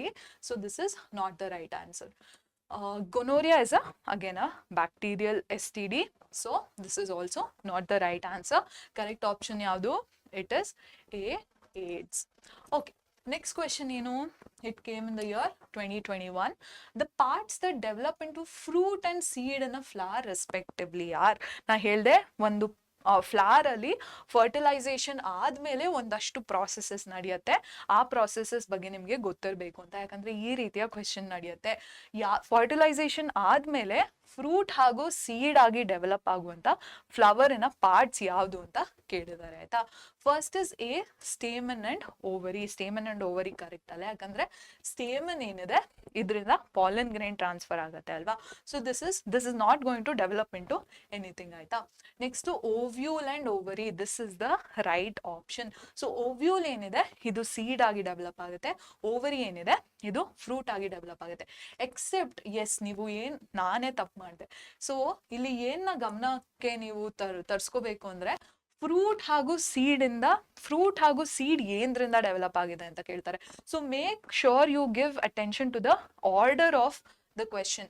So fruit ಬರೋದು ಯಾವ್ದ್ರಿಂದ ಅಂದ್ರೆ ಮಕ್ಕಳೇ, ನಿಮ್ಗೆ fruit comes from the ovary and seed comes from the ovule. So yes, this is ovule. ಇಲ್ಲಿ ನಾನು ತಪ್ಪಾಗಿ ನಿಮ್ಗೆ answer ಹೇಳಿದೆ. It is not ovule and ovary, it is ovary and ovule. ಯಾಕಂದ್ರೆ ನಿಮ್ಗೆ ಫ್ರೂಟ್ ಅಂಡ್ ಸೀಡ್ ಅಂತ ಹೇಳಿದ್ದಾರೆ, seed and fruit ಅಂತ ಹೇಳಿಲ್ಲ. So C is the right option. Stamen and ಓವ್ಯೂಲ, no, it is the wrong option. Yes, so 3ಗೆ answer ಬಂದು C, ovary and ovule. ಎಷ್ಟು ಟ್ರಿಕ್ಕಿ ಕ್ವೆಶನ್ ಕೇಳಿದ್ದಾರೆ ಅಲ್ವಾ? So make sure you pay attention to the question ನಿಮ್ಗೆ ಬಂದಿದ ತಕ್ಷಣ 4 ಸತಿ ಓದಬೇಕು, ಆಯ್ತಾ? ಇಲ್ಲ ಈ ತರ ನಂತರ ಸಿಲ್ಲಿ ಮಿಸ್ಟೇಕ್ಸ್ ಮಾಡ್ಬಿಡ್ತೀರಾ ನೀವು. Okay, next, how common bacterial infection that spreads through sexual contact in human being is. Yes, ನಾವು ಈಗ ತಾನೇ ನೋಡ್ವಿ, ವೆರಿ ಸಿಮಿಲರ್ ಕ್ವೆಶನ್. ಸೊ ಅಲ್ಲಿ ನಾವು ವೈರಸ್ ಇಂದ ಬರುವಂತ STD ಯಾವುದು ಅಂತ ನೋಡ್ವಿ, ಇಲ್ಲಿ ನಾವು ಬ್ಯಾಕ್ಟೀರಿಯಾ ಇಂದ ಬರುವಂತ STD ನ ತಿಳ್ಕೋಬೇಕು. So first gonorrhoea, it is the right option. So gonorrhoea is a bacterial STD. AIDS, hepatitis ಹಾಗೂ ವಾಟ್ಸ್ ಎಲ್ಲ ವೈರಸ್ ಇಂದ ಕಾಸ್ ಆಗೋದು, ಆಯ್ತಾ? ಸೊ ಬ್ಯಾಕ್ಟೀರಿಯಾ ಇಂದ ಸ್ಪ್ರೆಡ್ ಆಗೋದು ಇಸ್ ಓನ್ಲಿ ಗೊನೋರಿಯಾ. ಸ್ಪ್ರೆಡ್ ಆಗೋದಲ್ಲ, ಬ್ಯಾಕ್ಟೀರಿಯಾ ಇಂದ ಕಾಸ್ ಆಗೋದು. Okay, type of reproduction found in spirogyra. So spirogyra ಅಲ್ಲಿ ಏನಾಗುತ್ತೆ ಮಕ್ಕಳೇ, ಒಂದು ಪಾರ್ಟ್ ಏನಿದೆ ಬೇರೆ ಬೇರೆ, ಒಂದು ಆರ್ಗ್ಯಾನಿಸಮ್ ಏನಿದೆ ಬೇರೆ ಬೇರೆ ಫ್ರಾಗ್ಮೆಂಟ್ ಆಗಿ ಡಿವೈಡ್ ಆಗುತ್ತೆ. ಪ್ರತಿಯೊಂದು ಫ್ರಾಗ್ಮೆಂಟ್ ಇಂದ ಹೊಸ ಆರ್ಗ್ಯಾನಿಸಮ್ ಡೆವಲಪ್ ಆಗುತ್ತೆ. ಈ ಪ್ರಾಸೆಸ್ ಯಾವುದು? ಸ್ಪೈರೋಗೈರಾ ಅಲ್ಲಿ ನಡೆಯುವಂತ ಪ್ರಾಸೆಸ್, ಏಸೆಕ್ಷುವಲ್ ರಿಪ್ರೊಡಕ್ಷನ್ ನಾವು ಫ್ರಾಗ್ಮೆಂಟೇಶನ್ ಅಂತ ಕರಿತೀವಿ ಆಯ್ತಾ. ಬಡ್ಡಿಂಗ್ ನಡೆಯೋದು ಹೈಡ್ರಾ ಹಾಗೂ ಈಸ್ಟ್ ಅಲ್ಲಿ. ವೆಜಿಟೇಟಿವ್ ಪ್ರಾಪಗೇಷನ್ ಅಲ್ಲಿ ಎಷ್ಟೊಂದು ಆರ್ಗ್ಯಾನಿಸಮ್ಸ್ ಇದೆ, ಅಂದ್ರೆ ಎಷ್ಟೊಂದು ಪ್ಲಾಂಟ್ಸ್ ಎಲ್ಲ ಇರುತ್ತೆ, which could be rose, jasmine and all. So spirogyra is not an example for vegetative propagation. Spore formation ನಡೆಯೋದು ರೈಸೋಪಸ್ ಅಲ್ಲಿ. So the correct option is 5B, ಅಂದ್ರೆ 5B ಅಲ್ಲ, 5 is the question number. B, fragmentation. Next question, explain the structure and important role of placenta. ಪ್ಲೆಸೆಂಟಾದು structure ಹಾಗೂ ಅದರ function ಏನು ಅಂತ explain ಮಾಡಿ ಅಂತ ಕೇಳಿದ್ದಾರೆ. ಡ್ಯೂರಿಂಗ್ ಜೆಸ್ಟೇಷನ್ ಪೀರಿಯಡ್, ಮಗು ಡೆವಲಪ್ ಆಗಬೇಕಾದ್ರೆ ಪ್ಲೆಸೆಂಟಾದು ಯಾವ ರೀತಿ ರೋಲ್ ಇರುತ್ತೆ ಮತ್ತೆ ಪ್ಲೆಸೆಂಟಾದು ಸ್ಟ್ರಕ್ಚರ್ ಏನು ಅಂತ ಕೇಳಿದ್ದಾರೆ. ಎಸ್, ಆನ್ಸರ್ ಏನು? Placenta is a specialised tissue. ಎಲ್ಲಿ ಡೆವಲಪ್ ಆಗುತ್ತೆ ಇದು? Uterine wall, which is the region of implantation ಅಲ್ಲಿ ಪ್ಲೆಸೆಂಟಾ ಡೆವಲಪ್ ಆಗುತ್ತೆ. ಪ್ರೆಗ್ನೆನ್ಸಿ ಟೈಮಲ್ಲಿ, ಇಲ್ಲಿ ಇಂಗ್ಲಿಷಲ್ಲಿದೆ, ಇದನ್ನೇ ನಾನು ನಿಮಗೆ ಅರ್ಥ ಮಾಡಿಸ್ತೀನಿ. ಪ್ರೆಗ್ನೆನ್ಸಿ ಟೈಮಲ್ಲಿ ಎಂಬ್ರಿಯೋಗೆ ನ್ಯೂಟ್ರಿಷನ್ ಬೇಕು ಅಮ್ಮನ ಬ್ಲಡ್ ಇಂದ ಅಲ್ವಾ. ಸೊ ಇದನ್ನ ಹೆಲ್ಪ್ ಮಾಡೋದು, ಈ ಪ್ರಾಸೆಸ್ನ ಫೆಸಿಲಿಟೇಟ್ ಮಾಡೋದು ಈ disc shaped tissue which is placenta. ಹಾಗೂ ಮಗುವಿಂದ ವೇಸ್ಟ್ ಸಬ್ಸ್ಟೆನ್ಸಸ್ ಏನು ಕ್ರಿಯೇಟ್ ಆಗುತ್ತೆ, ಇದನ್ನ ಅಮ್ಮನ ಬ್ಲಡ್ಡಿಗೆ ಟ್ರಾನ್ಸ್ಫರ್ ಮಾಡಿ ಬಾಡಿಯಿಂದ ಹೊರಗೆ ತೆಗೆಯುವಂಥ ಪ್ರಾಸೆಸ್ ಕೂಡ ಕ್ಯಾರಿ ಔಟ್ ಮಾಡೋದು ಪ್ಲೆಸೆಂಟಾ ಆಯ್ತಾ. ಪ್ಲೆಸೆಂಟಾ ಸ್ಟ್ರಕ್ಚರ್ ಬಗ್ಗೆ ನೀವು ಒಂದಷ್ಟು ಪಾಯಿಂಟ್ಸ್ ಬರಿಬೇಕು. ಏನು? ಮಗುವಿನ ಸೈಡಲ್ಲಿ ಪ್ಲೆಸೆಂಟಾ ಅಲ್ಲಿ ವಿಲ್ಲೈ ಇರುತ್ತೆ, which is finger like structures. And ಅಮ್ಮನ ಸೈಡಲ್ಲಿ, ತಾಯಿಯ ಸೈಡಲ್ಲಿ ಬ್ಲಡ್ ಸ್ಪೇಸಸ್ ಇರುತ್ತೆ ಇನ್ ದ ಪ್ಲೆಸೆಂಟಾ ಆಯ್ತಾ. ಸೊ ವಿಲ್ಲೈ ಏನ್ ಮಾಡುತ್ತೆ, ಅಮ್ಮನ ಬ್ಲಡ್ ಇಂದ ನ್ಯೂಟ್ರಿಷನ್, ಗ್ಲೂಕೋಸ್ ಆಗಿರ್ಲಿ ಅಥವಾ ಆಕ್ಸಿಜನ್ ಆಗಿರ್ಲಿ, ಇದನ್ನ ಮಗುವಿಗೆ ಟ್ರಾನ್ಸ್ಫರ್ ಮಾಡೋ ಕೆಲಸ ವಿಲ್ಲೈ ಇದು ಆಯ್ತಾ, ಫ್ರಮ್ ಮದರ್ ಟು ಎಂಬ್ರಿಯೋ. ಮತ್ತೆ ಮಗುವಿಂದ ಜನರೇಟ್ ಆಗಿರೋ ವೇಸ್ಟ್ನ ಅಮ್ಮನ ಕಡೆಗೆ ಟ್ರಾನ್ಸ್ಫರ್ ಮಾಡೋದು ಕೂಡ ಪ್ಲೆಸೆಂಟಾ. ಆ್ಯಂಡ್ ಅಮ್ಮನ ಸೈಡಲ್ಲಿ ಪ್ಲೆಸೆಂಟಾ ಅಲ್ಲಿ ಬ್ಲಡ್ ಸ್ಪೇಸಸ್ ಇರುತ್ತೆ ಆಯ್ತಾ. So blood spaces on the mother side removes wastes generated from the embryo. ಯಾವ ರೀತಿಯ waste? It could be carbon dioxide or nitrogenous waste. So ಈ ರೀತಿ ನೀವು ಸ್ಟ್ರಕ್ಚರ್ ಹಾಗೂ ಫಂಕ್ಷನ್ ಆಫ್ ಪ್ಲೆಸೆಂಟಾ ಬಗ್ಗೆ ಬರಿಬೇಕು ಆಯ್ತಾ. ನೆಕ್ಸ್ಟ್ ಏನು ಕ್ವೆಶನ್ ಕೇಳಿದ್ದಾರೆ, consistency of DNA, consistency in DNA replication during reproduction is very important. So DNA replication ಏನಿದೆ ಇದು ಕನ್ಸಿಸ್ಟೆಂಟ್ ಆಗಿ ನಡಿಬೇಕು. ಜಾಸ್ತಿ ಪ್ರಮಾಣದಲ್ಲಿ ಎರರ್ಸ್ ಇಲ್ಲದೆ ಇರೋ ಹಾಗೆ DNA replication ನಡಿಬೇಕು. ಇದು ಏನಕ್ಕೆ ನಡಿಬೇಕು ಅಂತ ಕೇಳಿದ್ದಾರೆ ಆಯ್ತಾ. ಸೊ ನಾ ಹೇಳ್ದಂಗೆ DNA is your genetic material ಅಲ್ವಾ ಮಕ್ಕಳೇ. So DNA is the blueprint. So ಈ ಬ್ಲೂಪ್ರಿಂಟ್ನೇ ಇಟ್ಕೊಂಡು next organism, of spring organism ಏನಿದೆ ಸರ್ವೈವ್ ಆಗಬೇಕು ಅಲ್ವಾ. ಸೊ ಈ DNA ಬ್ಲೂ ಪ್ರಿಂಟೇ ತಪ್ಪಾಗಿದ್ರೆ DNA ಅಲ್ಲಿ DNA ಇಂದ ಬರುವಂತಹ ಅಥವಾ DNA ಕೋಡ್ ಆಗಿ ಯೂಸ್ ಮಾಡ್ಕೊಂಡು ಪ್ರೊಡ್ಯೂಸ್ ಆಗುವಂತಹ ಪ್ರೋಟೀನ್ ಏನಿದೆ ಇದರಲ್ಲಿ ಕೂಡ ಏನು ಪ್ರಾಬ್ಲಮ್ಸ್ ಇರುತ್ತೆ. DNA ಅಲ್ಲಿ ಪ್ರಾಬ್ಲಮ್ ಇದೆ, ಪ್ರೋಟೀನ್ ಅಲ್ಲಿ ಪ್ರಾಬ್ಲಮ್ ಇರುತ್ತೆ. ಪ್ರೋಟೀನ್ಸ್ ಅಲ್ಲಿ ಪ್ರಾಬ್ಲಮ್ ಇದ್ರೆ ಇಡೀ ದೇಹದ ಫಂಕ್ಷನ್ ಡಿಸ್ರಪ್ಟ್ ಆಗ್ಬೋದು ಅಥವಾ ಅಡ್ವರ್ಸ್ಲಿ ಎಫೆಕ್ಟ್ ಆಗ್ಬೋದು ಆಯ್ತಾ. ಸೊ ಅದಕ್ಕಾಗಿ ಒಂದು ಆರ್ಗ್ಯಾನಿಸಮಿಂದ ಇನ್ನೊಂದು ಆರ್ಗ್ಯಾನಿಸಮಿಗೆ DNA ಟ್ರಾನ್ಸ್ಫರ್ ಆದಾಗ ಅಥವಾ DNA ರೆಪ್ಲಿಕೇಶನ್ ನಡೆದಾಗ ಆ ಪ್ರಾಸೆಸ್ ಏನಿದೆ ತುಂಬ ಕನ್ಸಿಸ್ಟೆಂಟ್ ಆಗಿ ನಡಿಬೇಕು ಆಯ್ತಾ. ಸೊ ಇದನ್ನ ಆನ್ಸರ್ ಆಗಿ ಹೇಗೆ ಬರೀತೀರಾ? ಇದು ಜಸ್ಟಿಫೈ ಕ್ವೆಶನ್ ಆಯ್ತಾ. ಸೊ ಕಾರಣ ಕೊಡಿ ಅಂತ ನಿಮಗೆ ಕ್ವೆಶನ್ ಅಲ್ಲಿ ಕೇಳಿದ್ದಾರೆ. DNA is a genetic material which forms the code for protein synthesis. ನಾ ಹೇಳ್ದಾಗೆ DNA ಕೋಡ್ ಆಗಿ ಇಟ್ಕೊಂಡು ಇದರಿಂದ ಪ್ರೋಟೀನ್ ನ ಸಿಂಥಸೈಸ್ ಮಾಡುತ್ತೆ ನಮ್ಮ ಬಾಡಿ ಆಯ್ತಾ. Proteins are necessary for the formation of traits. So traits ಅಂದ್ರೆ ಏನು? ಕ್ಯಾರೆಕ್ಟರಿಸ್ಟಿಕ್ಸ್. ಸೊ ಈ ಕ್ಯಾರೆಕ್ಟರಿಸ್ಟಿಕ್ಸ್ ಬಗ್ಗೆ ಎಲ್ಲ ನೆಕ್ಸ್ಟ್ ಚಾಪ್ಟರ್ ಅಲ್ಲಿ ನೀವು ಕಲಿತೀರಾ ಆಯ್ತಾ. ಸೊ ಈ ಕ್ಯಾರೆಕ್ಟರಿಸ್ಟಿಕ್ಸ್ ಫಾರ್ಮ್ ಆಗಬೇಕು ಅಂದ್ರೆ ನಮ್ಮ ಬಾಡಿಯಲ್ಲಿ proteins are very important. If DNA replication is inconsistent, type of protein formed will vary, which may affect the survival of an organism. DNA ತಪ್ಪಾಗಿದ್ರೆ ಪ್ರೋಟೀನ್ ಫಾರ್ಮ್ ಆಗ್ತಿರೋದು ತಪ್ಪಾಗಿ ಫಾರ್ಮ್ ಆಗುತ್ತೆ. ಇದರಿಂದ ಏನು ಆರ್ಗ್ಯಾನಿಸಮಿನ ಸರ್ವೈವಲ್ ಏನಿದೆ ಎಫೆಕ್ಟ್ ಆಗುತ್ತೆ. Thus consistency of DNA copying during reproduction is important. ಈ ಕಾರಣಕ್ಕಾಗಿ DNA ರೆಪ್ಲಿಕೇಶನ್ ಏನಿದೆ ಅದು ಕನ್ಸಿಸ್ಟೆಂಟ್ ಆಗಿ ನಡಿಬೇಕು. Reproduction is link to the stability of population. So ಈ ರೀತಿ DNA ರೆಪ್ಲಿಕೇಶನ್ ಕನ್ಸಿಸ್ಟ್ ಆಗಿ ನಡೆದ್ರೆ ಮಾತ್ರ ಆರ್ಗ್ಯಾನಿಸಮ್ಸ್ ಏನಿದೆ ಫ್ಲರಿಶ್ ಆಗೋಕ್ಕೆ ಸಾಧ್ಯ ಆ್ಯಂಡ್ ಆ ಸ್ಪೀಶೀಸ್ ಏನಿದೆ ಮುಂದುವರಕ್ಕೆ ಸಾಧ್ಯ. ಸೊ ಸ್ಟೆಬಿಲಿಟಿ ಆಫ್ ಸ್ಪೀಶೀಸ್ಗೆ ಕೂಡ DNA replication in a consistency is very important. Yes, in sustaining reproductive fertility of a person. Fertility andre obba person is fit to produce a child andaga that person is fertile ಅಂತ ಕರಿತೀವಿ ಆಯ್ತಾ. So ಆ ಪರ್ಸನಿನ reproductive ಫರ್ಟಿಲಿಟಿಗೆ ಇಷ್ಟು processes important. ಏನಕ್ಕೆ important, ಇದಕ್ಕೆ scientific explanation ಕೊಡಿ ಅಂತ ಕೇಳಿದ್ದಾರೆ ಆಯ್ತಾ. ಫಸ್ಟ್ ಏನು ಹೇಳಿದ್ದಾರೆ, position of testis in the body. So ಈ ಟೆಸ್ಟಿಸ್ ಇನ್ ಅ ಪೊಸಿಷನ್ ಏನಿದೆ in a male human beings body is a little different. ಇದು ಅ ಪರ್ಸನಿನ ಫರ್ಟಿಲಿಟಿಗೆ ಹೇಗೆ ಕಂಟ್ರಿಬ್ಯೂಟ್ ಮಾಡುತ್ತೆ ಅಂತ ಕೇಳಿದ್ದಾರೆ. Next secretion of testosterone. So male ಬಾಡಿಯಲ್ಲಿ ಟೆಸ್ಟೋಸ್ಟೆರೋನ್ ಸೆಕ್ರೀಟ್ ಆಗೋದ್ರಿಂದ ಅದು ಫರ್ಟಿಲಿಟಿಗೆ ಕಂಟ್ರಿಬ್ಯೂಟ್ ಮಾಡ್ತಿದೆ, ಹೇಗೆ ಅಂತ ಕೇಳಿದ್ದಾರೆ. Next secretion of prostate gland are supplementary to secretion of the prostate gland are supplementary to each other.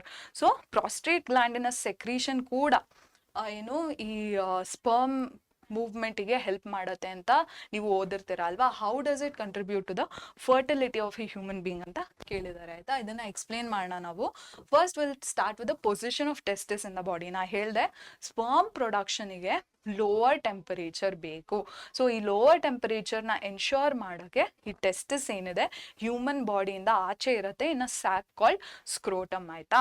So that is how position of testis in the body contributes to the reproductive fertility of an individual. So answer ಏನಿದೆ, sperm formation requires a lower temperature than body temperature. Hence testis in males are located in the outside the body to facilitate sperm position ಆಯ್ತಾ, ಅಂದ್ರೆ sperm production ಆಯ್ತಾ. Next secretion of testosterone. So testosterone ಏನೇನು ಮಾಡುತ್ತೆ, sperm production facilitate ಮಾಡುತ್ತೆ. ಮತ್ತು mails ಅಲ್ಲಿ secondary sexual characteristics ನಾನು ಇನ್ನು ಎಕ್ಸ್ಪ್ಲನೇಷನ್ ನಡೆಸಬೇಕಾದ್ರೆ ಹೇಳಿದೆ ಅಲ್ವಾ, ಒಂದಷ್ಟು ಚೇಂಜಸ್ ನಡೆಯುತ್ತೆ ಇನ್ ಮೇಲ್ಸ್ ಡ್ಯೂರಿಂಗ್ ಏನು adolescence period. Particular to males ಒಂದಷ್ಟು ಚೇಂಜಸ್ ನಡೆಯುತ್ತೆ. It could be growth of hair, enlargement of ಪೀನಸ್ಸಿನ ಅಬಿಲಿಟಿ ಎಲ್ಲ ಮೇಲ್ಸ್ ಅಲ್ಲಿ ಡೆವಲಪ್ ಆಗುತ್ತೆ ಅಲ್ವಾ. ಅದನ್ನ ನಾವು ಸೆಕೆಂಡ್ರಿ ಸೆಕ್ಷುವಲ್ ಕ್ಯಾರೆಕ್ಟರಿಸ್ಟಿಕ್ಸ್ ಅಂತ ಕರಿತೀವಿ ಆಯ್ತಾ. ಮೇಲ್ ಸೆಕೆಂಡ್ರಿ ಸೆಕ್ಷುವಲ್ ಕ್ಯಾರೆಕ್ಟರಿಸ್ಟಿಕ್ಸ್ ಹೇಳಿದೆ. ಫೀಮೇಲ್ ಸೆಕೆಂಡ್ರಿ ಸೆಕ್ಷುವಲ್ ಕ್ಯಾರೆಕ್ಟರಿಸ್ಟಿಕ್ಸ್ ಬರೀ ಫೀಮೇಲ್ಸ್ಗೆ ಅನುಗುಣವಾಗಿರುತ್ತೆ. ಯಾವುದಾದ್ರು it could be widening of hips, enlargement of breast. So these are female secondary sexual characteristics ಆಯ್ತಾ. ಸೊ ಈ ರೀತಿಯ characteristics in males, male secondary sexual ಕ್ಯಾರೆಕ್ಟರಿಸ್ಟಿಕ್ಸ್ನ develop ಮಾಡೋಕ್ಕೆ ಟೆಸ್ಟೋಸ್ಟೆರೋನ್ ಇಸ್ ಇಂಪಾರ್ಟೆಂಟ್ ಆಯ್ತಾ. ಸೊ ಟೆಸ್ಟೋಸ್ಟೆರೋನ್ ಬಗ್ಗೆ ಏನು ಬರೀತೀರಾ ನೀವು, it regulates or stimulates the formation of sperm. It also regulates the development of secondary sexual characteristics in males. So secondary sexual characteristics ಏನಕ್ಕೆ ಇರಬೇಕು males ಅಲ್ಲಿ ಅಂದರೆ, ಒಬ್ಬ male is fit for reproduction ಅಂತ ಬೇರೆಯವರಿಗೆ ಐಡೆಂಟಿಫೈ ಮಾಡೋಕ್ಕೆ ಆಗಬೇಕು ಅಲ್ವಾ.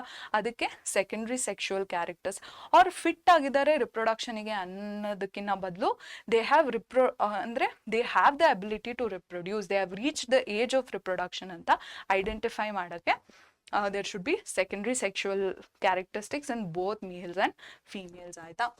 ಓಕೆ, ಲಾಸ್ಟು ಪ್ರಾಸ್ಟೇಟ್ ಗ್ಲ್ಯಾಂಡಿನ ಸೆಕ್ರೀಷನ್ ಏನಿದೆ ಇದು ಸ್ಪರ್ಮ್ ಮೂವ್ಮೆಂಟಿಗೆ ಹೆಲ್ಪ್ ಮಾಡುತ್ತೆ, ಹೇಗೆ ಅಂತ ಕೇಳಿದ್ದಾರೆ.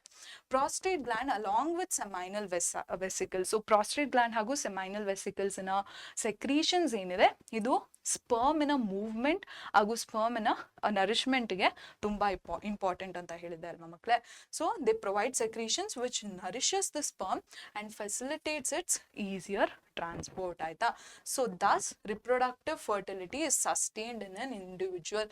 ಸೊ ಈ ರೀತಿ ಕ್ಯಾರೆಕ್ಟರಿಸ್ಟಿಕ್ಸ್ ಇರೋದ್ರಿಂದ ಒಬ್ಬ ಪರ್ಸನ್ ರಿಪ್ರೊಡಕ್ಟಿವ್ ಅಂದರೆ ಒಬ್ಬ ಪರ್ಸನ್ ಫರ್ಟೈಲ್ ಅಂತ ನಾವು ಜಸ್ಟಿಫೈ ಮಾಡ್ಬೋದು. And that's how we have explained it scientifically here ಆಯ್ತಾ.